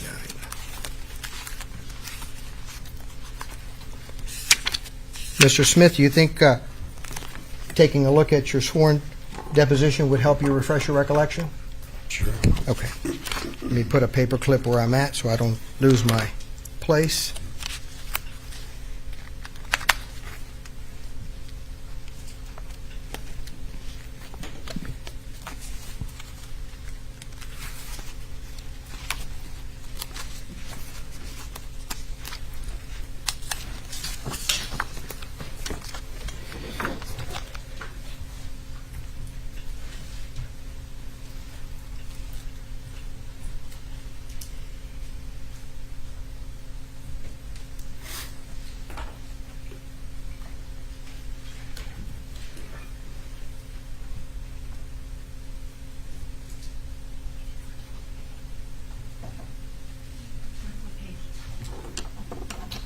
I'll tell you when I get there. Yeah, but I still don't remember. Okay. Yeah, that's probably what I said. Okay.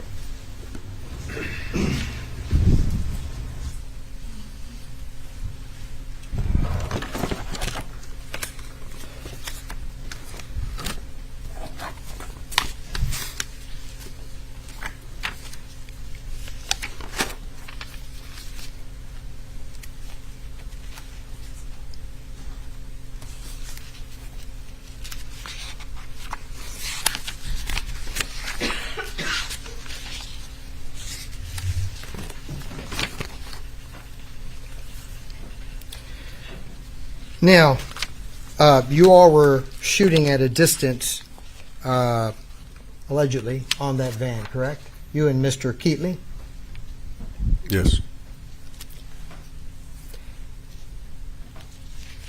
And you were using what type of ammunition?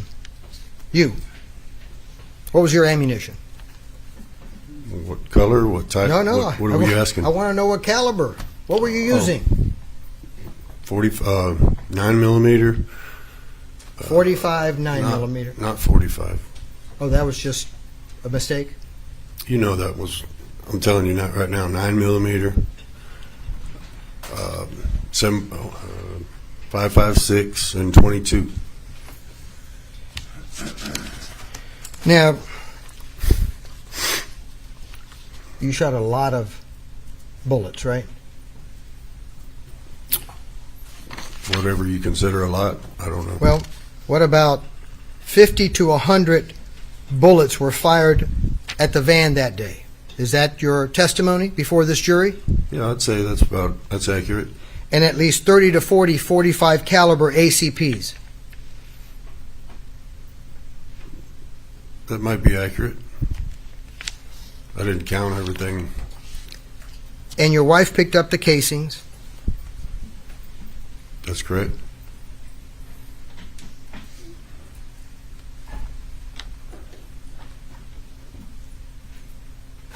And they ended up in the shed. That's correct. However, in that shed there were other bags of 45 ACP shell casings, correct? No. Or you had some other bags of shell casings in that 45s. 45s. Well, let me ask you, did you tell Detective Lugo, I'm going to give you this Victoria's Secrets bag, but I want you to also see what else I have in this shed that has 45 caliber shell casings in bags. Why did I say that? Well, because you had them in there. But that's not what he was there to get. So Detective Lugo did not search that shed for any other 45 caliber casings, correct? Nope. And you had 2 or 3 additional bags in that They shed. may have been in bags, they may have been in buckets, but they were 45 ACP. And ACP is a very important term in this case, right? You asking me or them? Asking you. Oh, you were looking at them, I'm sorry. Yeah, I don't know. Is it? I'm Well, not. To me, Did you have a 45 caliber Glock that shot these ACP 45 bullets on that day that you went and gave that to Detective Lugo? Did you have a 45 caliber Glock that would shoot those bullets? no. And you were keeping spent shell casings of an ACP caliber in that shed? No. Well, they were there in the bag. I just told you. Wait. You're talking about the rounds that we brought back in the bag? No, I'm talking Okay. about the other bags that Those had were not 45. ACP. Oh. I'll tell you again, they were not ACP. They were long Colts. It's totally different. They don't go in the same gun. They won't work. So you're saying that they were not, It's a totally different round. you're telling me that they weren't ACPs now. I have told you that. Now, you said on direct examination that you were going to melt them down, but your testimony, at least back in 2013, was that you had no idea what you were going to do with them. Objection, Judge, that's not what Yeah, he really stated on phrased. direct examination. Isn't it true that your testimony is that you had no idea what you were going to do with any of the casings? Well, melting them down, you don't melt the casings down. That's only the lead, the projectiles. Well, but so, you were telling them in direct examination that that's the reason you had the casings, because you were going to melt down the metal. That's never said not that. what was said during direct examination, Judge. Okay. I never said that. Sustained. So you don't reload 45 ACPs, right? I don't. Okay, well, tell the jury what reloading a 45 caliber ACP means. Well, I just told you I don't reload them. Well, they don't know what, maybe they don't know what reloading a spent shell casing is, so I want you to tell them what it means to reload a shell casing that has already been fired, and you want to reload that 45 ACP. Tell them how that's done. Well, you clean it, you strip out the primer, put a new primer in, put powder in, and put a new projectile on it, and crimp it closed. And you weren't doing that there in that Plant City property with any 45 shell casing, spent shell casing, ACP. You weren't doing that. That's not what you do. Not 45 ACP, 45 long Colts.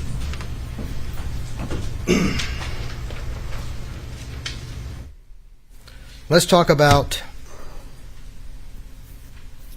Thanksgiving morning.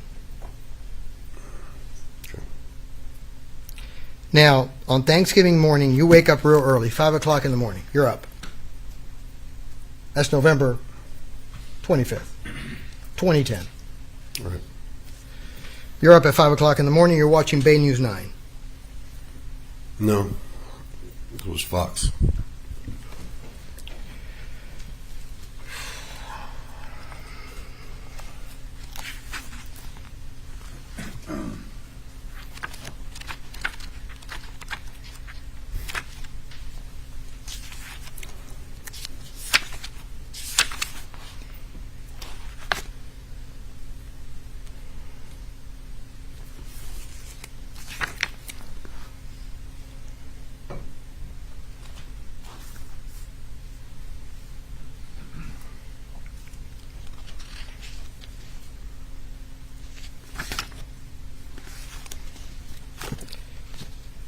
When you were watching that news station, you found out that there had been a homicide near your home on Domino Drive, correct? Correct.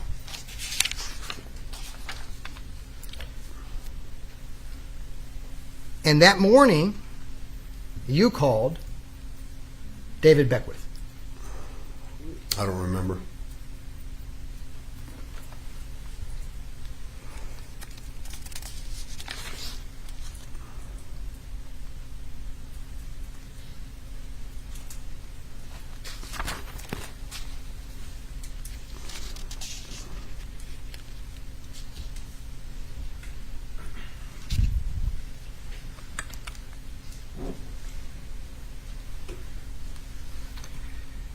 You wanted to tell and call Mr. Keetley as well, right? Correct. And you called Mr. Keetley. I did. And you wanted to tell him that the people, quote, that you were talking about, somebody just wiped them out. That's what you wanted to tell him. Hey, Right. Mr. Keetley, you know, the people that you were talking about, somebody just wiped them out. Remember that? Well, I wanted him to see if he's seen the news, what was going on over there. But that's what you wanted to tell him, what I just wrote. Right. What I just said, same thing. Exactly. And so, why would you tell Mr. Keetley the people that he was talking about, since he never spoke to you about those people? Yeah, Mr. Keetley never spoke to you about the people that were shot and killed on Ocean Mist, did he? You never asked me. He never told you. He never mentioned to you Juan and Sergio Guitron, did No. he? He never mentioned Jose Rodriguez, did he? No. He never mentioned Daniel Beltran, did he? No. He never mentioned Richard Cantu ever to you, did he? No. He never mentioned Gonzalo Gravera to you. None of the people that were shot and injured and killed on Ocean Mist did Mr. Keetley ever mention to you. Well, you never asked me any of this stuff. That was at a deposition. I'm asking you today. He never mentioned any of those people. Not by name, no. He But just- yet you're calling him to tell him. I would object. He needs to let Mr. Smith finish his answer. Let him finish the answer. He can finish. Well, I told you I was just calling to tell him, see if he'd seen the news, what was going on. That had something to do with the area where he was asking me Well, about. that's not what you told him. What you told him was you wanted to tell him and talk to him about the people that he was talking about I don't just have wiped the out. page and line that defense counsel is reading from. Well, Page 150 of February the 5th of 2013, lines 9 through 13. You wanted to tell him the people that you were talking about, somebody just wiped them out. He never told you about any people that were wiped out. You knew who the people were that had been wiped out, right? the people. You knew the people Let him because finish. Let him finish. The people, I don't remember if they gave names or not on the news yet. you knew the people because you knew that that house was the gang house of Ocean Mist. No.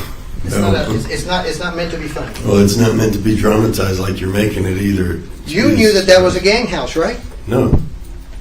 I knew that it wasn't a gang house. So if your good friend Mr. Beckwith came in here and told this jury that that's exactly what it was, Sustained. Sustained. I don't,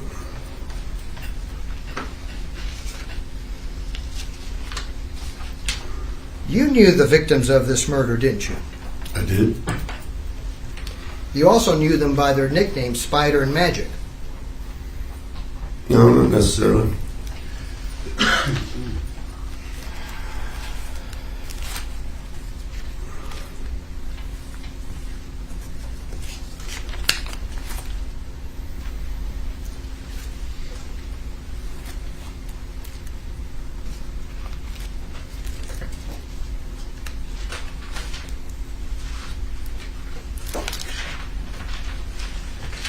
February 5th, 2013, page 156, lines 1 through 10.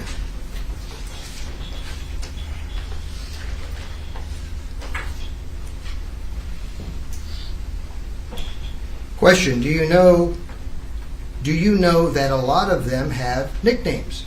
Your answer, yes. Like Spider and Magic and stuff like that. Yes, that's probably. That's how you knew them, huh? Spider and Magic. That's not how I knew.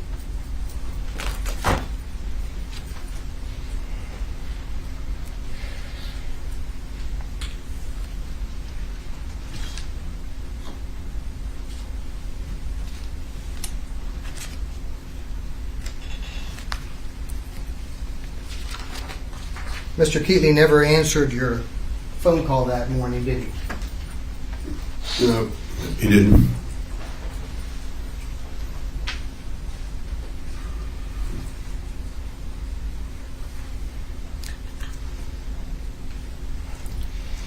Now, you're interviewed at some point after this horrific homicide by Detective Victor Lugo, correct?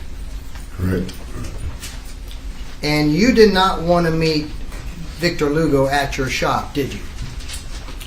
I didn't say that. I didn't say that. Well, you didn't meet him at your shop, did you? They arrived at your shop and you said, "Hey, I don't want to talk to you here at my shop. Let's go somewhere else." No. Well, that's where you met him, somewhere else, right? Yeah, I did. They came to your shop initially, didn't they? Yeah. The day before. And you agreed to meet them now somewhere other than your shop. Right. You didn't want them in your shop, did you? I didn't. They didn't. That didn't come up. They asked me if I wanted to meet somewhere else, so that everybody didn't see the cops at my house. I said, "Yeah, that's fine." Wait a minute. Why would anybody be concerned that the cops would be at your house I have and no you, as a idea. good citizen, would be talking to them? Tell me why that is offensive. I don't know. They asked if I would meet them at the boat ramp. So you don't know why it would be offensive. I didn't concern myself with it. They just asked me if I could meet them at the boat ramp.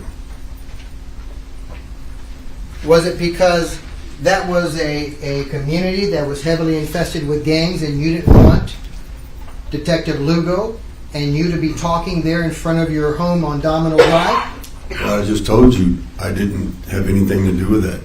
Well, but that's what the discussion was between you and Detective Lugo, right? Hey, there's people around here. No. Let's. I don't have a problem with them coming to my house. And so then They suggested it. Oh, I went along with it. That's fine with me. If you want to go, I don't care. It They doesn't matter to suggested- me. Okay. It's now the time for a break. Yeah. Ladies and gentlemen, we're going to take our afternoon break. I'll let you know now that when we come back, our plan is to go up till 5 o'clock today. Maybe a few minutes past, but not much more than a few minutes past 5 o'clock today. Please do not discuss the case amongst yourselves with anyone else. Please do not do any research related to the case, and please avoid all reports of the case outside of the courtroom. All rise for the jury. This will be one of those that will give you as much time as you need, but when you all are ready, we'll pick back up.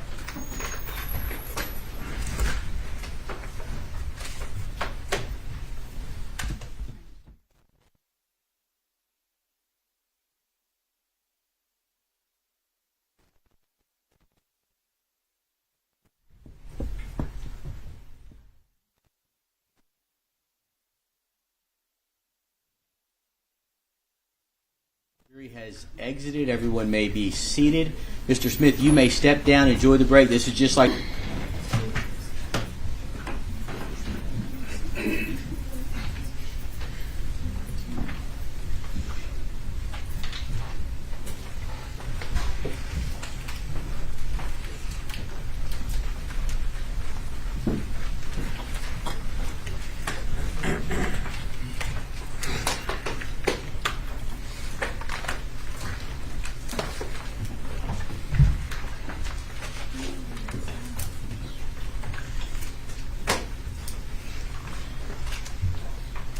Jury is present and seated. Everyone else may be seated at this time. Ladies and gentlemen of the jury, welcome back.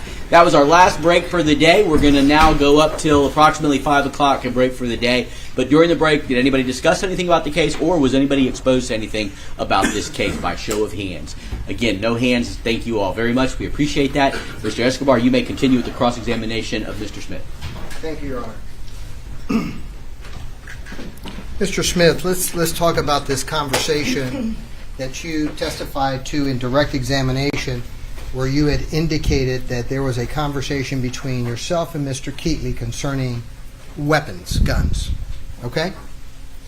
Now, that testimony, your testimony concerning that particular issue, first came up in the year 2020 when you approached a prosecutor by the name of Jay Pruner in this case to tell him that now you remember a conversation between Mr. Keetley and yourself, 12 to 13 years after the homicide. Correct? Yeah. What was that? From an individual that you've testified here before this jury that you have a bad memory, but certainly 12 years later you come up with this allegation of a conversation between yourself and Mr. Keetley, correct?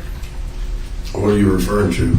You've already testified that you have a bad memory, right? But what conversation were you referring to? Well, about guns. That you and Mr. Keetley had a conversation about firearms. That was in 2020 between you and Mr. Pruner, right? You approached him with that. Okay, didn't you always tell us to, if we think of anything else, to let them know? So No. if I think of something else, I let them know. And you did that 12 years after this homicide? Yeah, absolutely. Okay. Now,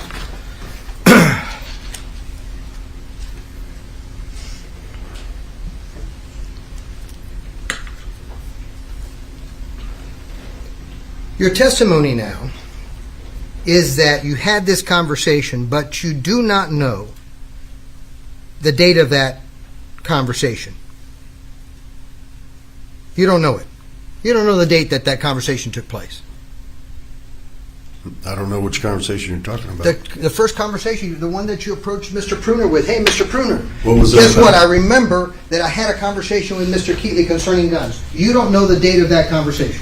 What conversation are we talking about? You still haven't told me. Conversation about guns. Remember? Initially, you thought that the conversation was at the Keetley property. Then, now you're changing your story and you're saying that the conversation happened at your shop. No, I'm not changing my story yet. I don't even know what conversation we're talking about.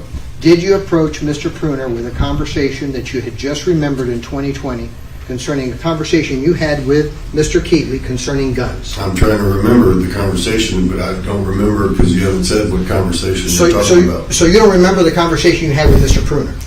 Yeah, in 2020. I probably remember the conversation. Right. Let's tell the ladies and gentlemen of the jury what that conversation was. Objection, Judge. I remember having the Hold on. conversation. No, hold on. I need to know what you need to approach and tell me what the conversation is about before I can decide whether it's your saying. I don't know whether it's offered to prove the truth of the matter asserted or not.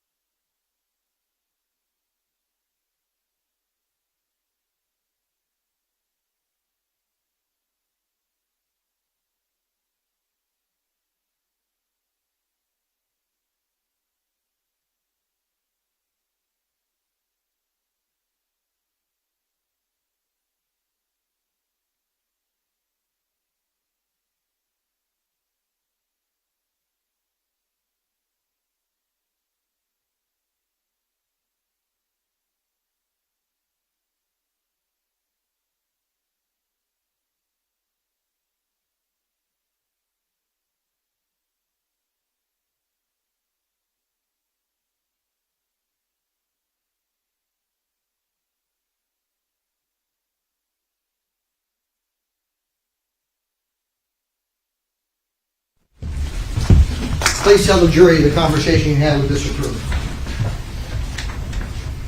The Assistant State Attorney at the time of 2020. What conversation are you referring to? You approached him in 2020 and said, "Hey, Mr. Pruner, I had a conversation with Mr. Keetley concerning guns." Tell the jury what that conversation was. I'm trying to think of this time that we had the conversation.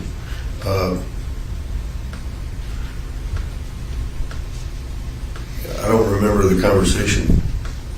What are you referring to?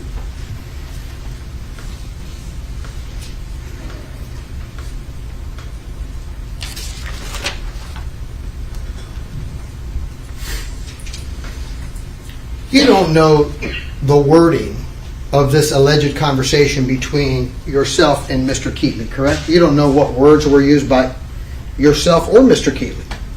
I'm not sure what conversation you're asking me about. Any conversation that you had with Mr. Keetley about guns, you don't have any idea what the wording was. The wording? Yeah, what he said, what his words were. I just said, if I said we had a conversation, I don't have the wording. I don't know the exact words were said. That was a pretty good bit of time ago.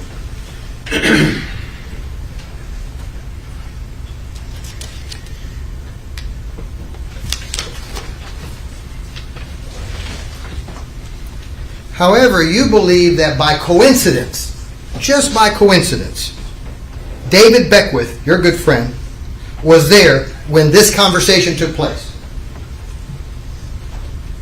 With who? With Jay Pruner or with Mr. Keetley? Mr. Keetley. I don't even remember the conversation you're talking about. I don't know if Dave was there or not. Do you think that if I can show you a deposition that would somehow refresh your recollection? Possibly.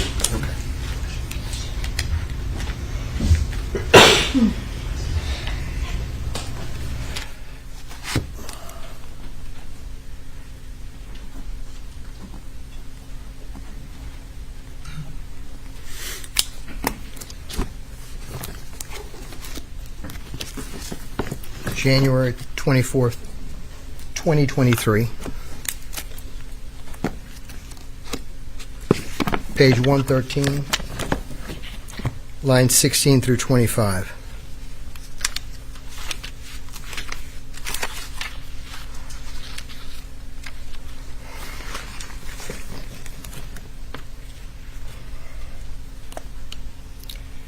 This was kind of recent, January of 2023, January 24th to be specific. I took your deposition again as a result of this allegation concerning Mr. Pruner, right?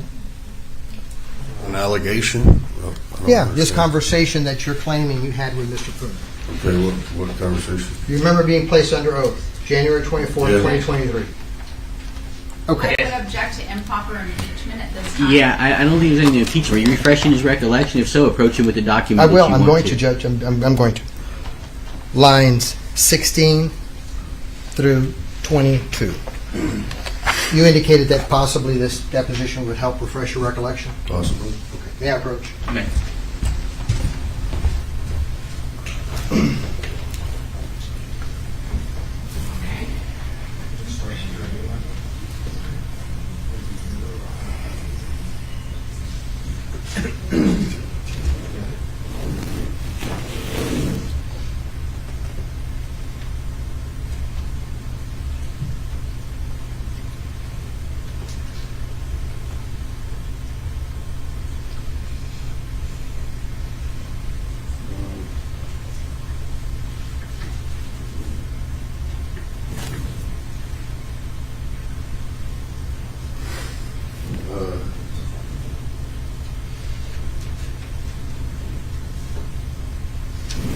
Refresh your recollection now? No, I don't even remember that right there. But you read it, I remember the conversation, but I don't know why saying that.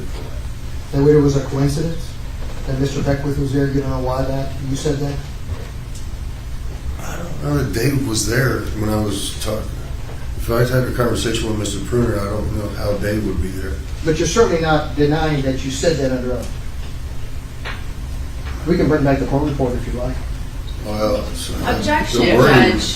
The wording. Hold on, wait, hold on, We were Mr. at Smith. refreshing his recollection. That's where we were. Yeah, and I'll admit I'm a little confused now as to whether we're talking about the conversation that the witness had with Mr. Pruner or the conversation that the witness had with Mr. Keetley. So let's make sure, because what his answer just now was that if he had a conversation with Mr. Pruner, David wouldn't have been there. So let's No. make sure we're all on the same page as the conversation. Before I showed him this, he asked that question, and I told him it was his conversation with Mr. Keetley. Oh, well, he needs to realize that whatever you're Okay. showing You, him is you a want to see this conversation. again, so that now you can realize that it is your conversation with Mr. Keetley that we're talking about? Right.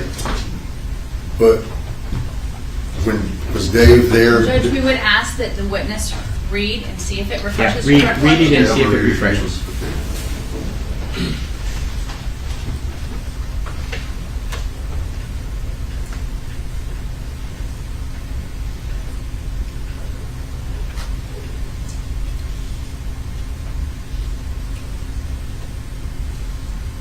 All right, so.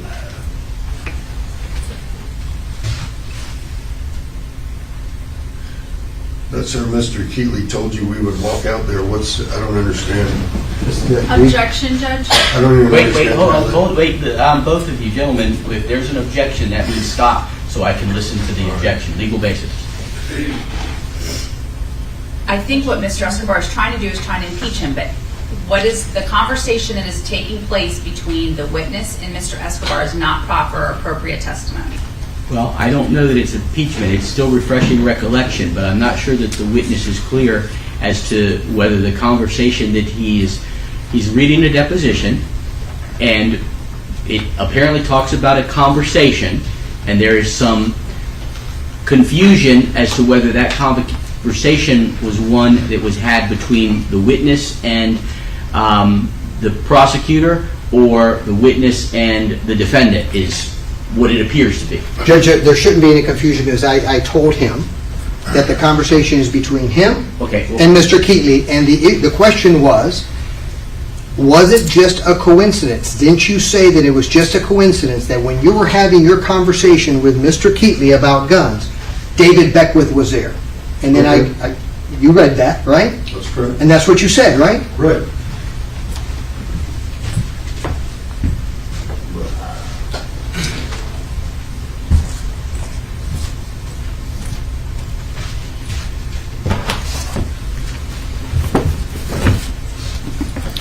And that was just in 2023, January, that you made that statement, correct?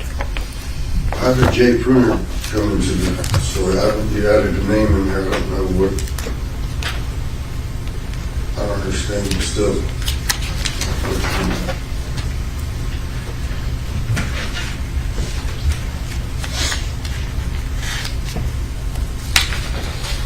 Now,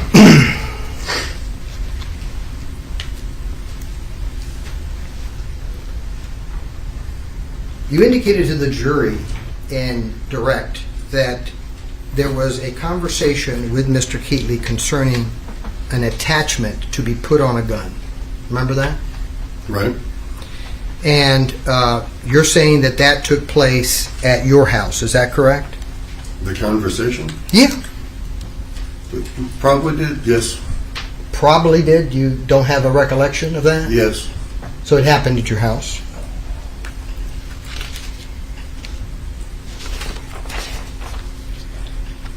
And I believe you indicated on direct examination that somehow this conversation was about this attachment turning a Glock into a carbine, correct? Yes.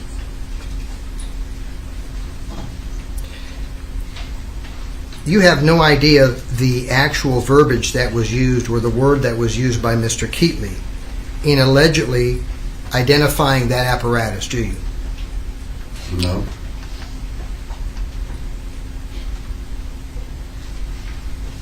You don't even remember the attachment that was actually being discussed between you and Mr. Keetley. The attachment. Yeah, you don't even remember what the attachment was. You Yeah, don't I remember even the attachment. you don't even know or remember the attachment that allegedly was being discussed between you and Mr. Keetley. The brand, the make of it, what? You don't even know or remember the attachment that allegedly was being discussed between you and Mr. Keetley, correct? No, I remember. What was it? What the attachment was? It was a conversion kit. A conversion kit. Well, what was it? What was the name of it? I just told you, the conversion kit. Oh, it was called the conversion kit. Yeah. Now, you believe that these conversion kits are legal. They're legal. They're not illegal. Correct. Because you've researched it. Yes. So in Florida, they're perfectly legal. They were then. I don't know what the laws change every year. You learned about these attachments from the internet, correct? And from gun shows. I Correct. think you testified that on direct, right? You were interested in these attachments, were you not? Yes. You testified that the reason for the attachment is because it would give you better control. Correct. And I believe you mentioned Micro Roni because that was the brand that was popular with you. That's the one I knew of, yeah. No, that was popular with you. That's the one I knew of, the one I was seeing the most information on. And in fact, you were doing research because you thought that there were problems with the Micro Roni attachment. You were doing research to identify those problems. Yeah. And it is a miracle that at the same time that you were doing this research, that allegedly Mr. Keetley was asking you about that apparatus. That's your testimony. It's a miracle. It's a miracle. I don't remember saying that, but You think you said it? I don't remember. I probably did if you say I said it. I don't have any further questions, Your Honor. Be direct. Yes, ma'am.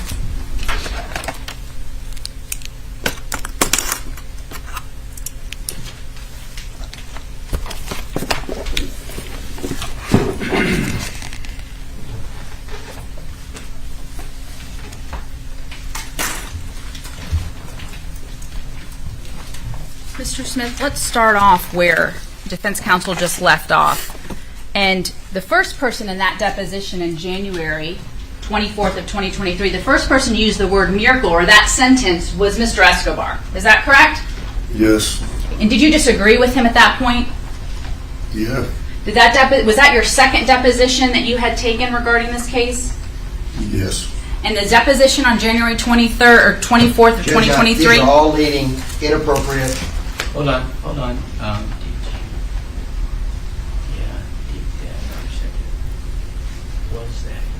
Was that your second deposition is not leading over? The two before were. All right, well, be careful not to lead. Did the second deposition that took place in January 24th of 2023, did it last 3 hours? Yes.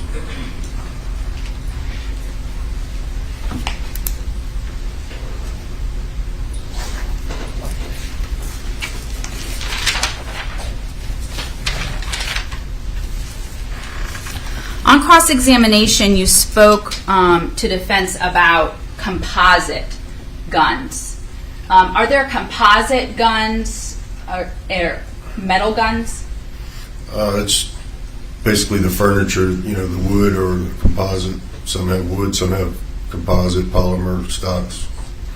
Are the composite guns lighter guns? Sometimes, yes. Was the composite Glock a light gun? Lighter. Easier to hold than a heavier gun? Yes.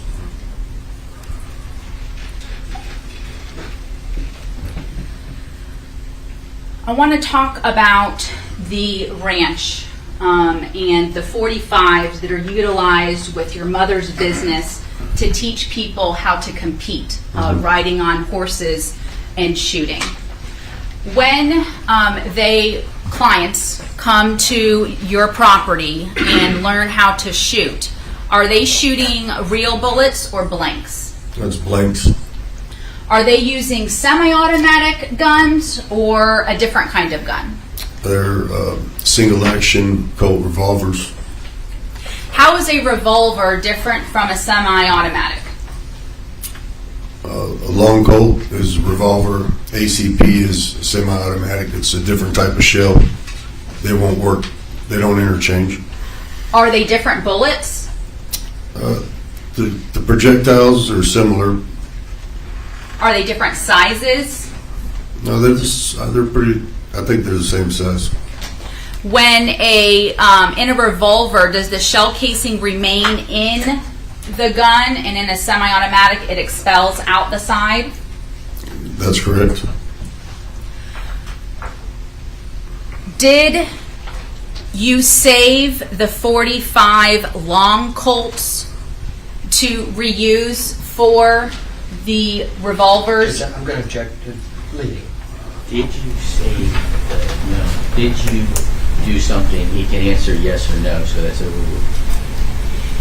Did you recycle or save any 45 caliber long Colts to utilize with the training done on your property? Yes. Are those different from the ACP 45s that are used in a Glock? Yes, very different. The 45s that were discussed on cross-examination that were saved in the shed that Detective Lugo did not take, were those 45s the long Colts? Yes. Nothing to do with the ACPs, is that correct? Correct.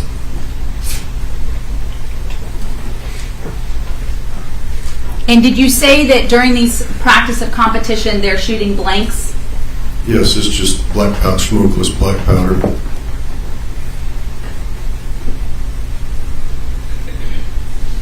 Do you put the blank powder in these long Colts to be able to recycle them?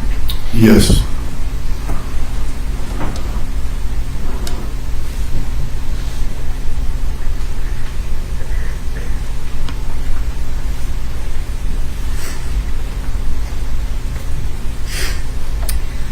You were asked by defense counsel, or insinuated that David Beckworth formally introduced you to the defendant. Did you testify in cross-examination that that was not true? Yes. Can you explain how it is that you formally met the defendant? Formally met meaning knowing him more than just the ice cream man, learning his name, and exchanging phone numbers. Well, he would come to doing his route every day, and we would take a break. And when you say we, who are you talking about? Dave and myself. Is that when he was working with you, helping you when you were busy? Yes. So what happened? How is it that you came to learn the defendant's name? We would go out there, and the kids were home from school, so we'd get them ice creams and take a break. And I asked him, how he was doing. I see, he was back. That was like the first couple of times he came back. Back from his injuries? Yes. And how's he doing? What happened? That's how I first met him. And is that when you had exchanged names and numbers? Maybe not the first time. I don't remember if it went that far, the first time we talked. At some point, did you exchange names and phone numbers? Yes. Was it David Beckworth that made that all happen, or was that something that just continued on the more he came and delivered ice cream to the place that you were working at that time? Yeah. Yes.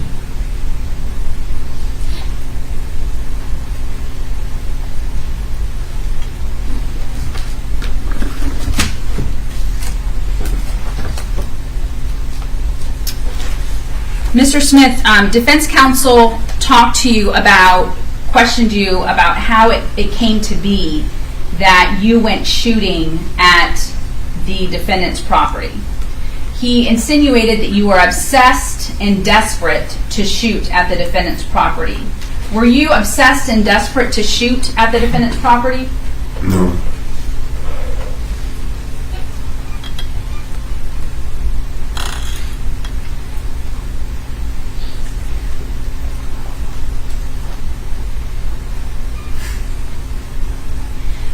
Did you and David, were you obsessed, you and David Beckworth, obsessed and desperate to shoot on the Keetley property? No.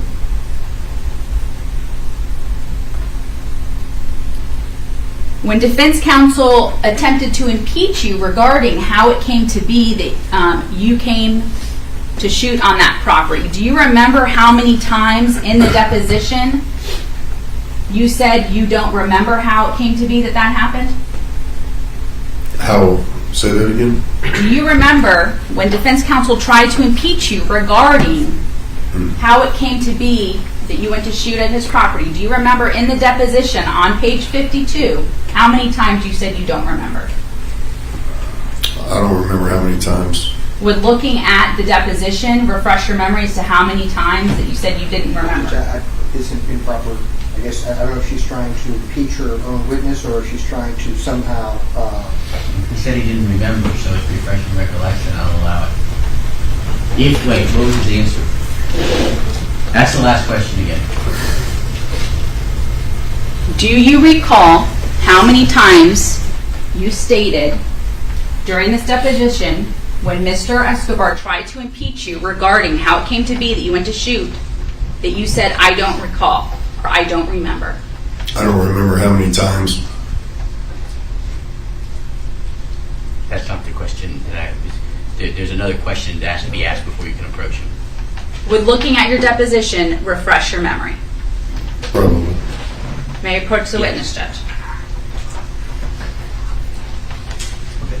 Page 52 Of the 23? February Of 23? 2013. February. Of 2030. February 5th. Yes. Okay.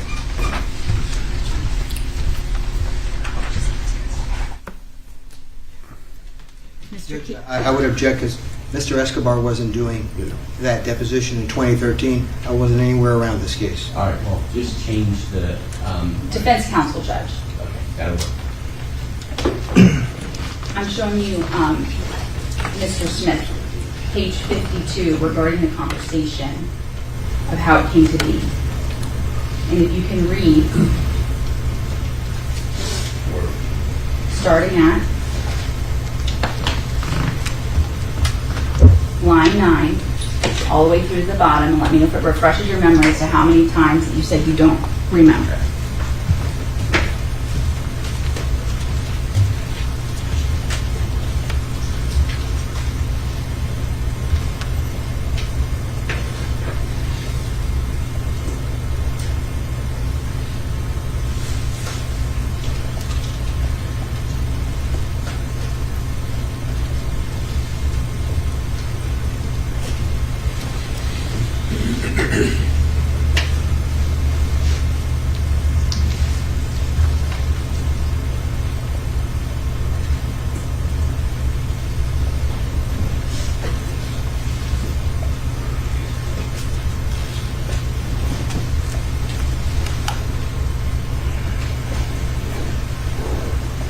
This is asking, about going over to Keetley? No, hold on. I'm asking you, how many times did you say you do not remember? There's another question you have to ask him before you can ask that question. Did that refresh your memory? No. How many times you said you don't remember regarding that question? No, I really don't. I'm not clear on That's fine, Mr. Smith. clear on it.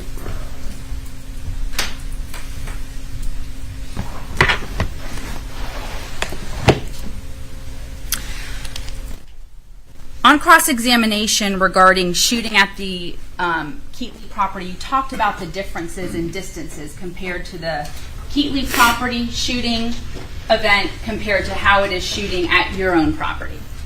Can you explain the differences and why that is important when you may be target shooting? Well, at my property, it's basically a pistol range, 25 yards. Shooting rifles, you can shoot there, but it's not, if you're sighting in something, you want a little bit more distance with a rifle. So he had a little bit more distance there we could shoot. That's why.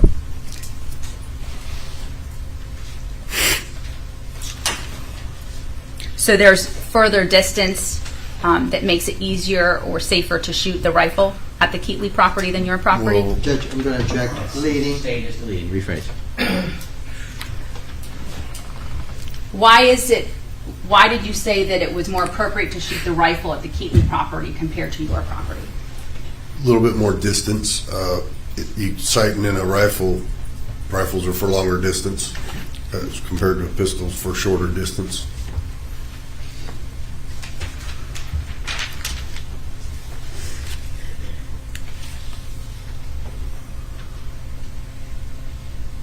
When you target practice, do you target practice utilizing different distances? Yes, yeah. And do you utilize different distances based upon the gun you're using? Well, depending on if it's a pistol or a rifle or a hunting rifle.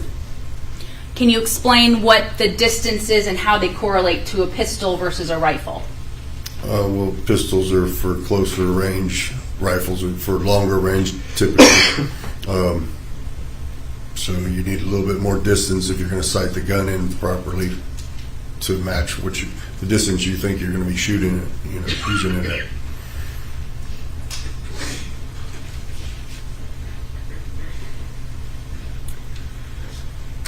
You had stated that you had called Mr. Keetley and asked him the day that you ended up going over there to shoot, is today a good day to come shoot? Is that accurate? Right, yes.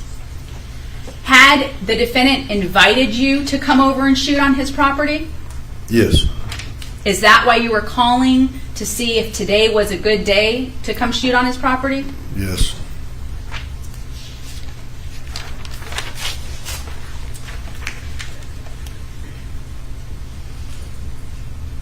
Did you call Mr. Keetley repeatedly to go shoot on his property? No. How many times total did you call Mr. Keetley to go shoot on his property? I only remember the time that I called him and asked him if it was a good time to come over there. And do you believe that was the day that you in fact went over there?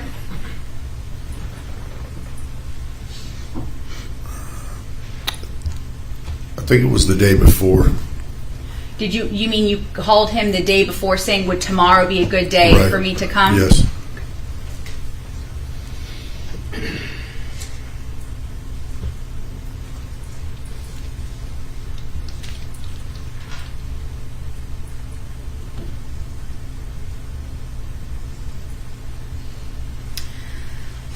Jumping forward to the call that was placed to the defendant on Thanksgiving Day, you were questioned about that. And defense counsel had stated that you had called him because the people that he had been talking about, someone had just wiped him out. Was that what defense counsel had stated on cross-examination? Yes. When you said that the people that he had just been talking to you about, someone had just wiped them out, who was the person or the people that you were referring to? Well, I don't remember if I knew the names yet whenever I called him. I was just telling him that something had happened over there in that area that he was asking about. But I didn't get a hold of him. When he was asking you about that area, was that Creeper and the address that he had provided you? It was very near it. Was that the conversation that you were thinking about when you had called him Yes. to talk about what you had just seen on the news? Yes.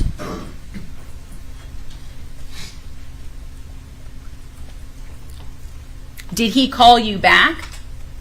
Eventually he did, yes. Did you tell him what you had seen on the news? Yes. Had he seen the news yet? No. Did he ever call you back after you watched it on the news? That's the last I heard of him. You never spoke to him again? No.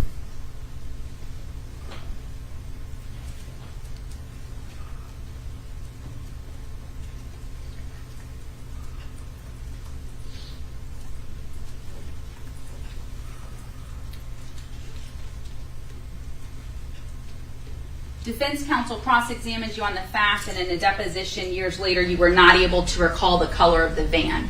Did you look at photographs? Judge, I'm going to object. Improper. Was it years later? Well, rephrase. You were cross-examined about a deposition that took place in 2013, 3 years after the incident, and you were not able to recall the color of the van. Do you remember that? Yeah. And in preparation for your testimony today, were you shown photographs Yes. of the van? Yes. And were you shown photographs of the white van that was not in the same position it was the day that you went shooting at the Keetley property? Yes. But looking at those photographs, did that refresh your memory as to what color the van was? Yes.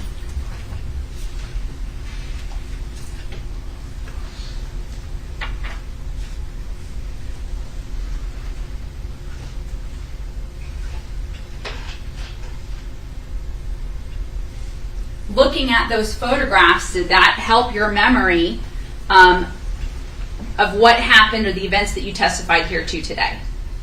Yes. Did you look at those photographs prior to your deposition in 2013?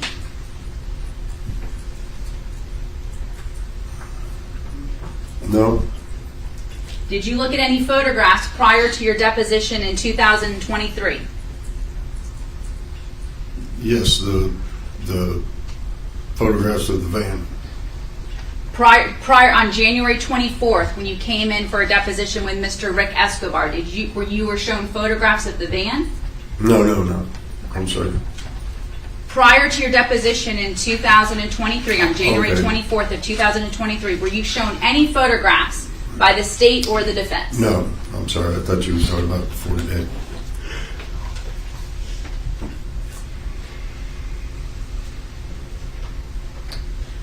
When you made this circle and this X on this photograph, Defense's Exhibit 8, did you make note of a scale on this photograph? No. So when you made the circle and the X, were you making those marks drawn to scale? Well, I would just make exactly where that was on the picture is what I. Did you take into account the scale and when you were making that X to make sure it was 100 yards? No.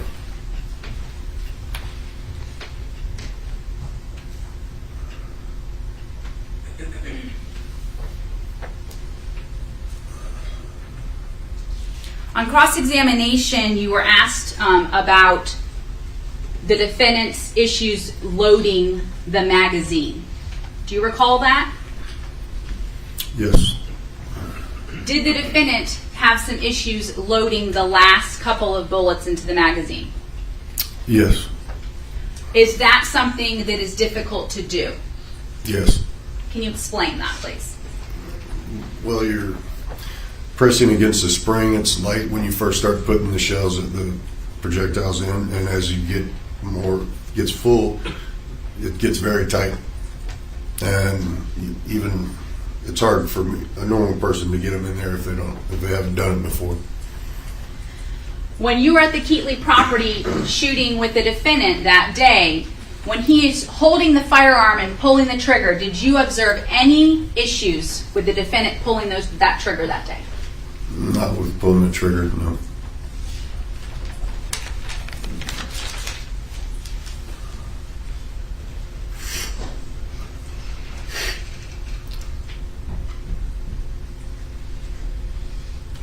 I want to make it clear because there was a few different times that defense counsel referred to you living at the Domino Drive on Thanksgiving morning of 2010, as well as when Detective Lugo came to speak to you. Were you living at the Domino Drive address Thanksgiving of 2010, or were you living in Plant City? I was living in Plant City. When Detective Lugo came to question you, were you living at the Domino address, or were you living in Plant City? Wait. The first time? When Detective Lugo came to speak to you after the shooting. The very first time? Yes. Yeah, I was living in. I think I was. No, I was already moved. Okay. So, Thanksgiving of 2010, you were living in Plant City. Is that correct? Yes. So any conversations that you have with Detective Lugo after the shooting, I'm going to object, please. The last one was leading, yes. Caution, rephrase this one.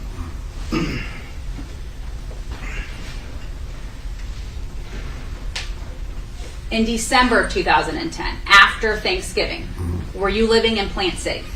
Yes. But there's one thing. I had a conversation, the first conversation with Detective Lugo at the shop, because I was still working at the shop. So your shop, after you moved, was still at the Domino Drive Correct. address? Yeah, and I was there working when he come by the first time. Did you ever tell Detective Lugo he wasn't allowed at your shop or was not allowed to interview you there? No.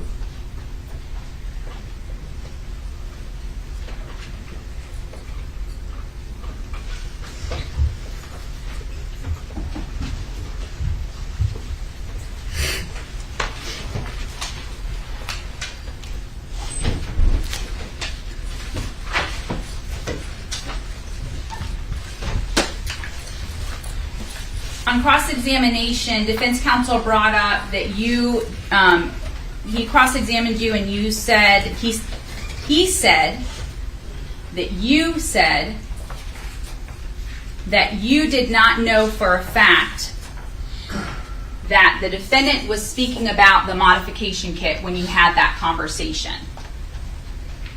Let me rephrase that because that was kind of confusing. When you were speaking to the defendant about this conversion kit, the modification kit, the RONI, did you know that you and Mr. Keetley were in fact talking about the same item? Yes. How did you know that? Because I named it, and there ain't really much mistake in it. You know, there's only, it's a, what do you call it, a Glock carbine conversion.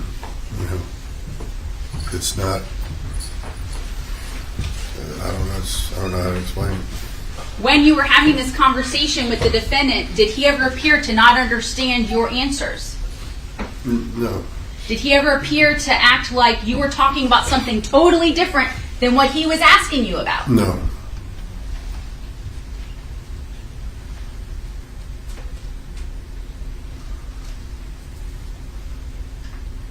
Were you sharing the same feelings and common ground about this modification kit? I thought so, yes. Can I have a moment, Your Honor? Yes. Nothing further, Your Honor. Judge, can you approach before we let this witness be released? Yeah.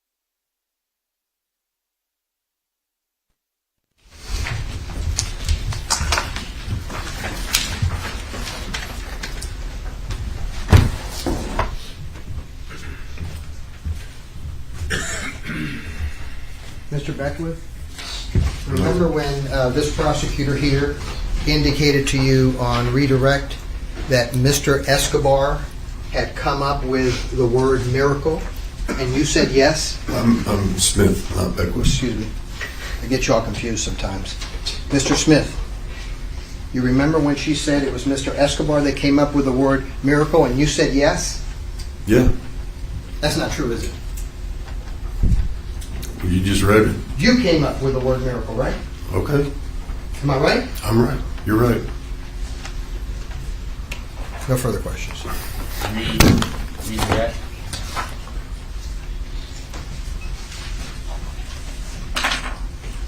Nothing further, Judge. All right, may this witness be released and excused by the state, Yes, he is, Your Honor. and released and excused by the defense, No, Your Honor. subject to recall? Yes. All right, no need to remain outside, Mr. Smith, but you are subject to recall. They'll give you notice at least the day before to come back, but you may step down. Thank you. Thank you.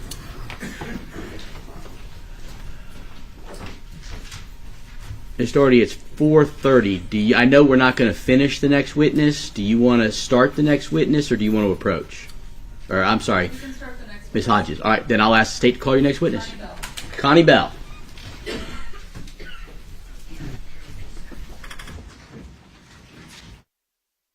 Ladies and gentlemen, just so you know, that doesn't mean we're staying past 5. We don't expect to finish this next witness, so we'll just stop at 5 or a logical breaking point around 5. Can I approach for a second? Yes, He's coming in. absolutely.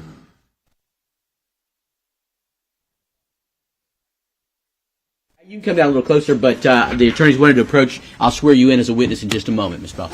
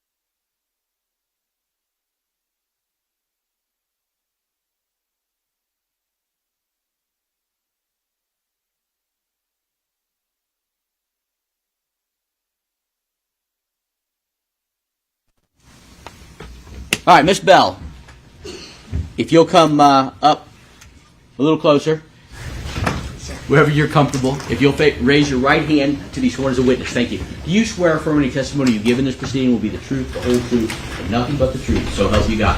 I do. Thank you, ma'am. If you'll follow the bailiff to the ramp that leads up to the witness chair, please watch your step. A lot of cords that are taped down. Go ahead, have a seat, make it comfortable. The microphone is adjustable. It looks like you have some stuff you might need to unpack. You let me know when you're ready. Thank you, sir. You're welcome. See, it's almost too tall for me. Uh-oh. Can't get my... There's things on it that can adjust. Did you ever find it? Yes, sir. Thank you. Okay. Ready? Yes, ma'am. Will you state your name, please? My name is Connie Bell. That's Bell. Where do you work? The Florida Department of Law Enforcement. I'm a senior crime laboratory analyst in the digital evidence section here in the Tampa lab. Okay, before we get into your background, what is digital evidence? So digital evidence is really just the examination of anything that might store data that's electronically maintained, which may be relevant in a criminal investigation. So typical types of things would be like your cell phones, laptops, computers, that type of obvious routine things. And then other examples might be gaming consoles or smart TVs or Amazon Fire Sticks. Basically, if it stores data electronically, we'll have a look at it. What's your educational background starting in college to hold your current position? Well, I have a bachelor's degree in anthropology from the University of Florida, as well as a master's degree from the University of Central Florida in digital forensics, and a smattering of engineering classes in between at USF. Do you have continuing education requirements to hold your current position? We do have continuing education requirements. I also hold several certifications in the field of digital forensics that require continuing education it's either annual or every 3-year basis. Okay, so let's first talk about what your requirements are for your continuing education. Then let's get into those certifications and how all of that plays into your current job. Sounds good. We actually just implemented this at the FDLE lab, where every year we're required to have 16 hours of continuing education for our particular field. However, for the certifications I maintain, it works out to be about usually 40 hours every 3 years total. I think one may be 36 hours, it just varies. But what are your certifications?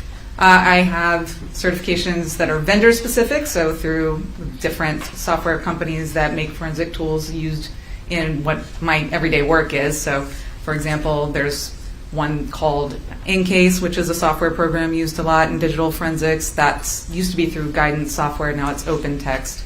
I also hold a certification through Cellbrite, which is one for mobile device forensics, cell phones and tablets, that kind of thing.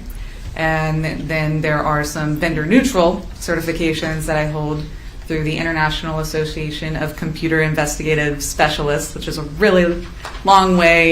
We just call it IASIS for short. And those are Certified Forensic Computer Examiner and then Certified Advanced Windows Forensic Examiner. Are you a member of any professional organizations? Yes, ma'am. I currently serve as the Parliamentarian or Bylaws Chair for the Scientific Working Group on Digital Evidence.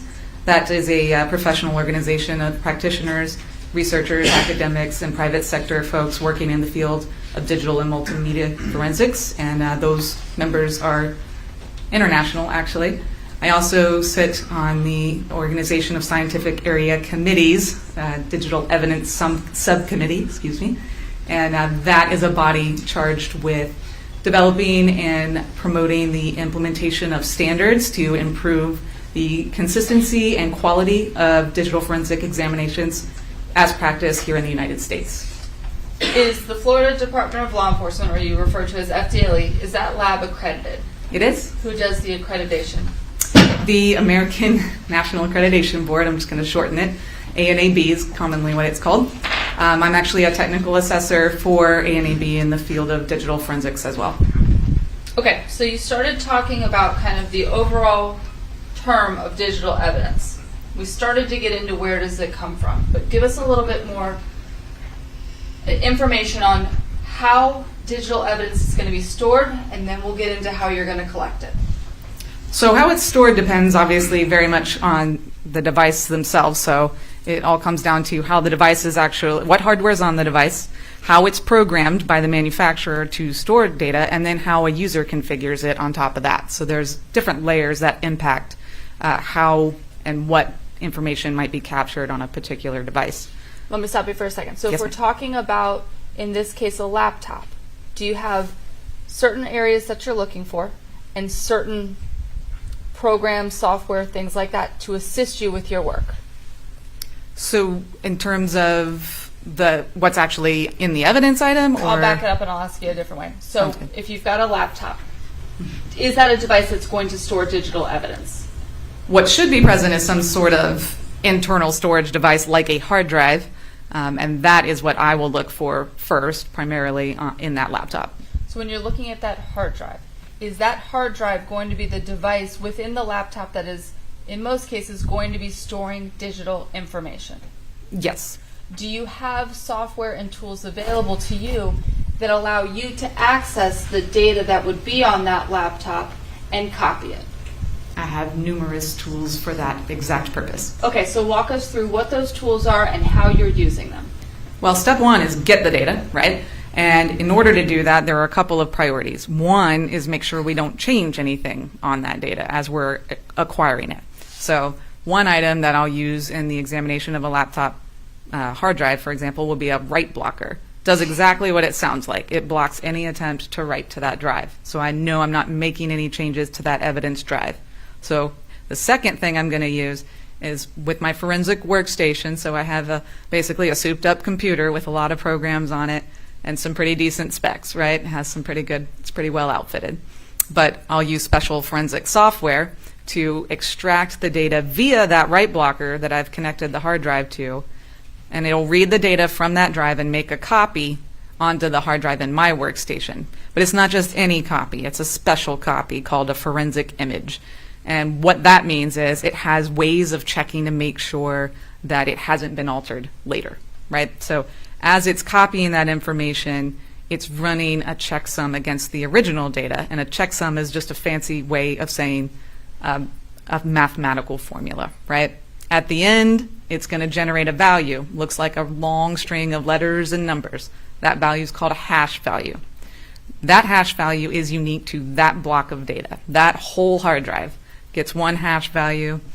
It's unique to that block of data. Then the forensic software is going to look at the copy I made, run that same checksum against it. It's going to generate another alphanumeric value. Those values should match. Now, once I see that those values match, I know I've got a true copy of that original evidence item, and I'm going to put that evidence item away. That hard drive goes back in the laptop, and I don't really want to ever touch it again because I don't want to risk any further alteration or any damage or anything like that to that evidence item. I've got my copy. I've preserved it. I'm then going to archive it. In this case, it got burned to disks. And that's just to make sure if any further analysis is needed, those archives can be examined. That hash value can once again be checked. It hasn't changed. Same data we're looking at. We can proceed with any further analysis. Okay, so let's back up a couple steps. You were talking about once you've got the data from that hard drive of this laptop onto your computer, you're double checking to make sure that it's 100% accurate. Right. If it's not, for some reason, not matching, I'll try re-imaging again, but that didn't happen in this case. Actually, I should point out that this particular case, the hard drive was actually acquired by an examiner who no longer works at FDLE, and I became involved later on this particular case. We're going to get into, in general, that's how it works. Okay, so we're going to get into everything specific to this case in a little bit. I want to talk more generally about your procedures before we get into the specifics of this case. So once you have copied that hard drive, you said the hard drive goes back into the laptop. Correct. And is that laptop then essentially given back to the law enforcement agency to be stored in their evidence? It'll be stored securely at FDLE for the duration of the examination. Once the analysis is completed, it gets returned back to that submitting agency, yes. Okay, so let's now talk about the data that you've obtained from that hard drive and put onto your workstation. When you're looking at that data, you said you've got ways to confirm it's accurate. Correct. Are you able to do all of your work off of that copy instead of having to go back to the original? Yes, that's correct. So when you're working off of that copy, is it in any way impacting the original data that would have been on that hard drive in that laptop? It is not, and that is in fact the exact purpose for creating that forensic image. Now when you create that forensic image, you say you burn it to a disk, right? Yes. Do you have software and programs that allow you to sort through that data and do your work to forensically analyze that data? We do. I have several tools at my disposal. Now, when you're using those tools, are you able to essentially, is it fair to say that there's the analyst side of that programming and then almost a user side of that programming as well? User being like for one of the attorneys to be able to look through some of the final product that you've created. Some of the tools have that benefit, but the whole point is to be able to do the analysis using the forensic software on my end and produce something readable and or usable by an end user like a detective, an investigator, an attorney, etc. Now, when we're talking about the data that you're able to obtain, this digital evidence, can that include photographs? Yes. It can be files that would be saved to a computer? Absolutely. Could it be videos? Could be videos. Is there information that's saved to this data file that you've collected that is not, and I'm going to kind of use layman's terms to ask these questions. You open a laptop and you look at the internet. Are you able to see that there's an internet history on that laptop? Yes. Can you also see some of the background data that may not be readily visible to the user who's searching the internet?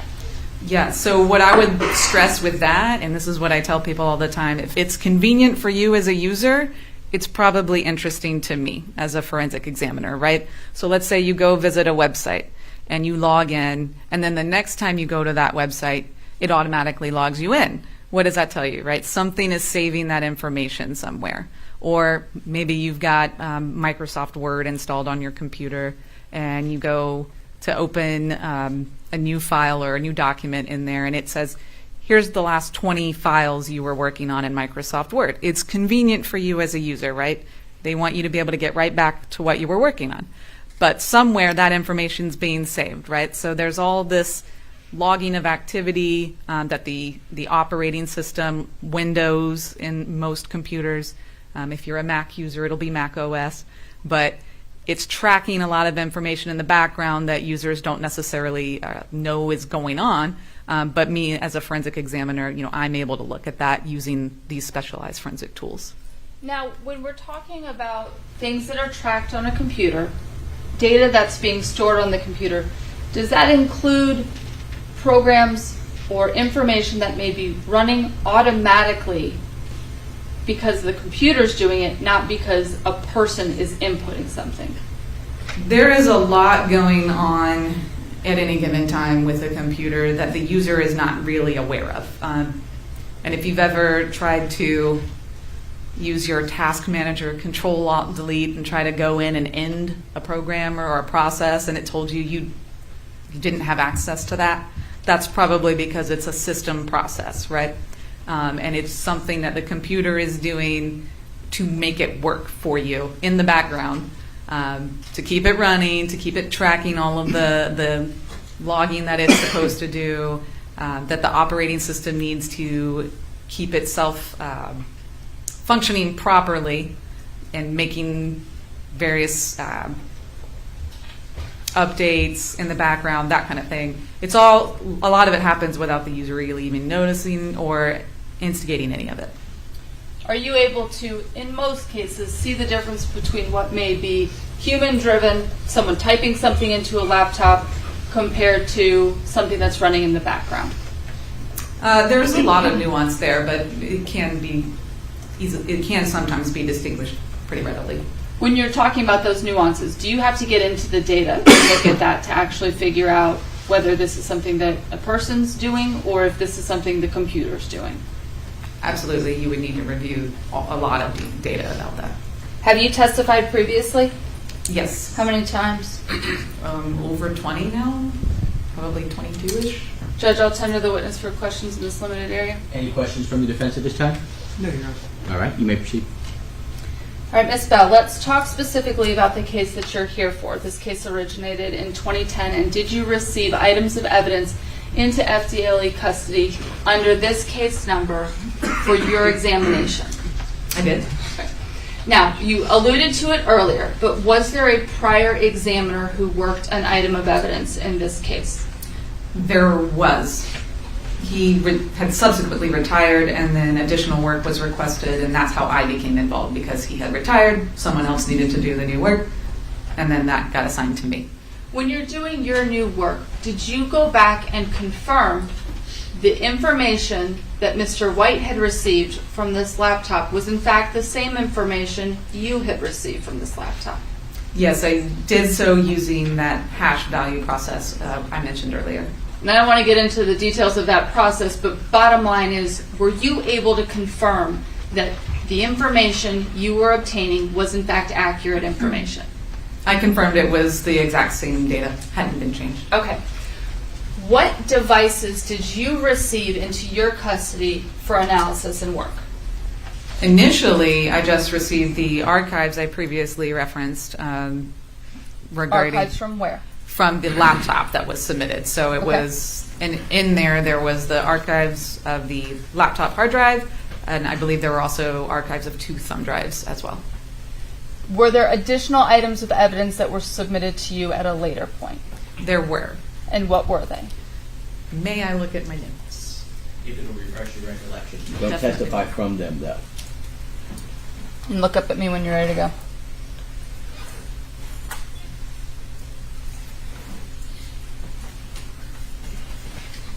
Another large folder.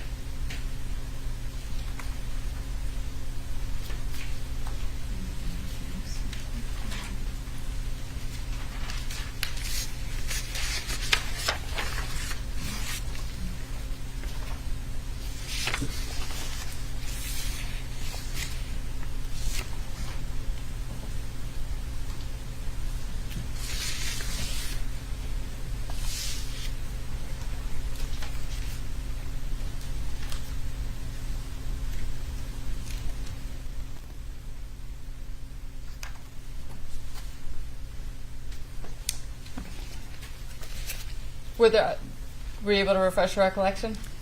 Yes, thank you. Okay. Were there other items that were received into your custody for work under the case that you're here for?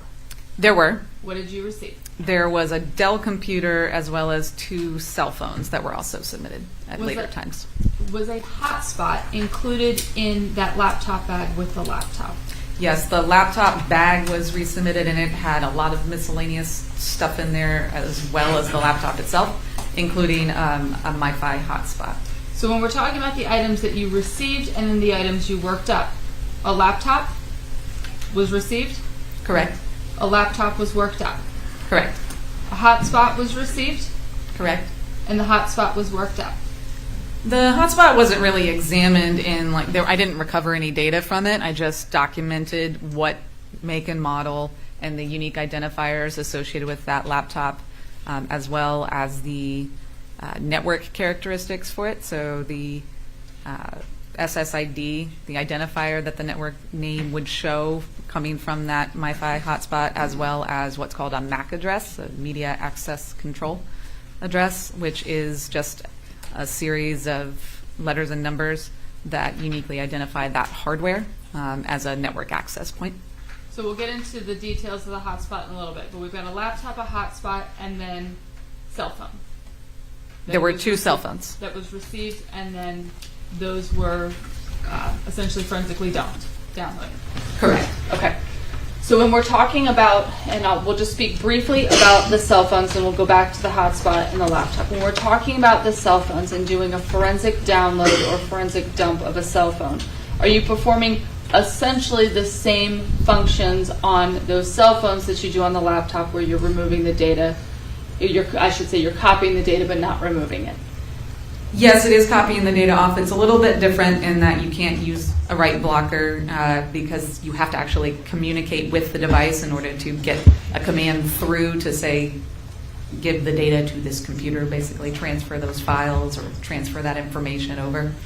Okay, so let's get into at least some of the basic discussion on this. I know that we're running up against time, so we'll introduce all of your items of evidence tomorrow. But let's just talk generally about these items.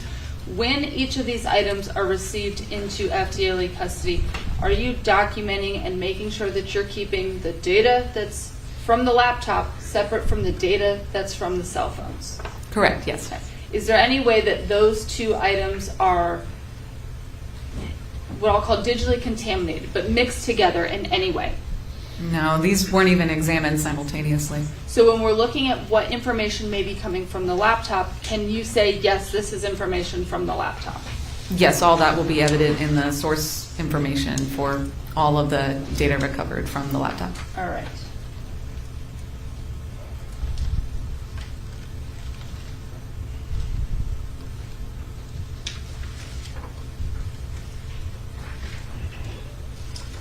So probably, I'll ask you a couple more questions and then we'll probably break for the day. Whatever's a good breaking point. That's, when you're creating this mirror image of the laptop, give us some perspective on the size of this data.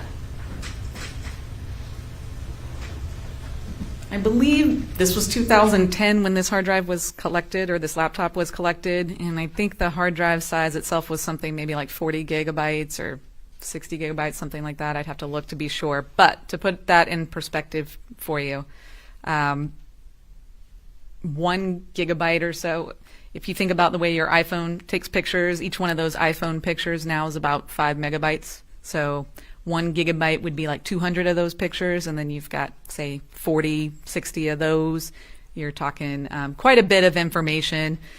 Text files and documents take up much less space, so it really turns into a very, very large amount of information if that drive is full. So Massive amount of information. yes, ma'am. Truckloads of paper. When you're looking at this file, is it in a digital fashion? You're on your computer looking at it, right?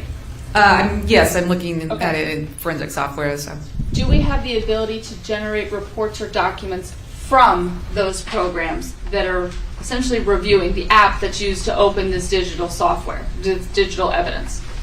So I have forensic software tools that allow me to generate what's called a portable case report. I think this might be what you're alluding to. And that portable case report is actually a report and a program kind of all bundled together, and it lets the end user sort of browse through, search, filter, sort, generate their own reports, much like I'm able to do with the licensed forensic software, but they can do it in a slightly more limited way where they can't necessarily search all the data, the entire hard drive like I can with the forensic software I have in the lab, but they're able to search through that report content, maybe generate new reports or tag things that are of interest to them as the end user of that particular report. So where I'm going with this is we have a massive amount of data, but do we have the ability to narrow down and focus searches and then generate physical paper reports from those searches that are focused to not the full drive, but just a much smaller portion of that? Absolutely. That's the benefit of that portable case report, because I'm just the forensic examiner recovering information. I'll weed out the things that I know are, the icons that make things look pretty. I know they're probably not interested in that, right? So I won't include that in the results, but if it's user generated, I'm going to include it in that report. And that is still a lot of information. I don't know the details of the case, but they do. So they can then go in and tag or search or filter by time, whatever it may be, and then create another report from that portable case. And that report can be, a Word document report or a PDF report that you could then print. Have you seen some of those printed out reports and some of that information prior to your testimony today that have been generated for this case? I have. Okay. And then this is probably a good time, Judge, for us to stop. Excellent. So we'll get into all of that stuff tomorrow. All right, ladies and gentlemen, please do not do any research related to the case. Do not discuss this case amongst yourselves or with anyone else, and please avoid all reports of the case outside of the courtroom. We're going to start again at 9 a.m. tomorrow. Please have a safe trip home. We'll see you back in the morning. All rise for the jury.